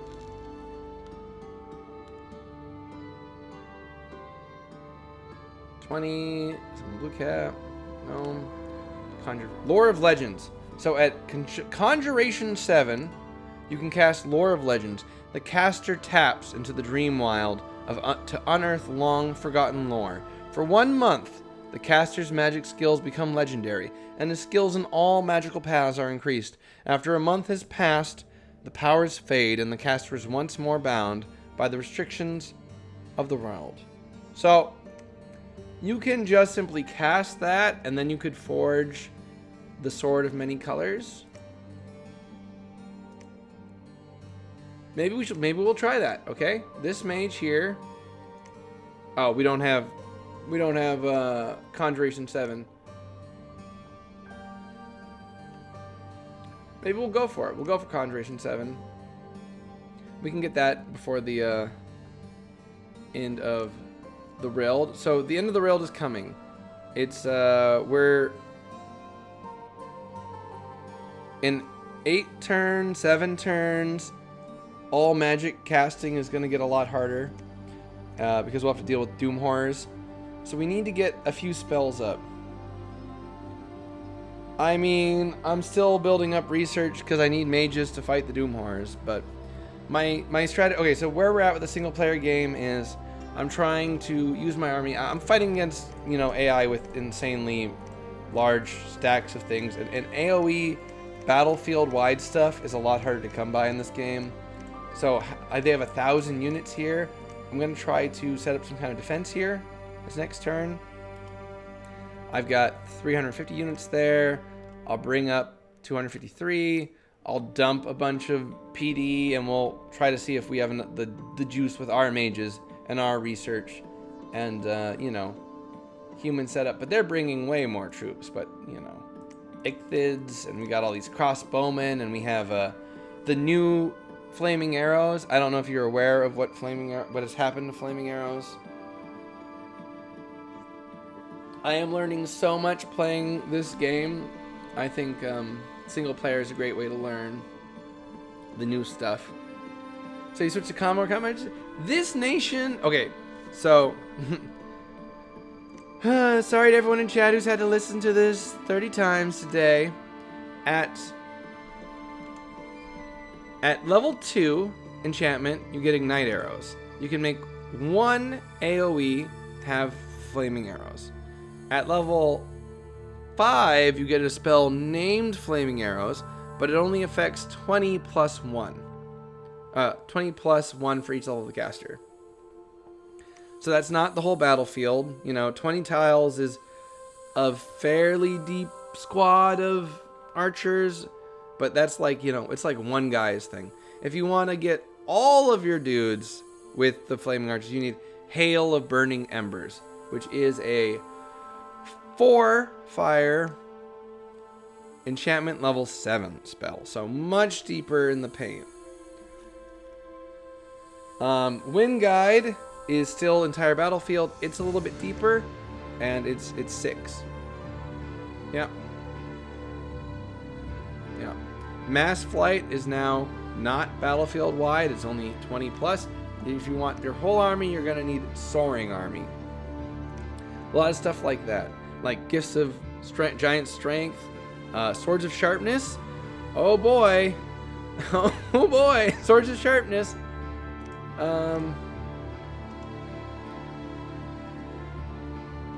Where is that one? Enchantment? Yeah. So, Weapons of Sharpness. You may remember Weapons of Sharpness. It's now Area of Effect 1.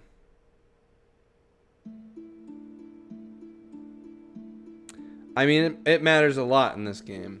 Accurate control of your battlefield is going to be very substantial because the battlefield's larger, so you can move stuff away a bit, but Weapons of Sharpness is AoE 1.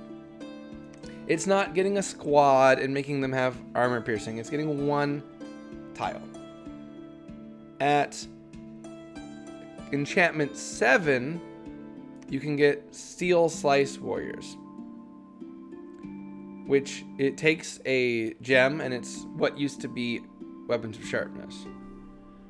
Similar things happen to Gift of Strength and to Legions of Steel. I just have to take my word for it. Man. So our game plan strategy is conquer this throne just before the end of the Rild. Conquer this throne and build on it and hold on it against Fediheim trying to come for it. Defend our throne that we have secure as best as we can, because I set the Cataclysm to turn 60, it's turn 46, so in 8 turns, demons will come if you cast big spells, so we're unable to finish out this game and take all the thrones. Not when the AI is throwing huge giant squads. It looks like Raga has backed off. They had huge armies on our side, but we have a non-aggression pact with them. Yeah.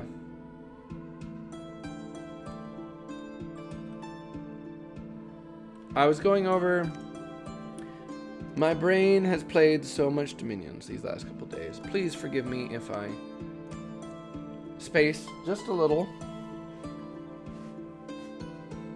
during my incredibly long streams. Alright, so we were looking at stuff you can do with the Magic Pass in our nation in artifacts. Immaculate Shield. You could make this after you make the sword. Right? After you make the... No, after you get the thing from the sun, the staff from the sun, you could then cast the Lore of Legends and the Immaculate Shield, which would give you another Holy 3. That's a very roundabout way to get a Holy 3. 25 gems, 20 gems from the Lore of Legends. But you could, in fact, do it. Probably better take fire on your god and make a flame helmet.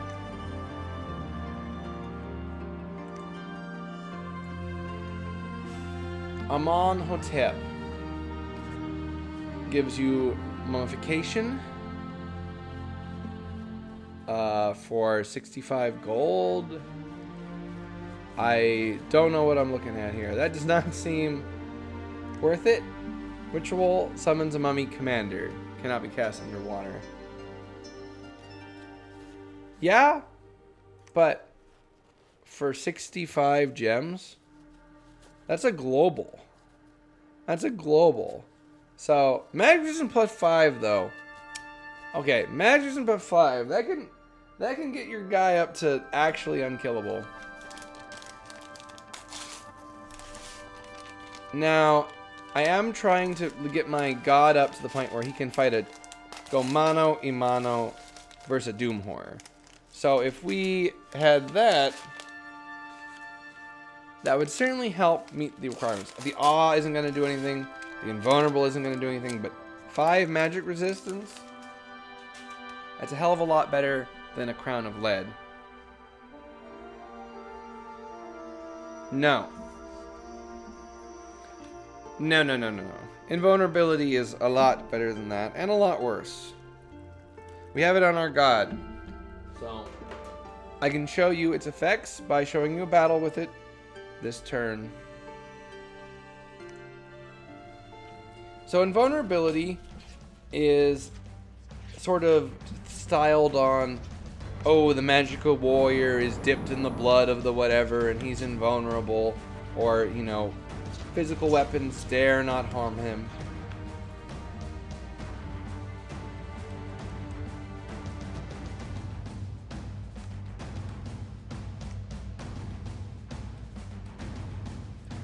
So invulnerability is added to your protection score, right? So invulnerability 25, our body protection is 29. Even though we don't have anything, yeah. And that's against mundane weapons, though. It doesn't work against magic weapons. So it isn't going to be much good against horror doom horrors. Let's see, what else can we make in our nation? Amenhotep, Crown of the Ivy King, Nature Magic 2, Summons Vinement. Okay, that's not going to be like a strategy you're going to build around or talk about in a guide. Fire Magic 4. So if you made all the other fire boosting things, you could make this, and it gives you Magic Command and summons you fire elementals. 25 fire gems for that. I guess I'd make it because I'm making freaking fire helmets just for the +1. So, a couple fire elementals. Seems worth it. Yeah. Seems worth it, I guess. The first crown. Okay, this is gonna fire 4. Master Ritualist 2. What the hell does that do?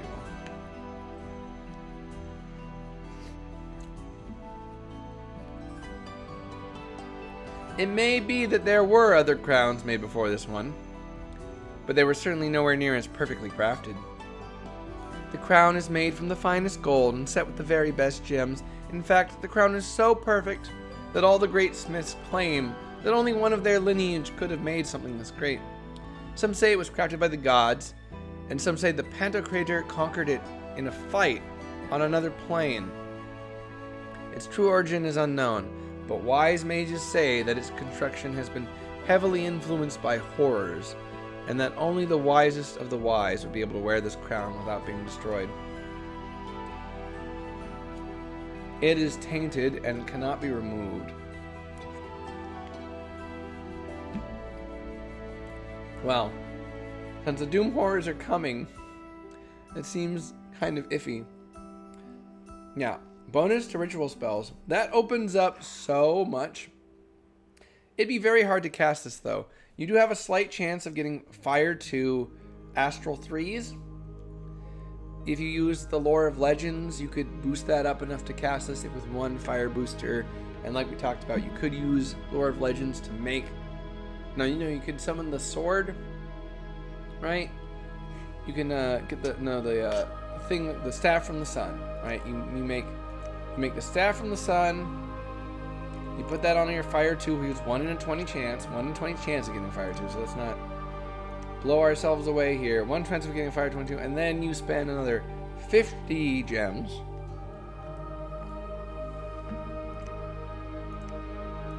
In addition to the 45 gems here. And then you cast Lore of Legends for a second time for a total of 40 gems.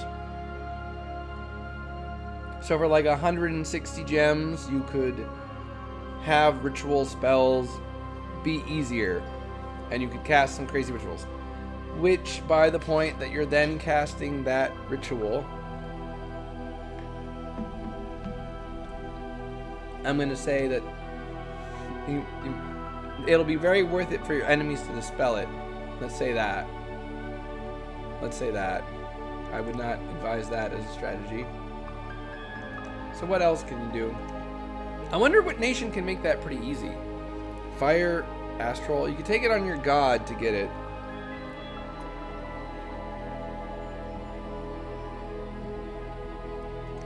Being able to do a bunch of rituals. Though, of course, you can't, like, trade it around various mages. It has to be the one mage. The Robe of Callus the Druid gives you a lot of good things. Lets you go anywhere and kind of have high resistances. Yeah. Fenris Pelt, Instant Berserk. One of the better Berserk items in nature. We do not have the nature really to cast that. I mean, I do because I'm empowered a person and I have the staff on, so I could do the Lore of Legends. And then I could cast it. Interesting. Start a Battle Howl. That's pretty good. I don't know if all this other stuff is worth the price, but Armor of Virtue keeps you from being hit. When you are hit, it returns you. Pretty good. Also gives you a blast.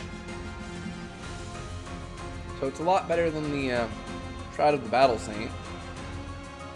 Except for that, if you do get hurt, you are returned. Sandals of the Crane. Auto spell Blink. Yeah, no, total meme. Now, this can actually be kind of okay if you're doing the Phoenix Pyre strat. Because it will... But the Phoenix Pyre strat will... It'll just make it harder for them to actually get to you.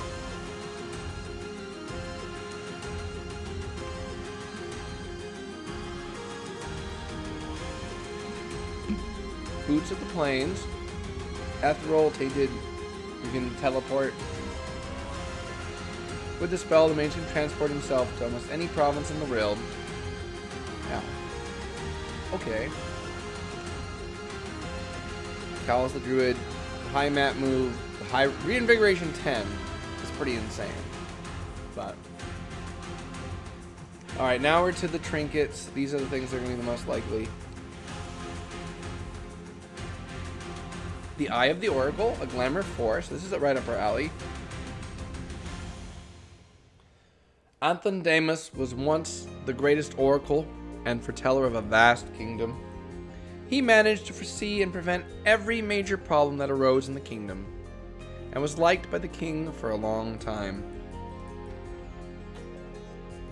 Then, the king's favorite daughter died suddenly, and the oracle was swiftly killed for withholding this information. Still, there was no doubt that Anthondamos had been most useful for a long time, and thus the king ordered his mages to preserve the left eye of Anthondamos. This was the eye that saw into the future, and the king let his own left eye be replaced with that of Anthondamos. Now no one would be able to withhold the future events from the rightful ruler. In addition to foreseeing great events, the eye can also see the near future, which is very helpful in combat. So it's a miscellaneous item slot that gives you +5 attack, +5 defense skill, +4 precision, warning 80% chance, so you're not very likely to be assassinated. You have Fortune Teller 40, so it'll prevent bad things in your problems. It does taint us, so it means that the horrors are going to come for us. But if we put this on our god, we can get our god's defense skill and attack skill up by 5.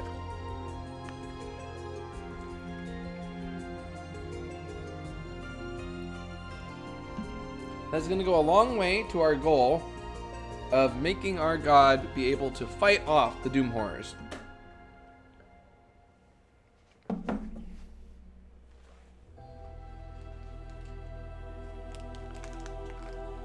So, I think we definitely consider that. Eye of the Oracle.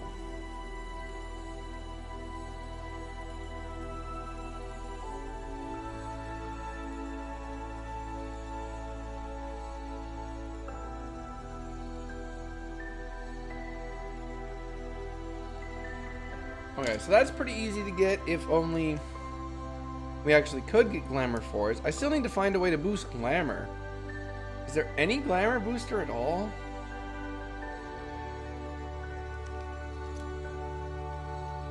Maybe that's one of the ways that glamour is nerfed.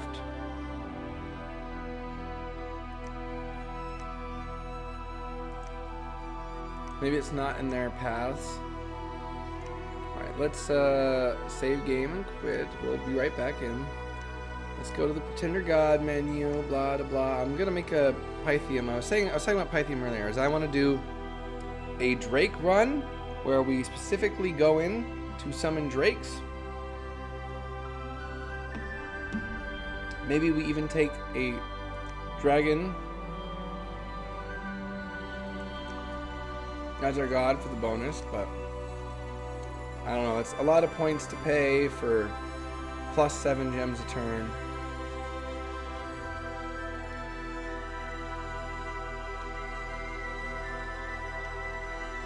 Are there any glamour boosters? We'll assume that it's going to be at least partially in glamour.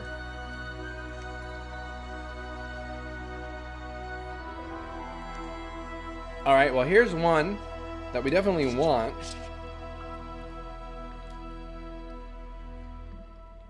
But it's an artifact, and it's much higher than our pass. The Tome of Legends. This ancient tome is filled with the legends of old, as well as being enchanted with powerful glamour magic. Just reading from the tome will make the stories come to life almost literally. The tome is not only of great help in performing glamour magic, it will also protect its owner with a good-hearted beast from a story. So it's plus 2 glamour magic. That's huge. We'll write that down.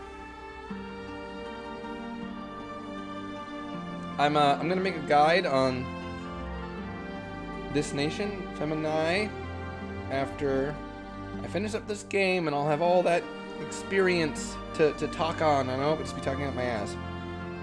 I tried to make a guide on them earlier, and I immediately encountered me making an ass of myself. I was saying that you could cast Twilight, which is a whole new thing. Makes like a lower tier darkness. And then from there, you could cast the gift of True Sight on your own troops and have this really huge combat swing. And I was like, oh, okay, this is a very early, powerful thing you can go for.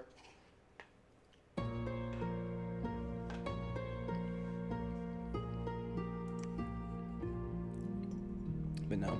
The Ring of the False Prophet is definitely something you have to talk about. Man, my list of notes is getting huge. You know what? My list of notes that I'm using is me literally just writing words on a piece of paper. And I can tell you now that that is not going to be useful when I am actually trying to do this. So, item section.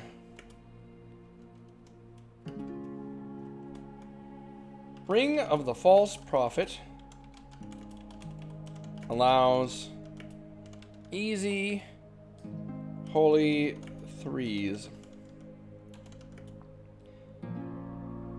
You can lore of legends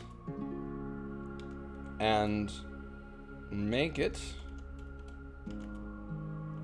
for 10 fire, 45 glamour with the lore of legends. Okay. This is gonna be the best damn guide on the fucking YouTubes.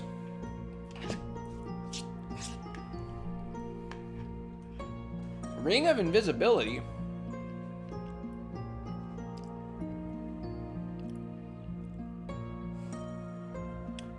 That's cool.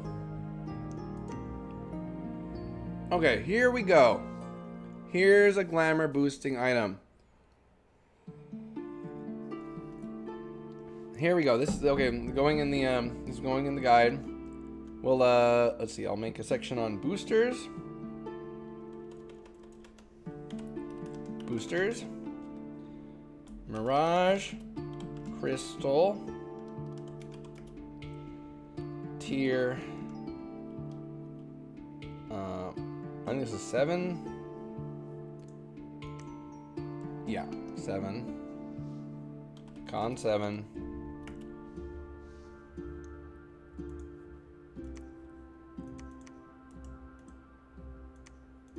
Why am I not able to click on here?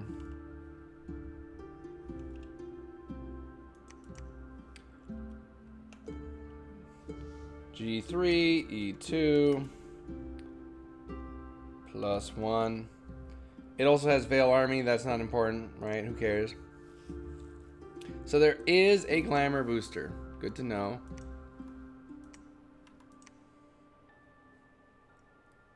Command -50. Okay.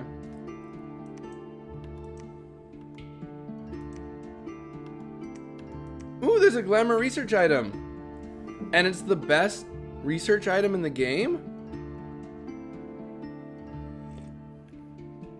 You gotta be kidding me.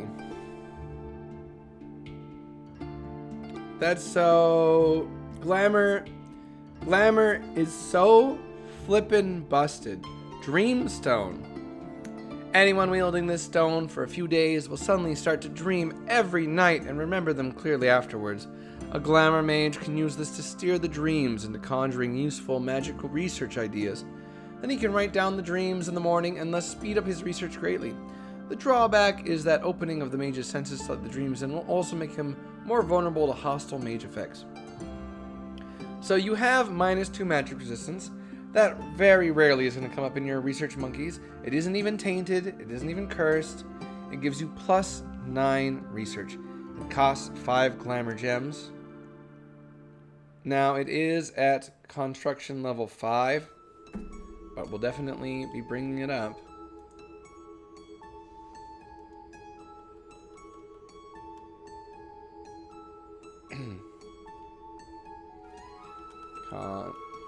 Research. We will talk about researches in its own section. Con 5, Dream Stone, 9 RP for 5 G. Yeah. Dream Spool, one of the best gem producing items. Glamour is so freaking busted. So freaking busted.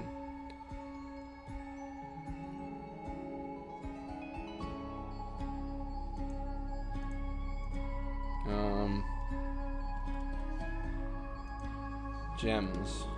Talk about that. Dream Spool. Con 5. Best temp gem item. Straight up best temp gem item. What's so good? Pendant of Beauty. Kind of a meme. It won't be relevant to this nation. Can't go over literally everything in Glamour. Maybe I should go over literally everything in Glamour. But I'm not going to do that. Okay. So there is one in Trinkets. Pixie Shoes. Interesting. High mat move boots that also give defense skill. Defense skill on your boots is pretty spicy. I would like to make this in the game we're running.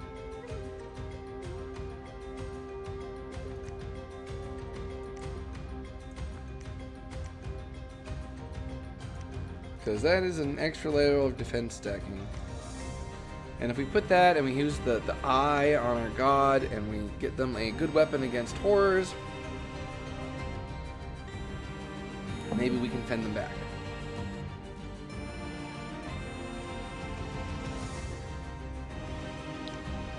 Relevant. I mean, it's good gear. We're looking for something that actually is format defining. Okay, you can... Grants a stealth ability to any unit. The Mask of Face Borrowing is definitely going to go into our item category, Mask of Face Borrowing. Grant Spy.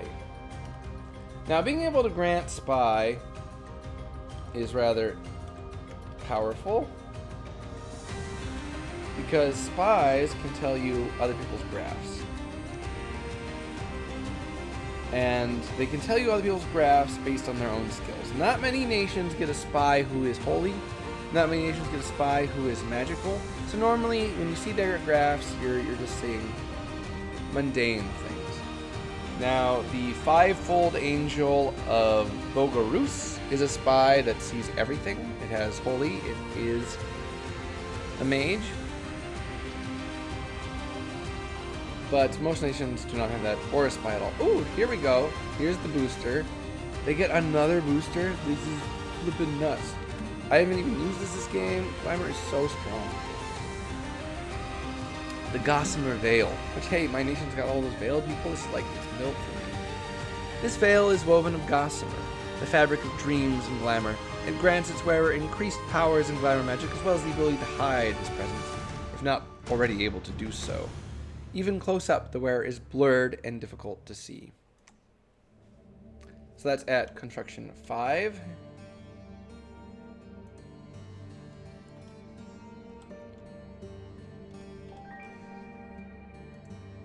Gossamer Veil.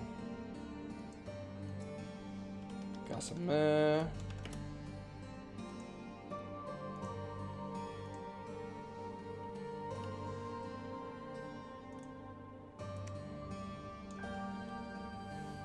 $15 G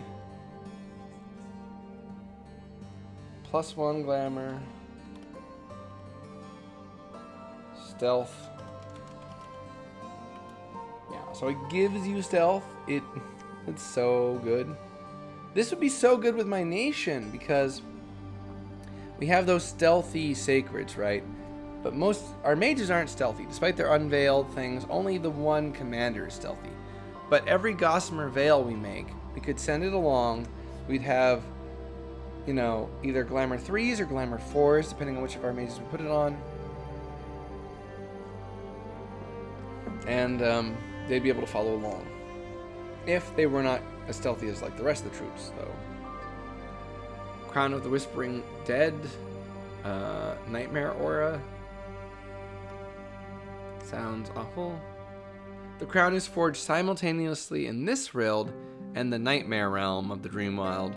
When worn, you enter a state of waking, dreaming, and your mind enter the Dreamwild, taking command over the horrors of that dreadful place. Nightmares will manifest and harass those who oppose the dreamer. Interesting. Shield of Gleaming Gold is now in Glamour. Sling of Crystal Shards. It's you fire illusory projectiles. Okay, so there's 2 boosters. One booster requires Glamour 3. And another booster requires Glamour 3 and Earth 2.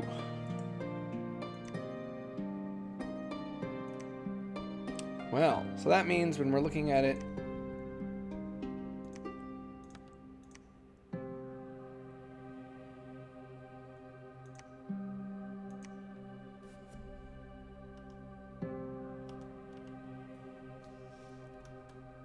national only.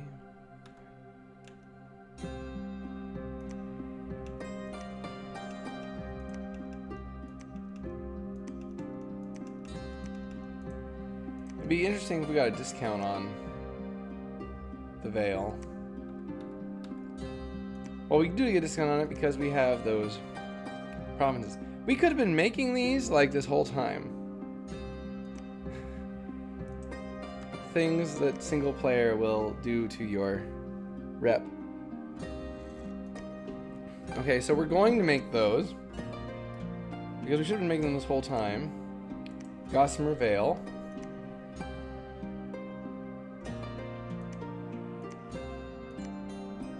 We have lots and lots.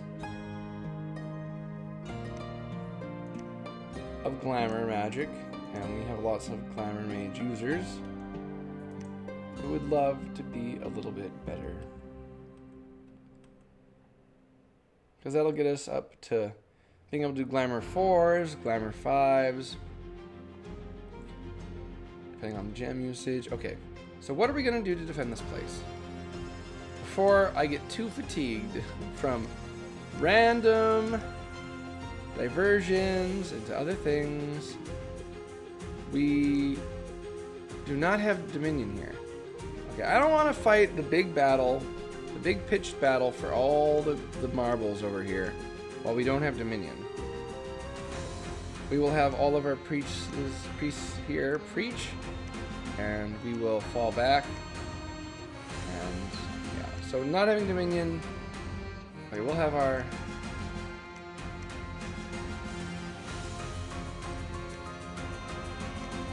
Prophet hide here. I spread his check. I don't know. I'll move back. We'll have them all move back. Shame. Well, what's the defense here? Yeah, these guys. What's the defense here? Nothing exceptional either way. What's the defense on my force? Pretty bad, honestly.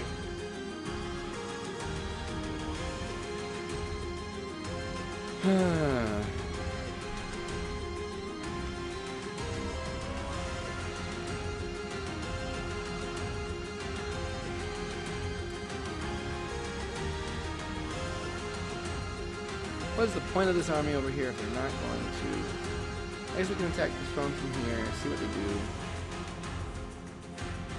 Do we have any spells that would harm them as they walk over here?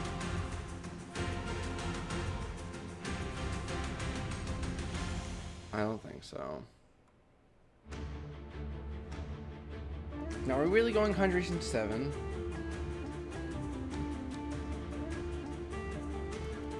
What am I getting Conjuration 7 again? The Lore of Legends, right? I don't have the Lore of Legends yet. And what we're gonna get it for? We're gonna get it for so we can make the sword. No, so we can make the eye, because the eye requires a high fire. Was that what we were gonna use it for?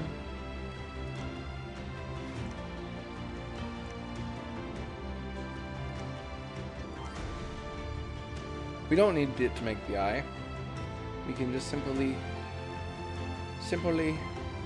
not do that. Alright, let's ignore the Conjuration. Conjuration 6 would get us... Call the Birds of Splendor. I want to see what the Birds of Splendor are. They're a unique national summon. We're gonna get it before the end of this game so I can properly comment on it.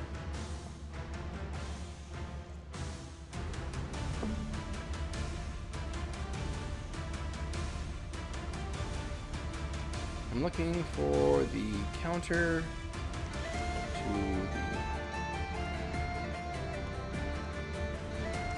location.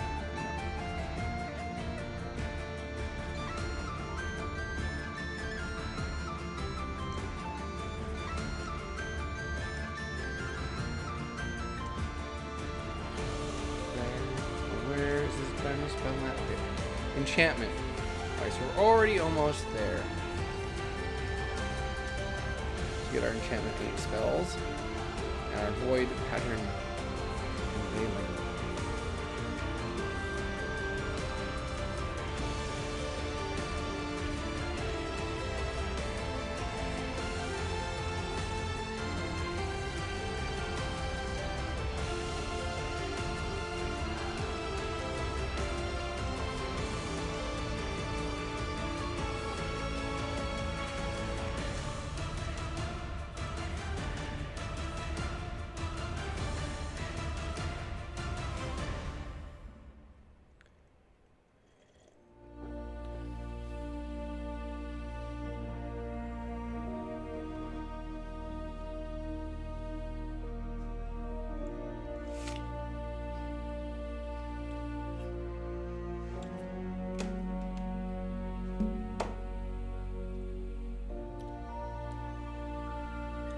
How is everyone's games going? I assume most people are playing their own game.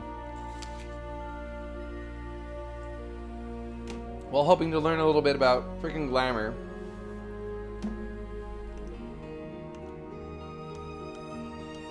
I'm also hoping to learn about freaking glamour.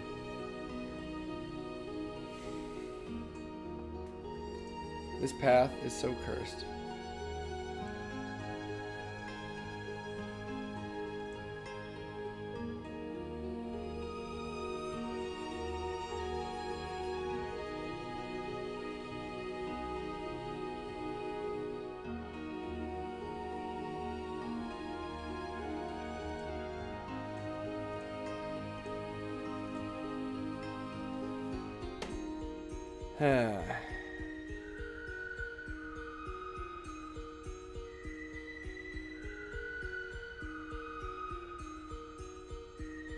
About to finish my game with Nidavellir?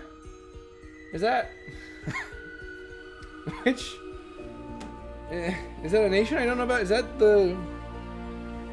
Or is that the god? The, Lindworm? Or is that the Earth Serpent? My myth.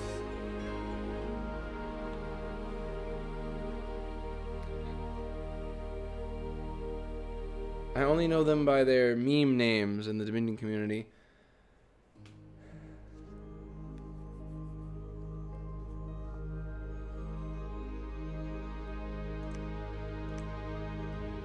There was a battle in the tears of the Pantocrator. My tears.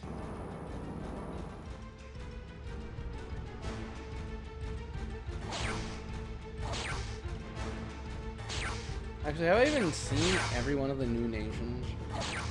There's the 3 in late age, I know at least. Cone, the Sinophilia, and the Feminie. M.A. Nidavellir, Bear, Wolf, and Crow. Scar Sacred. I want to see this. Have I not seen one? The moon has turned... Oh, no, no, no. Oh, no, no, no, no. Before the... Oh, no. Some bad omens are starting to affect. Worldwide magic +2. Unrest increased units horror marked. The moon has turned red and its magic is permeating the world. Astrologers and other wise men are most worried about these bad omens. A barbarian horde has attacked our province, so we knew this was coming. And, well, they're attacking the province of a citadel. So, not too worried. Religious misconceptions and falsehoods are spreading in Holberg. Dominion was reduced by 1. Okay. Doesn't seem that bad.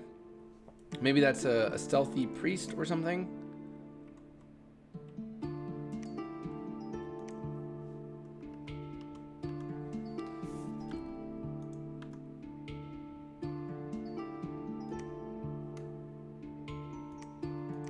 M.A. Nidavellir is a jarldom of tribal warriors. Nidavellir is a land of windswept moors and frozen mountains. This cold and inhospitable land once belonged to the Jotuns or perhaps the Vanir, but it was conquered and settled by strong and fierce men in ages past. Ever since, they have fought bitter wars with the former inhabitants of the land. Centuries of war have tempered the will and the ways of the Nidings of Nidavellir. Men as well as women are taught to fight at an early age, and failure to survive combat or the harsh climate is more prevalent than dying from disease or old age. To most Nidings, death in a bed is a failure of a life as a whole. Nidavellir is composed of 3 clans named after their totemic animals: the bear, the wolf, and the crow. The warriors of the clans adopt the battle tactics of their totem. Their clans are ruled by jarls, but it is the Sethbrenders, the clan shamans, who are the true masters of Nidavellir and the ones who perform the Nidalonging Nidbath on the sacred warriors of the Jarldom. The Nidbath are ghastly warriors who are not even stopped by death. Oh, these are the meme bros with like the many lives. The scar things. I've heard about it so briefly. Man, I'm not even gonna attempt to wrap my head around that while I'm still grappling with glamour. Should a Nidbath be killed, he rises again and continues to fight, for he has several lives. Out of necessity, the perpetual conflict with the Vanir has made the Knitting search for ways to avoid the effects of glamour in their lands. And so, the Awakening God taught their clan's shamans the art of the Seath and how to scry their lands for that which cannot be seen. So you have the effect of Arskafali of scrying accurate and automatic military reports. Partial cold resistance prefers cold scale 2. Okay. Stealthy raiding infantry, berserking infantry, semi-immortal sacreds. The Nidbath. The Nidbath Nidlaglade are ghastly warriors who are not even stopped by death. In a horrible ritual administered by the Sethbrendas, a clan champion is bathed in the black water of the Nidiketel. During this ritual, his fellow warriors cut deep wounds in his flesh before taking their own lives. Scarred by both the loss of his friends and the cuts in his flesh, the Nidbath undergoes a gruesome transformation. His flesh turns white, while his scars and eyes turn black as the night. Each scar on his body represents the strength and the death of a friend. If the Nidbath is killed, one of his scars turns red, and he rises again. Unkillable, as long as his friend's deaths hold him alive.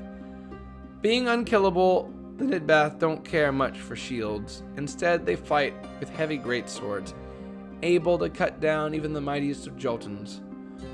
The success of the Nidblunging is dependent on the might of the god, and the number of scar souls equals half the dominion score of the province. What's your dominion score, Boogie?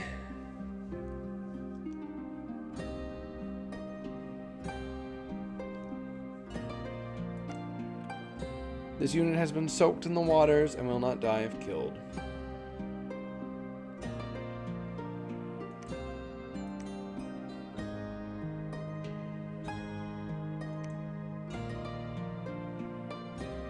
Would you go with a high one? You must, right? So you can recruit lots of them. That must only be in the cap, yeah?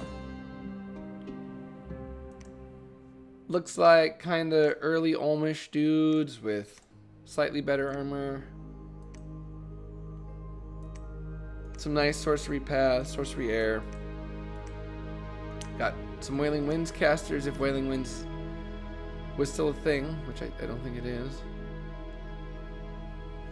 Oh, this one has far more comeback from the lives, huh? Would-be Nidhairs are prominent tribal champions, and great lengths are taken by Sithbinders to make the Nidgulling strong, and a greater number of friends will sacrifice themselves during the ritual. The number of scar souls equals the full dominion score of the province. Yeah, it's 100 on the commander and 50 on the normies.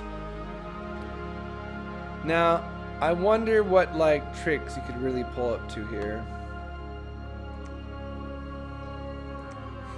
There must be something. Like, if you were to empower this dude and give him some magic paths.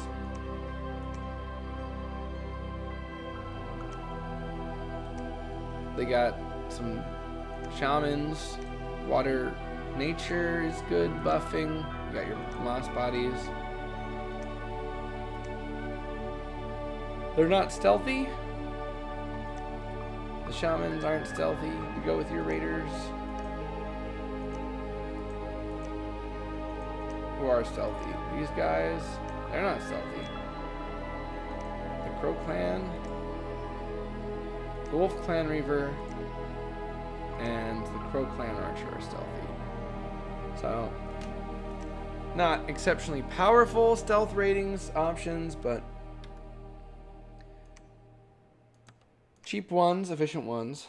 Morning, or as I like to call it, Eternal Twilight.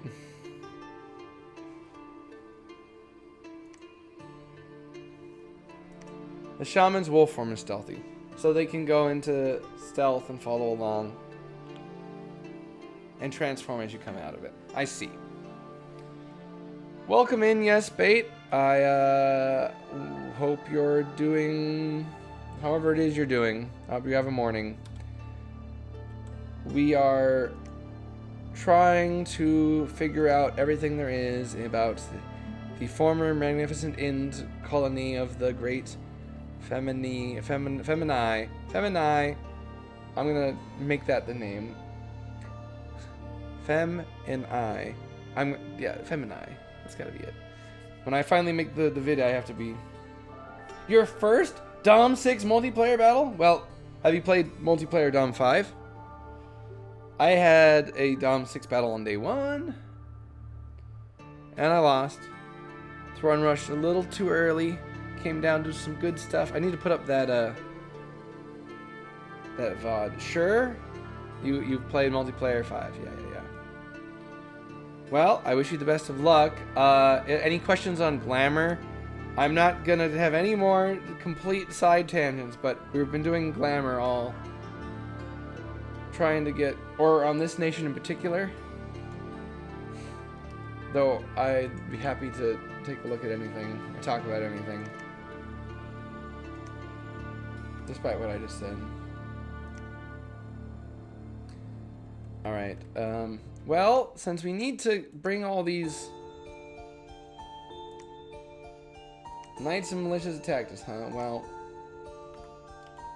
we need to take all these summer lions over to the throne anyway. We'll slap them on this mage. We'll give her the veil of Gossamer and cloak of invisibility. They won't even see her on the back lines out here. What are spells she can cast with her amazing enchantment? Combat spell, range 15, area effect 5. Ember checks resist the bewilderment. That means no strike, and the next will be a random one. Warriors of the Dawn. A large group of soldiers are wreathed in fiery splendor. Okay, so this is definitely going to be one of the combat spells I mentioned as like a good one. You can have a 20 plus AoE Awe after you make one of the veils. That would be pretty good. And I had used Awe as a bless in my multiplayer game that I had done, and I could have replaced it with Warriors of the Dawn. I'm making a guide when I'm done with this. Notable spells.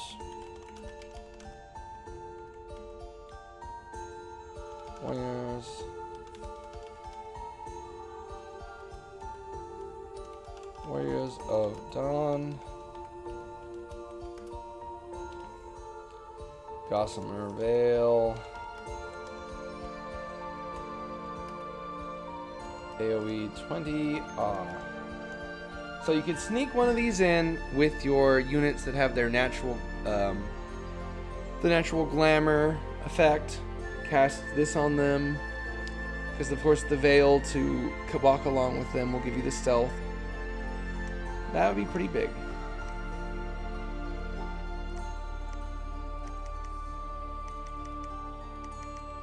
We'll give her Fire and Awe.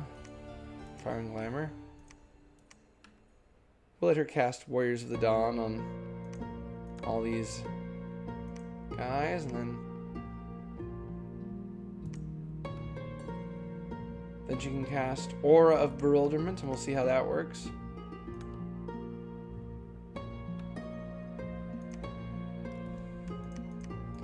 And we won't just send her out to be the only mage on the field, and so that the lions die when she gets hit by an unlucky arrow.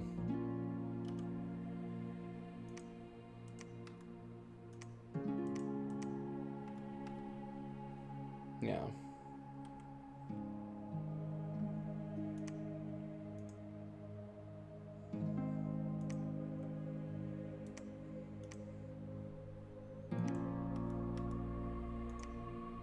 Where's magic item? The Eye of the Oracle. We will make the Eye of the Oracle. I wonder what magic items are yearning. there a place where we can see what artifacts are yearning?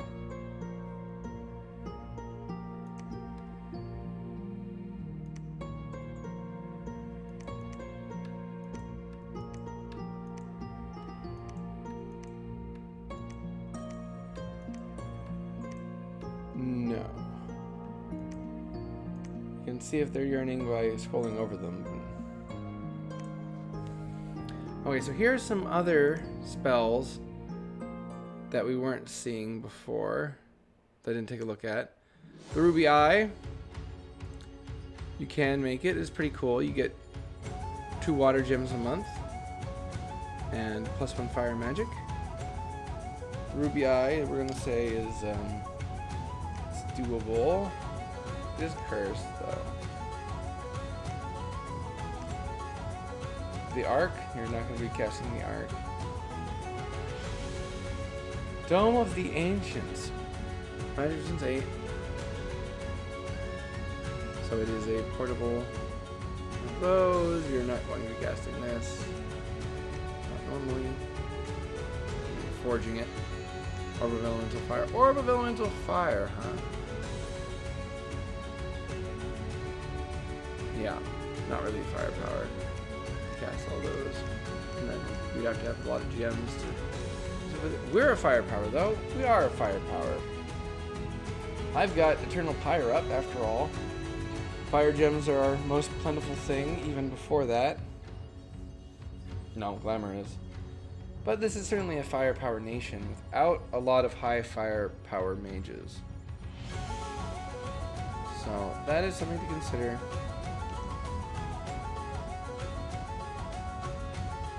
I'll add that to the booster section. Good fire, but not high fire. You can use boosters.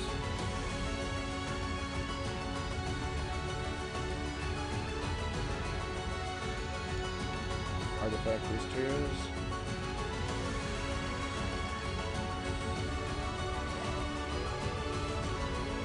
You could theoretically get up enough to cast Eternal Pyre, but having to divert your way.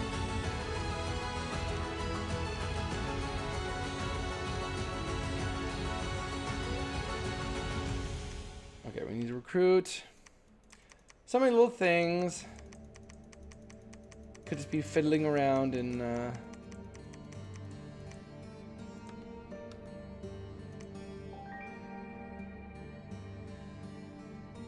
come on, Spectre.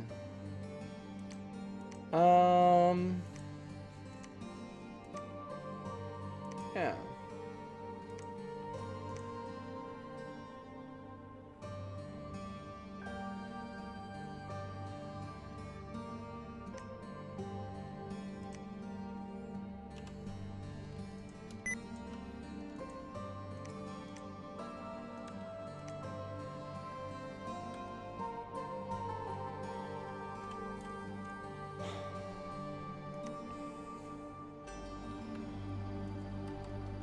I am greatly fatigued, but we are going to finish up this game.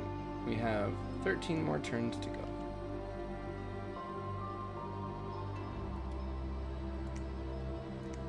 I guess we'll just pull back in here until we hopefully can wait for him to make a mistake and attack into us.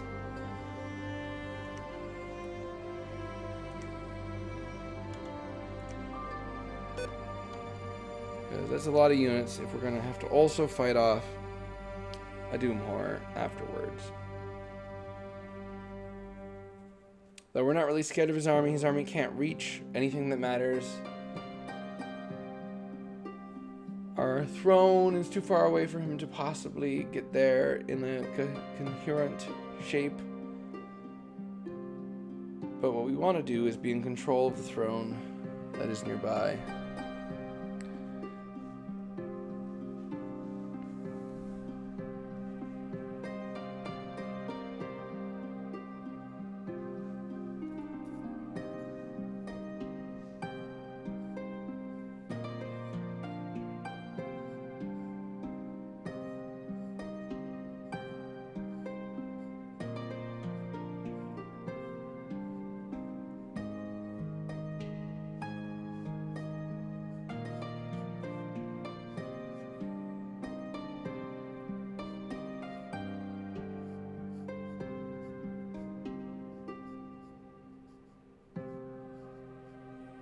Alright, we cast some Summon Lions. There was a battle in Nama. Clearing these people up. Okay, so Warriors of the Dawn. Gives them all Awe. Awe 2? Did they already have Awe 1? No. They couldn't have already had it. I think we're actually weaker now because it's winter.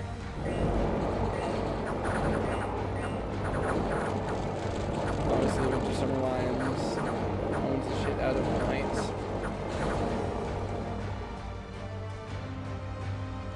And they don't mind being in the line when fire magic comes down. And their magic resistance is high, they're not going to fall for believing things. We actually lost some. They don't really have protection. They're not unkillable, it just is the odds eventually. Personal misform, kill all of these dumb little merfolk. Tritons. Get out of here, you. Shockwave. Shock. Racking up the experience stars. 418 kills.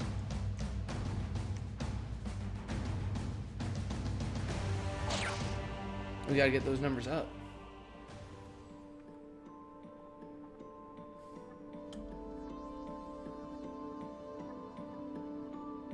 All our patrolling units are now finding things to actually kill.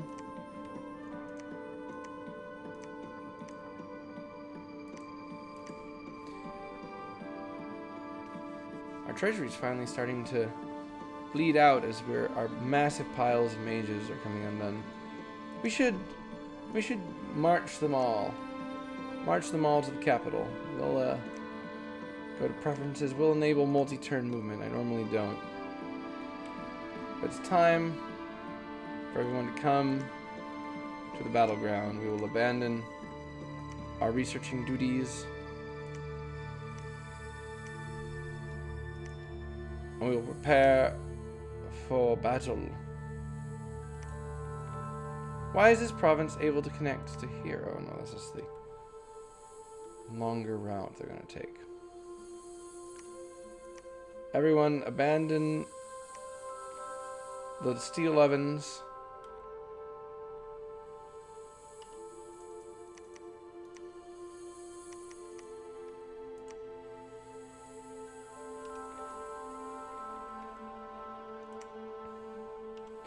And I guess we will simply stop recruiting.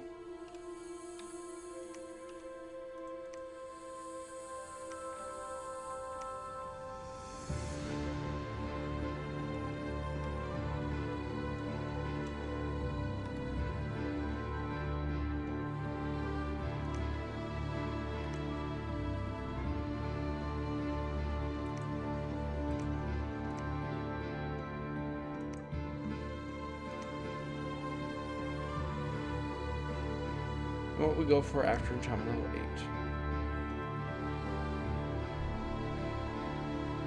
8. I know we want the mind blank spell. Where is the mind blank spell? And can we use it?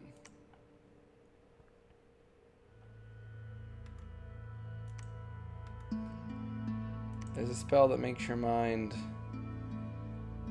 blank. It's in Thumb 5. Okay.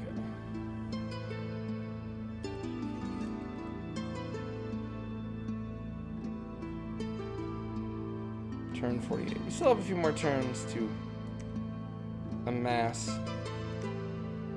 underwater units.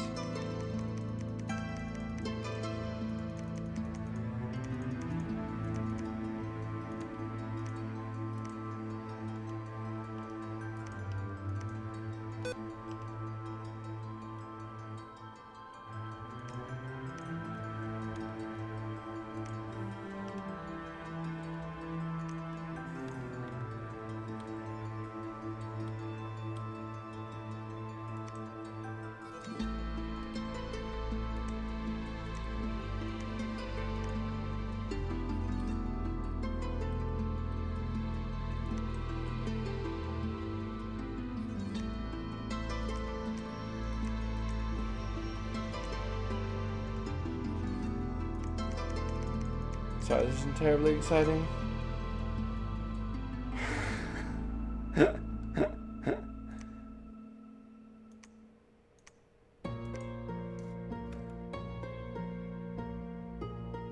Yes.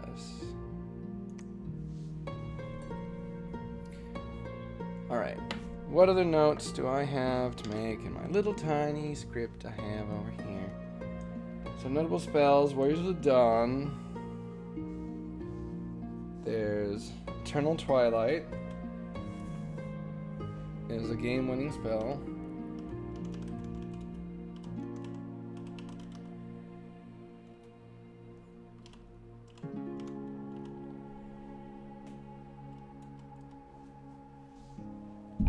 If you could keep it up.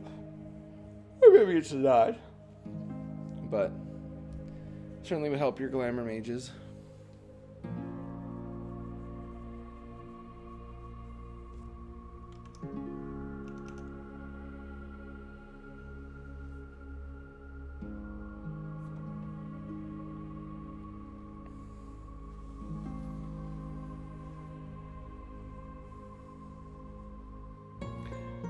How are the... I wonder how the Nidavanger... I guess they could use like the death explosion bless a lot of times. I mean, it's such a mean bless.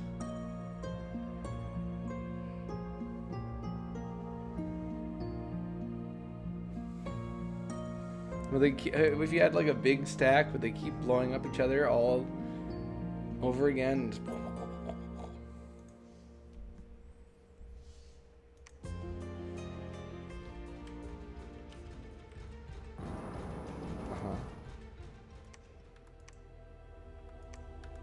A deadly yellow mold grew in the food storage used by the militia. The mold has been cleansed now, but not before some militiamen got seriously sick.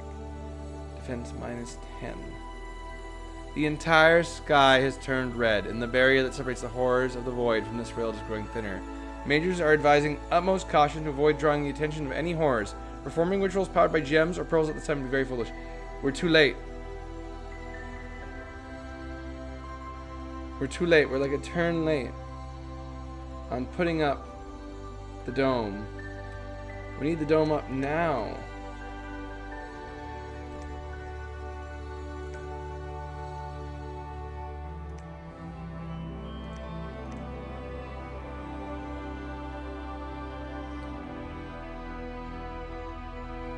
The Void Pattern Labyrinth. So what we need is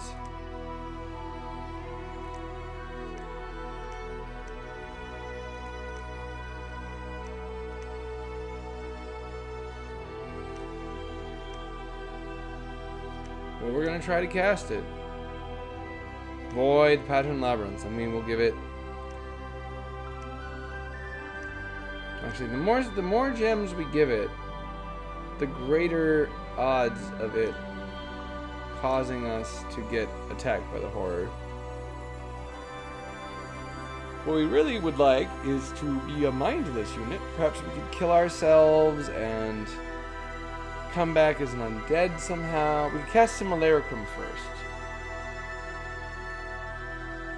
That might get us killed as well.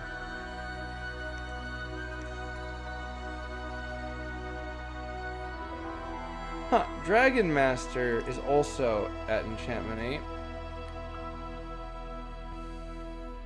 We'll put that down in our relevant thing. Enchantment 8 says you might already be going Enchantment 8.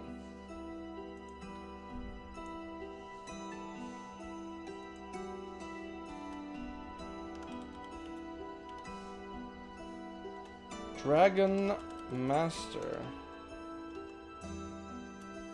And then you can summon Fire Drakes if you make a Flame Booster.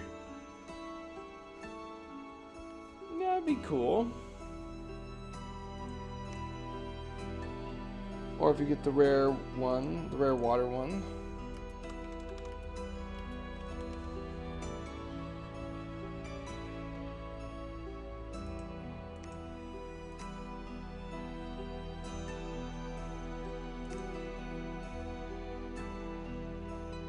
Fata Morgana is Clamor now. Very cool, very cool. Provides, is it still just as absolutely awful? Province Defense +1, +2 Warrior Illusions, Archer Illusion, and a Knight at +20. It's not very good. Minus 10 per turn.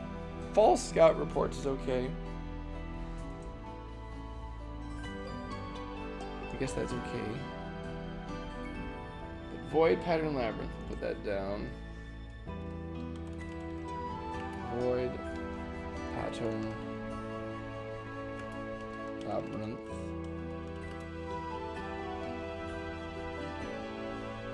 And I think it is...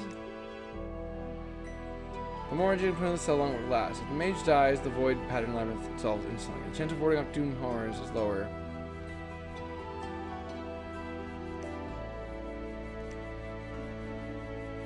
Well, we're going to attempt it.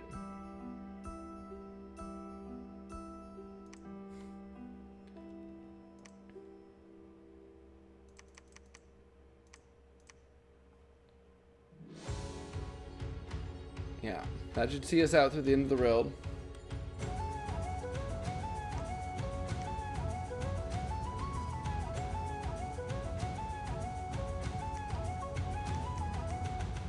Even casting turn 49.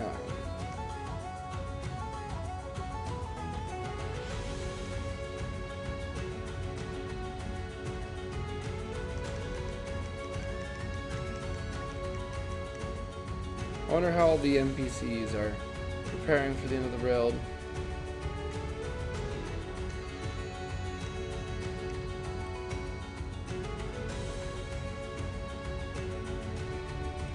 What would you do? You know the blood moon was coming. The omens were saying that, you know, the time is nigh.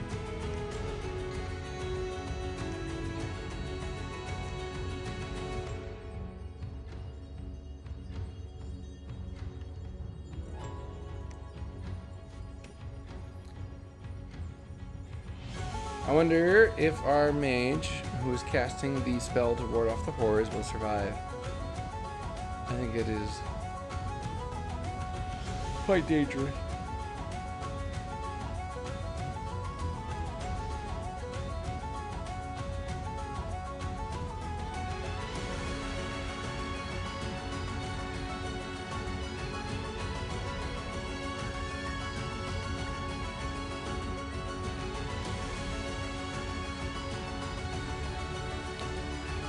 Mega water gems, or water boosters, water rings. Go take the throne, and a few mages with the god. I have the chaff for the underwater fight.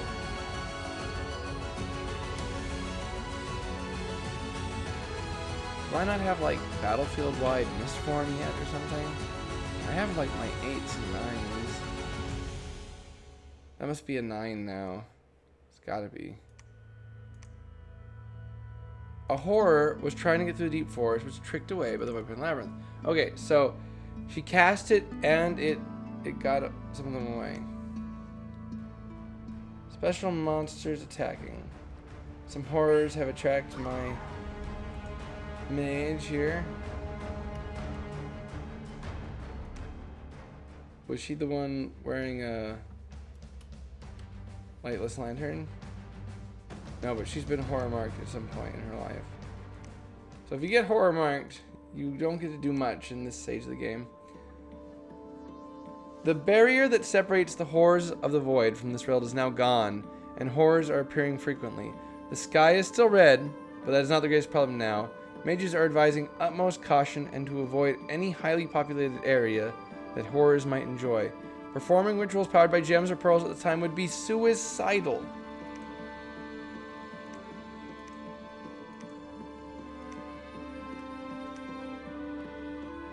Well, it may be suicide, but okay, that means our god, we have to get our god to, okay, we're going to attack this province We do not know what's in there. Mind Lords.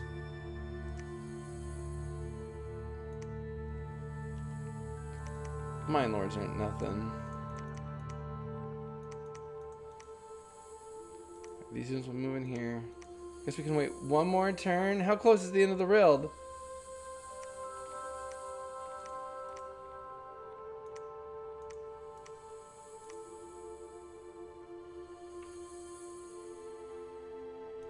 We can go here to our abandoned laboratory, pick up the items we want, and move into the fight. Now, we're going to prepare items, even if it risks our lives to do so, that will help the god. Quickness. Quickness on a pair of boots would be what we need. We need that. We need that. Did we ever make a water booster? We never did. We never did make a water booster. Alright, someone's got to do it. We got to make a water booster. We got to make boots of quickness. It doesn't matter if you die. Let's be real. It doesn't matter if you die. Alright, boots of quickness will be on our god's ideal kit. That'll be our boots. The eye is going to go into one of these slots. For our weapon, I think we need a moonblade.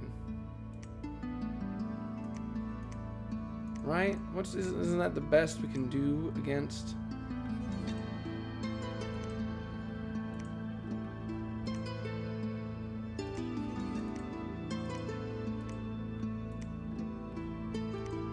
Against these kind of things.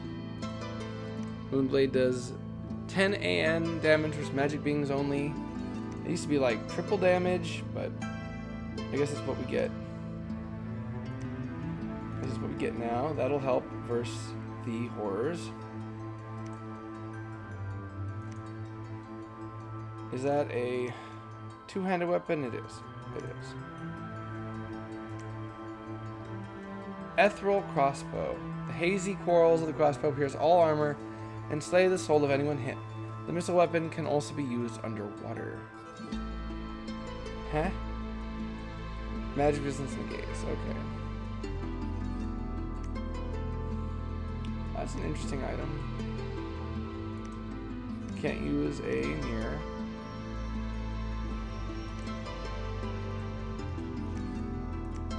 Don't have the pass for those crowns. Flame helmet.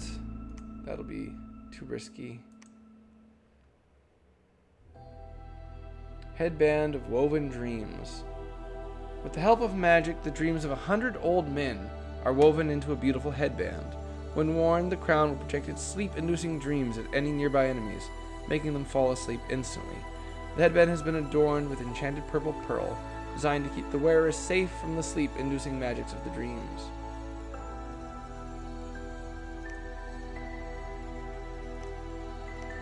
Interesting.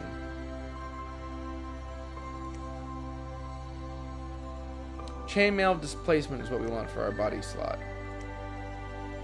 The +3 defense will stack very well with quickness, and the added HP is also acceptable. Okay, so that's what we're making in that slot.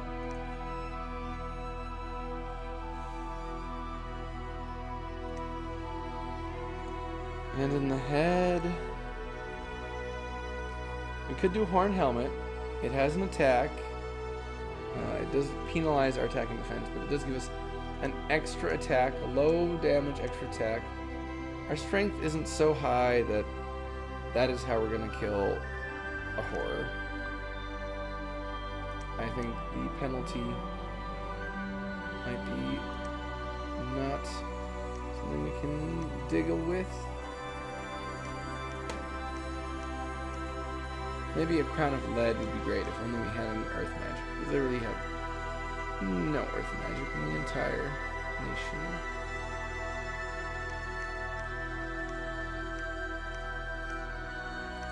Could make the armor of virtue, but that will not help us. That will not save us.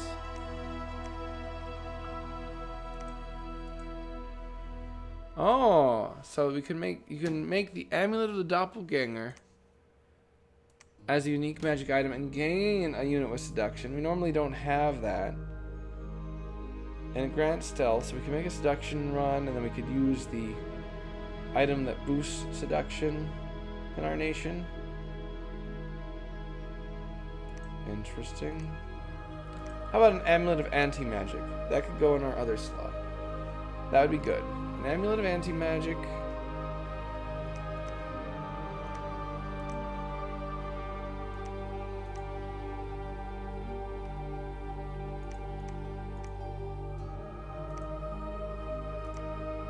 Amulet of anti-magic. We'll have the eye. We'll have boots of quickness. We'll have the armor of displacement to give us defense.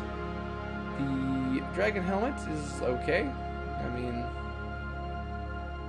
it's just a helmet. We don't seem to have the right magical paths for good helmets.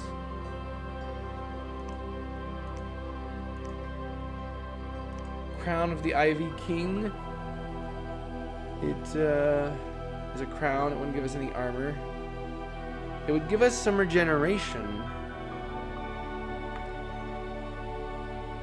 So if they're attacking us with stuff that isn't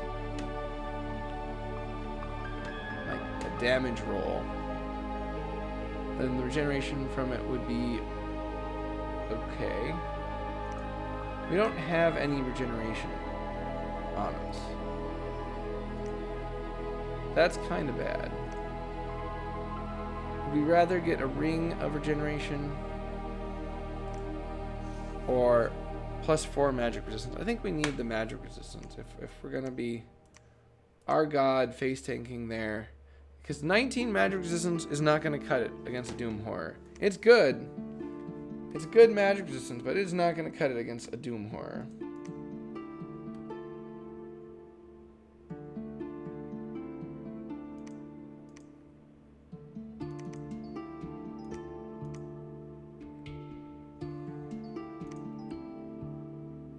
So this is the one who has the spell up in the province. I don't even want her researching, to be honest. Can we rename her? Maze.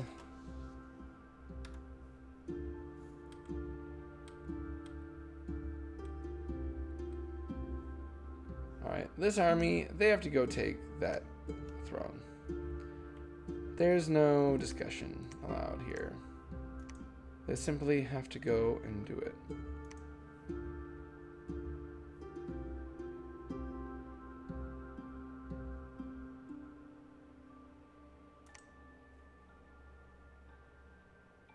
I wonder if heart finding can work on Doom Horrors. I somehow think it can't work on Doom Horrors.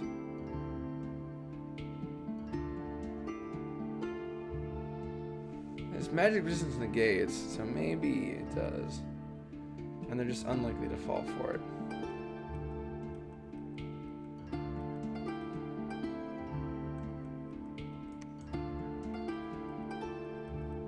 And what are we researching? What other spells do we need to cast?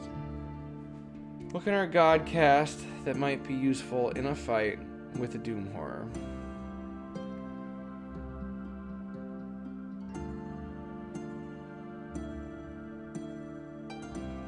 So we could do Wrathful Skies.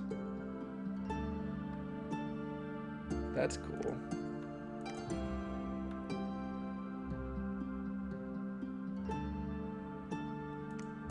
Lightning Field, a level 9 evocation spell.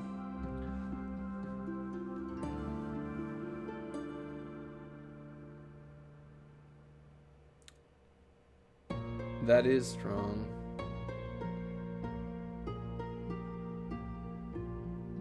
Chain Lightning, perhaps. I'm negating 20.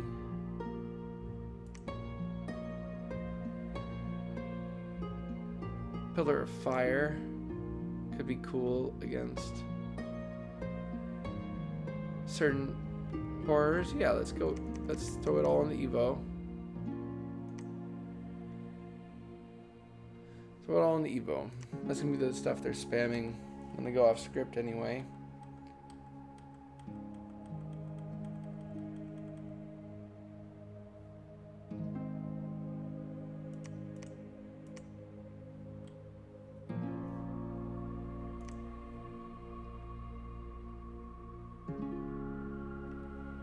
We have enough time. Maybe we should just set all the mages here to...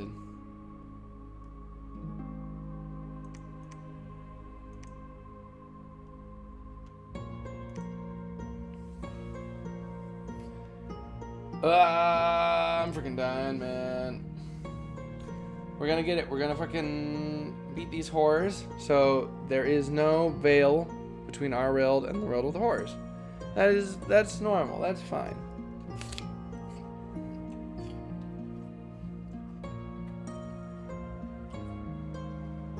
Our units are the veiled ones. We have our own veils.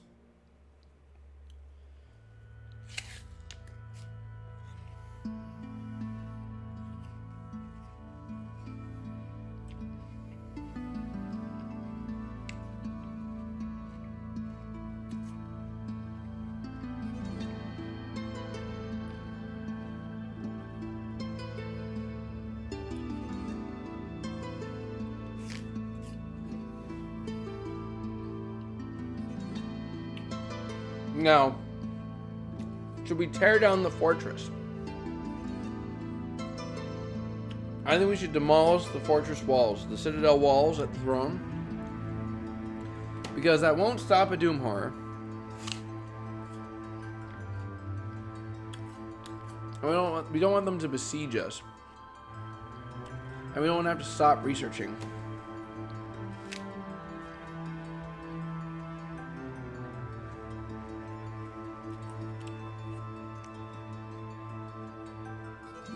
A horror was tricked.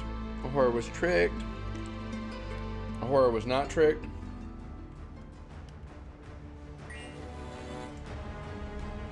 So, they were horror marked by something, so not much.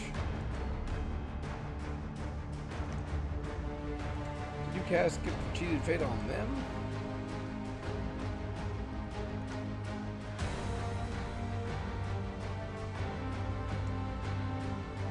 The Mind Slime Horror. Oh no. The slime that attacked us is just an Astral 5. Oh no. That is so powerful.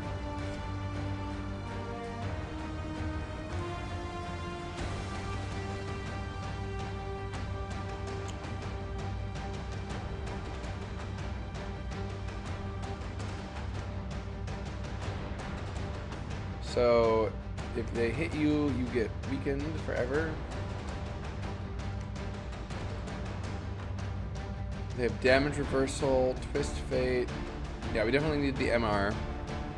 Mind slime.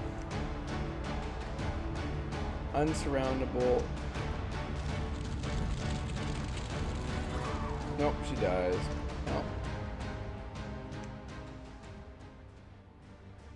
Oh, the mind horror assassinates you in the bar. That's just low, man. You're in the bar and a mind horror. Ooh, hit him with a fireball.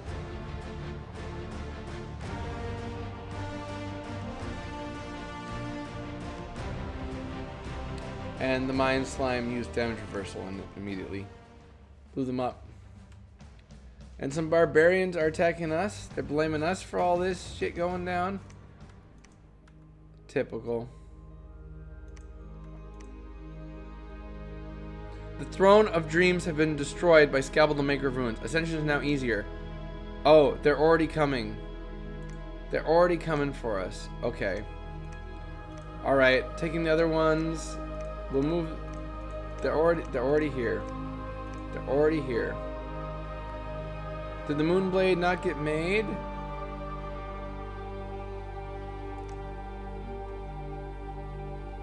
Did the Moonblade not get made?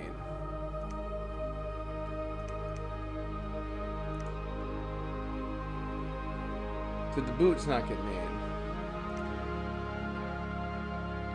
The boots did not get made. Or we were making a water bracelet to be able to make the boots, and that did not get made? Oh. Well. Somebody has got to make it.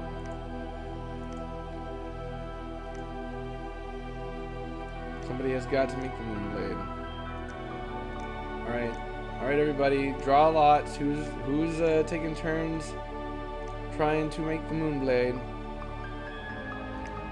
Anyone with water? You all must make a roll on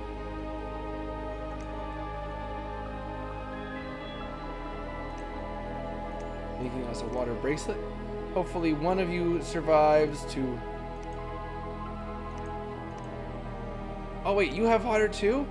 You can just roll on it? Okay. You get to try to make the boots of... You know how rare you are, Water 2? We would have loved to have used you for other things, but you're gonna attempt to make the boots of quickness. And they're...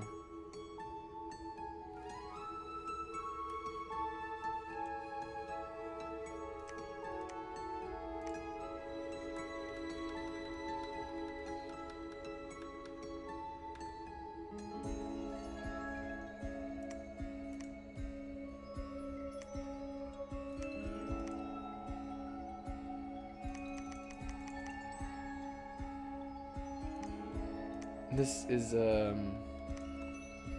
it's doing that thing where you clicked them to do something once and now they all want to do it. Okay. Forge boots of quickness. God will fly back here. I think we will. We'll tear down. We'll demolish the fort. We'll demolish the fort this turn. That way we can all be researching. And also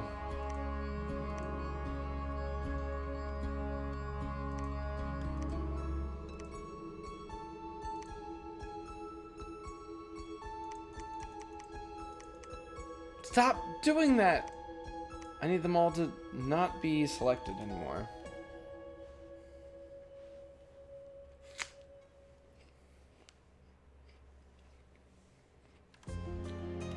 Select, deselect. Okay, that cured them of it. Selecting them all and then deselecting them all.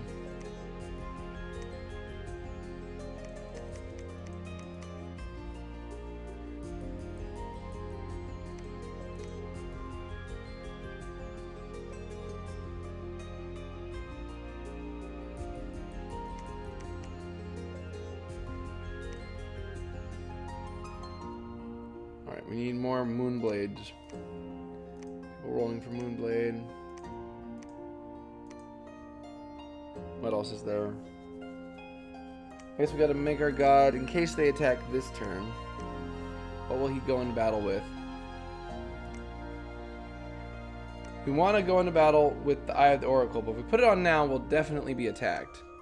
Because it's tainted. Though, even if we get attacked, right, we'll win. Right, we're not a chump. Even though we don't have our full kit on.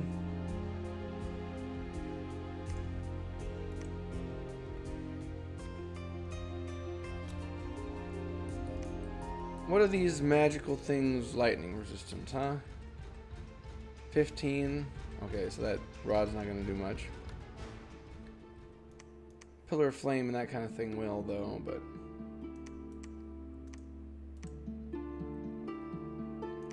Heart-finding sword, I guess.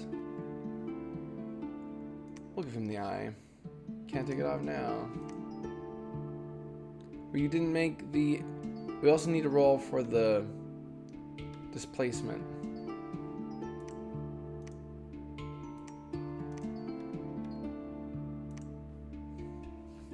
The armor of displacement. We want to make one of those.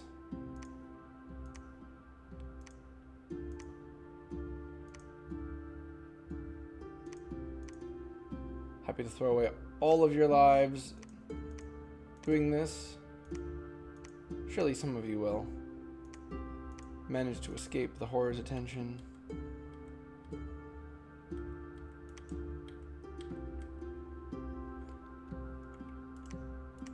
You, fish people, hold off, I guess.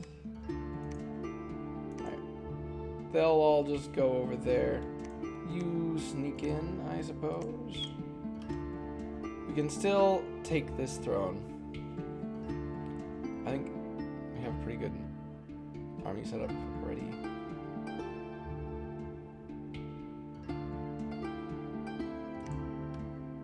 She can't just cast Hail of Burning Embers, can she? Oh yeah, just by using more gems.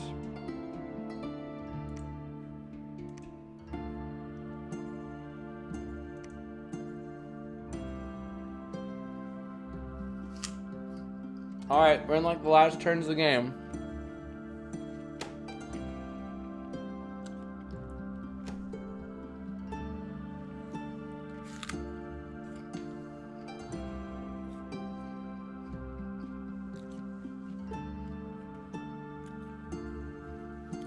The thrones are starting to be destroyed.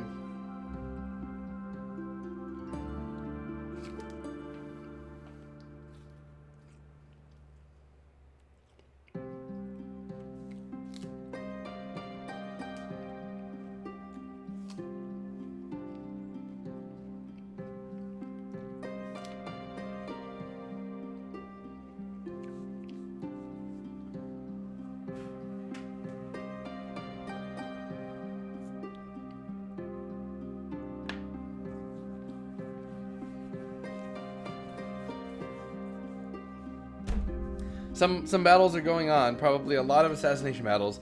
It's taking a long time to resolve this turn. Oh, we could almost. The aim is almost over. Any turn now. If our throne gets destroyed, then it's over for us.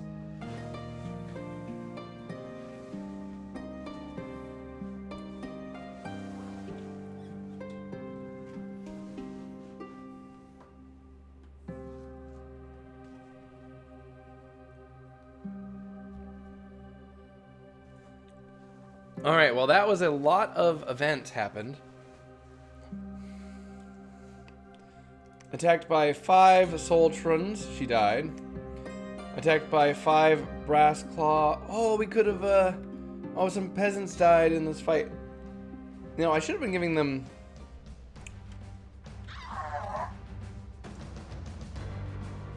a female commoner. She's probably tired and just wants to finish her meal. And here comes the Brass Claw Horrors.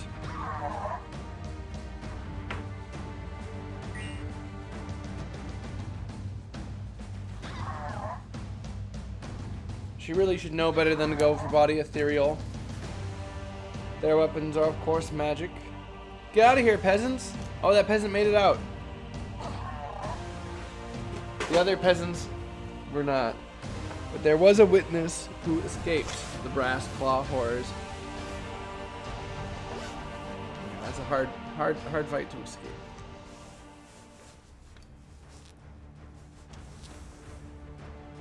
What are these things? Tainted soul. A soul that has been destroyed by a horror of the void will sometimes manifest as a sickly red blaze, reminiscent of a corpse candle or will-o-wisp. These tainted souls sometimes appear in great numbers in strange and twisted orchards.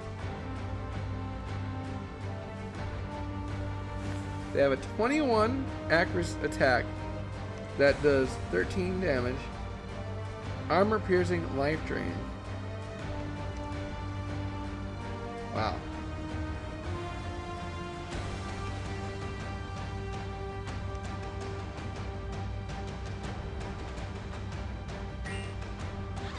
I don't know if our god could beat that. Just these random soul things. A horror was tricked. So one thing was gotten off. Oh, that horror got them immediately. A horror was tricked. Oh, no. What are these? Horror mantises?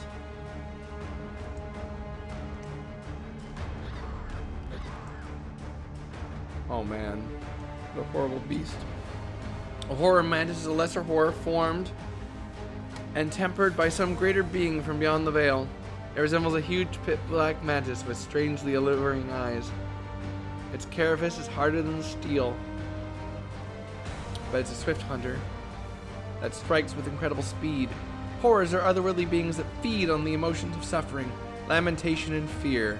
They have strangely distorted perceptions and will primarily attack creatures previously marked by astral magic. Horrors sometimes appear in highly magical countries to protect people who have been marked by evil. I'm almost done with the game, Dempa. We're in like the last freaking turns. Okay, look, all these sorceresses have been attacked by horrors, and we're getting through it. Prudence hasn't been attacked by a horror. There was a battle in the deep forest. Oh, what's this? Oh no, here it is, the Doom Horror. And we did not have time to get our Moonblade off. Okay, it's gone.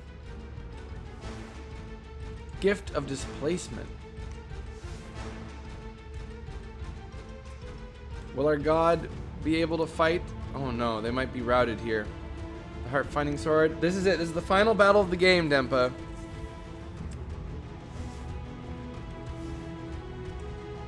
There she is. Herver, the Abomination of Desolation.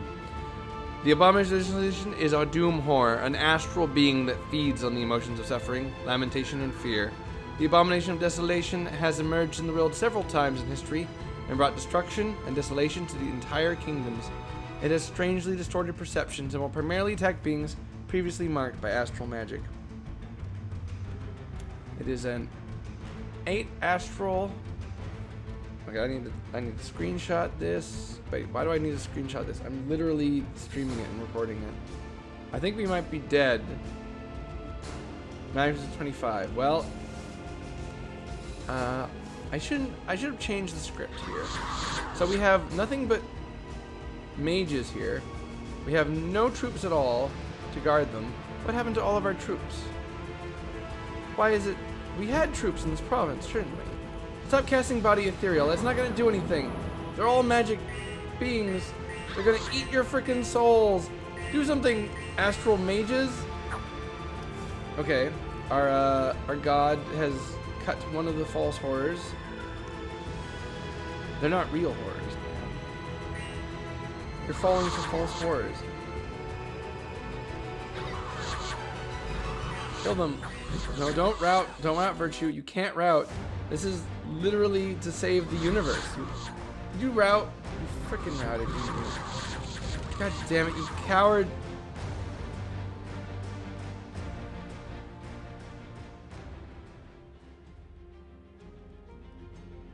Well, they enslaved one of our god escaped. Woo.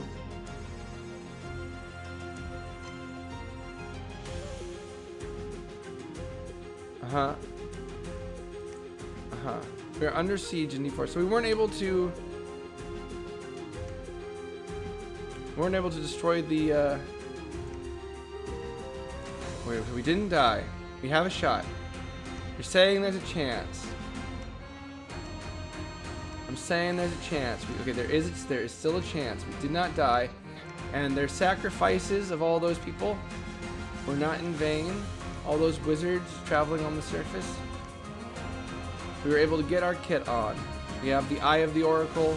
We have our anti-magic amulet now. We have our boots of quickness, our chainmail of displacement, our dragon helmet, our moon blade. We have taken an injury. We've lost an eye. Oh, that's so we could put in the Eye of the Oracle. We can see the future. We are going to kill them. We must break siege by ourselves. No one else can help us now. Or could they? They might be able to help us. Is there any one of them who can cast a buff that's any use? Oh, I know who can cast a buff. We do have evocation. We do have the evocation necessary. We do have 6. We could have people send project self. Project self work on breaking a siege. Well, we might as well try it. There's nothing else this unit will ever be able to do that's useful again in the game. So they'll project self here to deep forest and try to attack them. None of that stuff matters. The only thing that matters is what spells they're going to cast.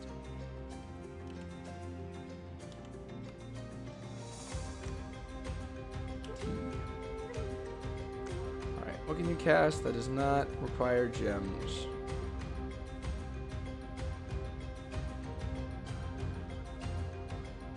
You could put blur on them, that's not going to do anything. You could summon some illusory things. Won't do anything, but it could slow down. Could distract them.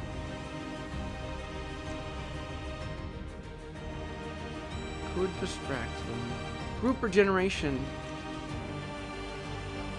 Group regeneration. That is exactly what we need. It's exactly what we need. We needed that exactly. Okay, we'll go in the bottom right corner. I can't believe it. That's exactly the kind of thing we needed. We don't need personal misform. That's not going to do anything against them.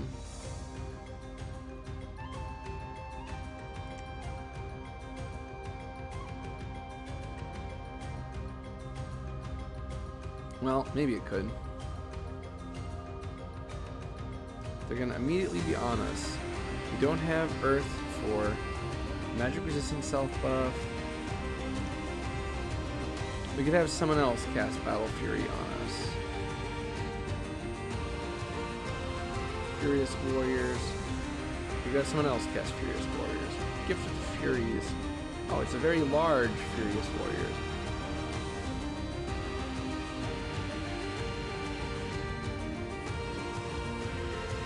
Alright. None of these things. I think Personal Mercifar might actually be the one spell that has any effect in this fight.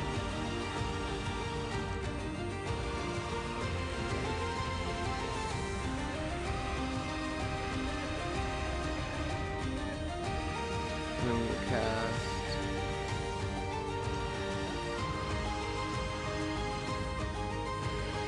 I don't know. Cold resistance? No. Falling Fires, Flame Eruption. Flame Eruption, that'll be it. Alright, and we'll be in the far back right, and we will have a mage break out with us, and they will cast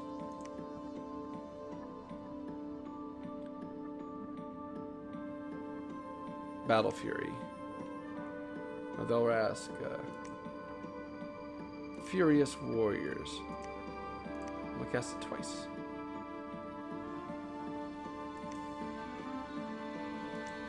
Ooh, we don't have...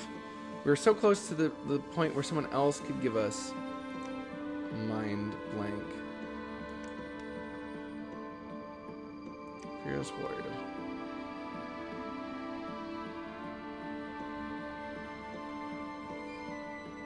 Ooh, and we have all these ethereal lions.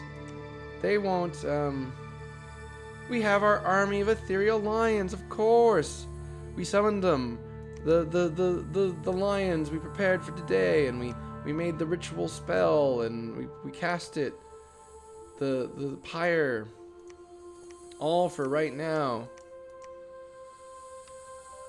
All for this very moment where mindless units will come in. This is it. We can break siege. We can win. Do get it twisted. This is the moment.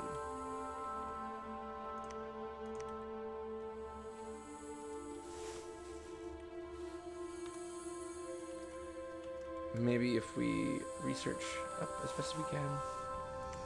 Oh, and we did take this throne, so we can we'll claim the Throne of Ascension here. I didn't even watch that battle. Let's give it the pomp it deserves.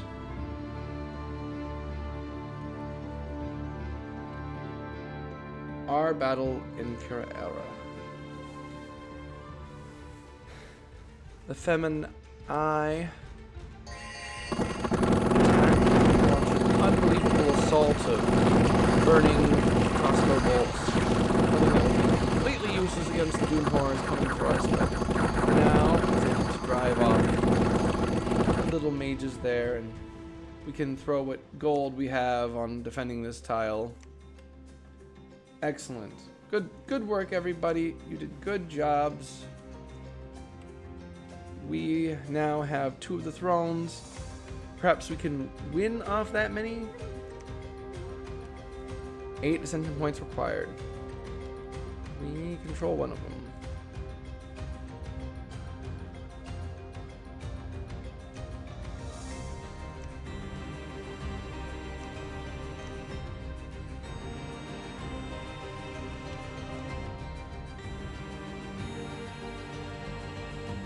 That casting of the maze spell is the only reason we are able to pull this stuff off. If you can call what we've done so far pulling anything off.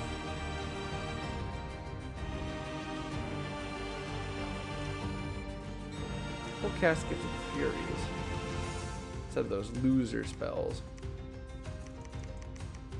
We have so many gems. We couldn't even empower right now. It would just... I thought we would have more time, because the Ascension is set to happen on turn 60.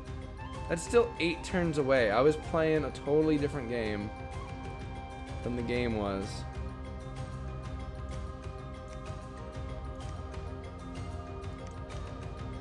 Alright, let's see if we can break out. Can we do it? Can we break out and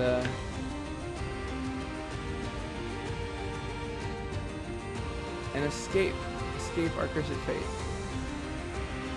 Can we save the Rill? Can we turn them back, the Doom Horrors? Can we do it?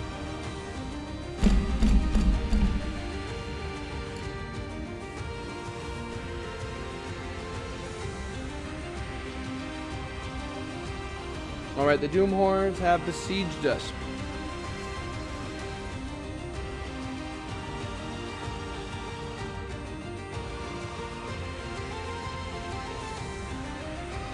I think they have a chance of like destroying the throne, even on this side of the fort.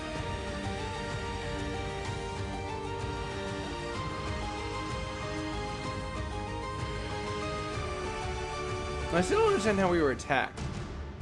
Anyway. Mina, the Unseen One, has claimed the inner throne in the name of Prudence, patron of farmers, feeder of... Let's cast Project Self. Now, I actually don't know if casting that Project Self will actually do anything.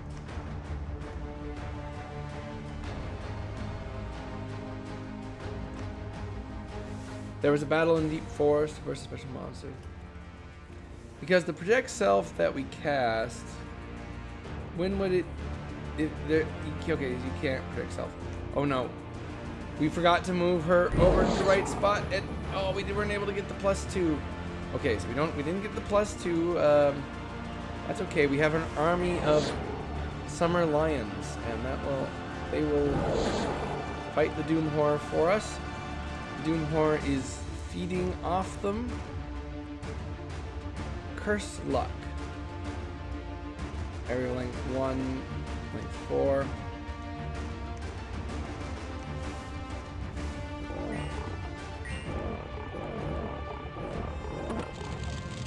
Alright, we're casting Flame Eruption. Doom Horrors are surrounded. Surely all of these lions can do something. He's ethereal, he's floating, he's displaced, he's spirit form. He's got Void Sanity. He's unsurroundable 5, but that doesn't mean he's completely unsurroundable. He's getting harassed down like crazy. The little horrors are coming in. Are these spawning as the battle goes on?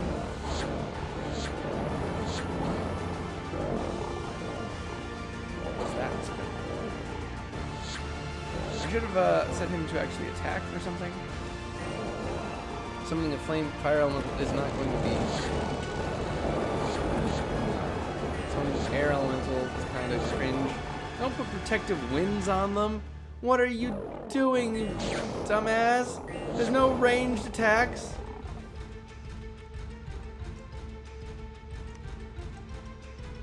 You're fatiguing yourself out doing what?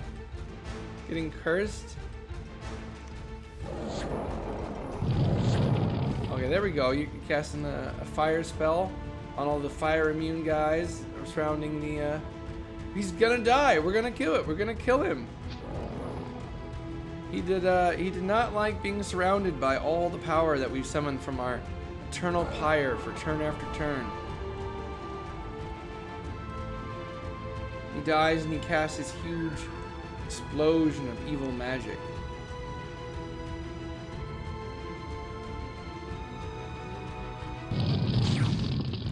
They're all running down the battlefield. What has happened? Is he alive still?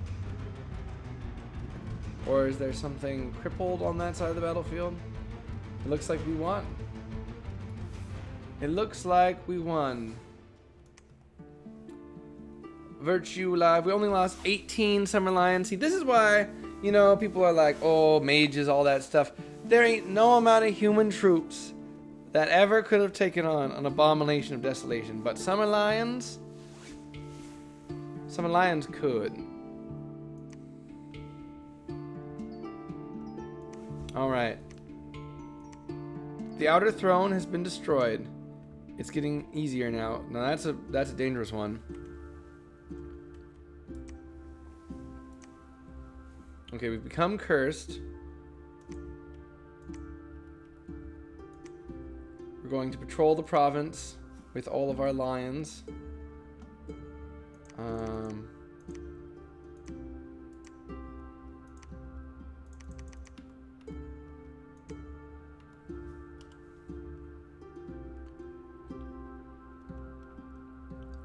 We have a nature mage. Let's see if can they cast regeneration. Is there any nature spell that they can cast that will give us regeneration?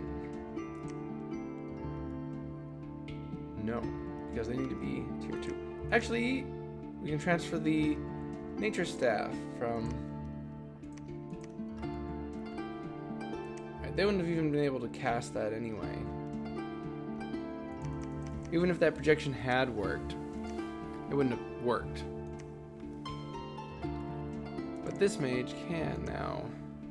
They're gonna patrol along with our god, and we will be on duty looking for other powerful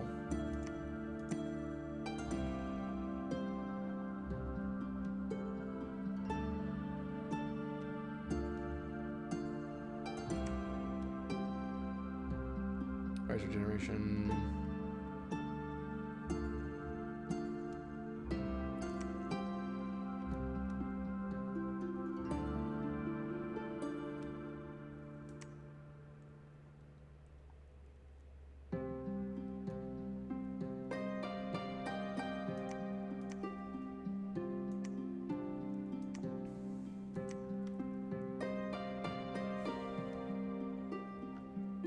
The all roll will never get rolled, right? They would never in a million years fail an all roll. A bunch of demons. Having one that casts the plus to Furious Warriors, right? Or Gifts of the Furies. Furious Warriors.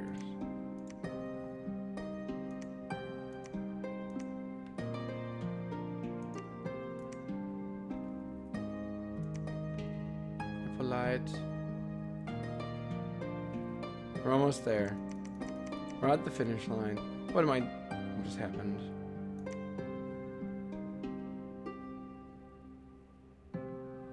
Better not have been someone we needed to be patrolling. It was. So, I'm glad I scrolled down.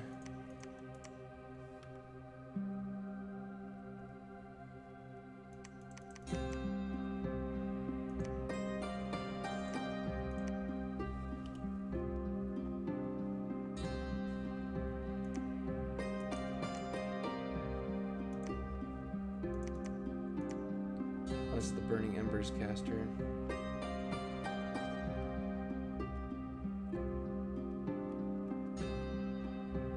Furious Warrior. Furious Warrior. Cast. Okay.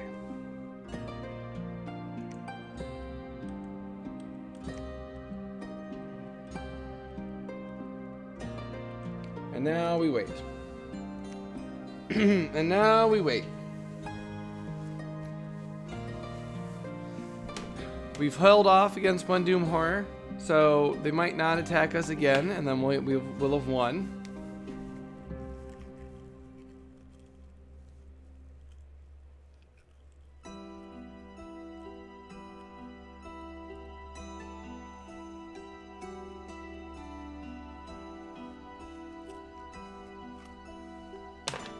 And then I'll get to go to bed. Oh, how glorious that would be, wouldn't it? Wouldn't just. But what if I wanted to play another game? I do want to do that Pythium build.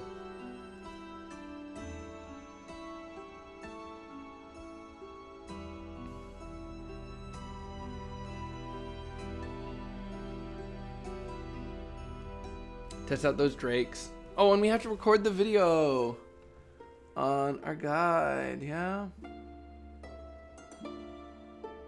Deep Forest was suddenly attacked by the abomination of... Wait, is this the same one we just beat? It is the same one we just beat. With even more... Where's our troops? Wait. So he displaced us? No, we're on the right, because he's the attacker here. Okay, regeneration. Did you not cast... You just cast group regeneration? Who were you casting it on? Did you cast it on these lions? No, you're supposed to cast it on God. G-O-D? Prudence, the god of your nation, who's defending you right now against all these things with 22 attack skill, 29 defense skill, quickened. You know, they were who you were supposed to regeneration on, okay? Not. Did I remember to change them to attack? I think I haven't. They're now like casting those dumb spells again. Okay. Now, they'll definitely get the melee, right? I want to see my god kick your ass. Alright, he's routed. He's routed. He's fatigued. She's fatigued. She's stunned. Limp, lost an eye, lost an arm, dropped the Moonblade.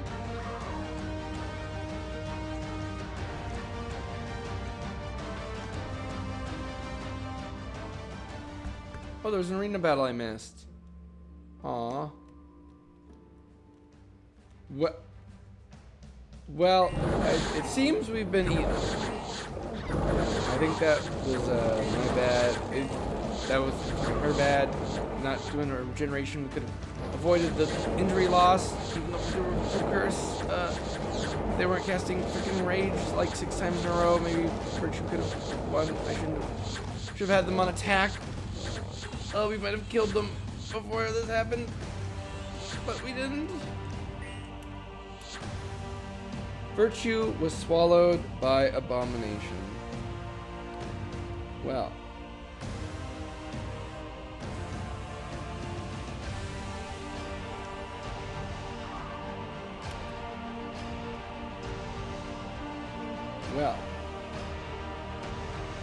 Well. Thank you everyone for coming. We might still technically win because we have a throne claimed and the other thrones are being destroyed. But I'm just gonna click in turn a bunch of times and see if it rolls that as the outcome.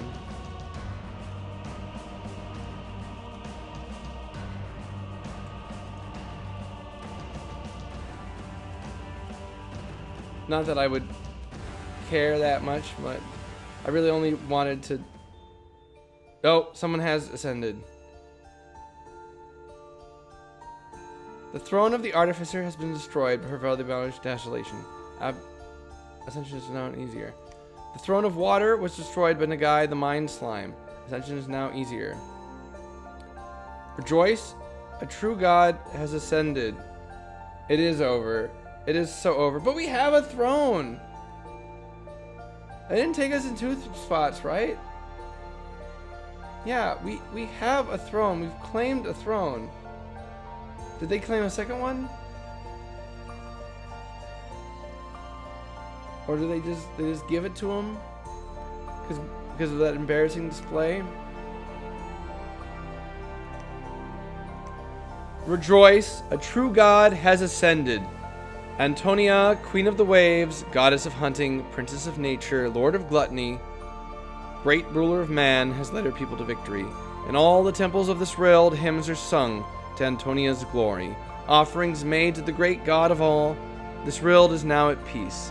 One being rules supreme and has banished the false pretenders to places of darkness and eternal suffering.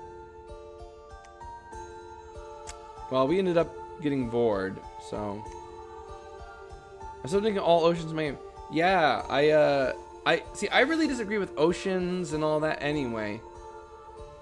Well, thank you all for coming. Let us look at the one last. We will view the history of the world. I were a pretender after all. So here's our spread.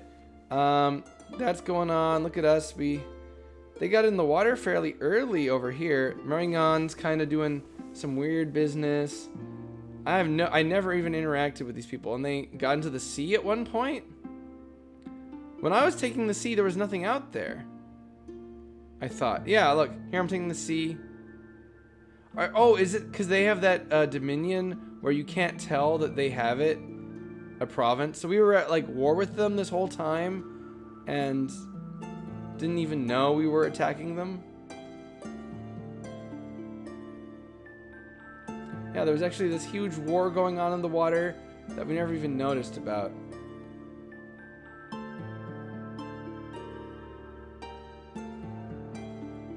Interesting to see. At least we killed Maringon. Alright. Well, so we learned some things about glamour. The maze thing, that was pretty cool. They have the many.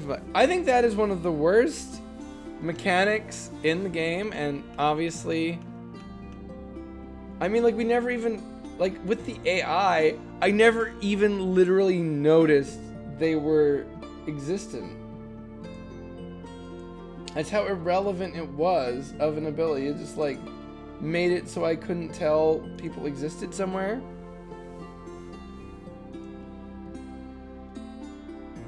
I just don't get it. I just don't get it.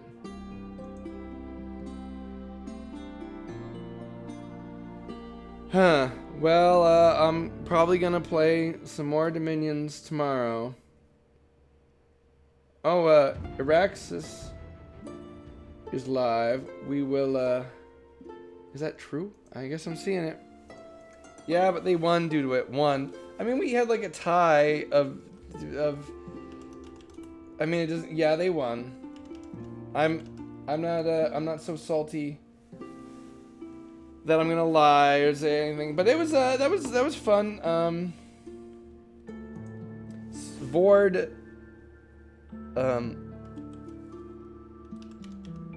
Vord by a Doom horror raid.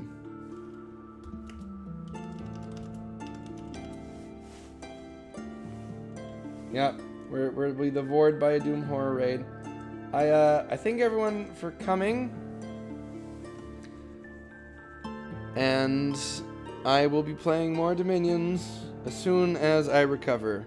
How my throat recovered? Well, that's my secret.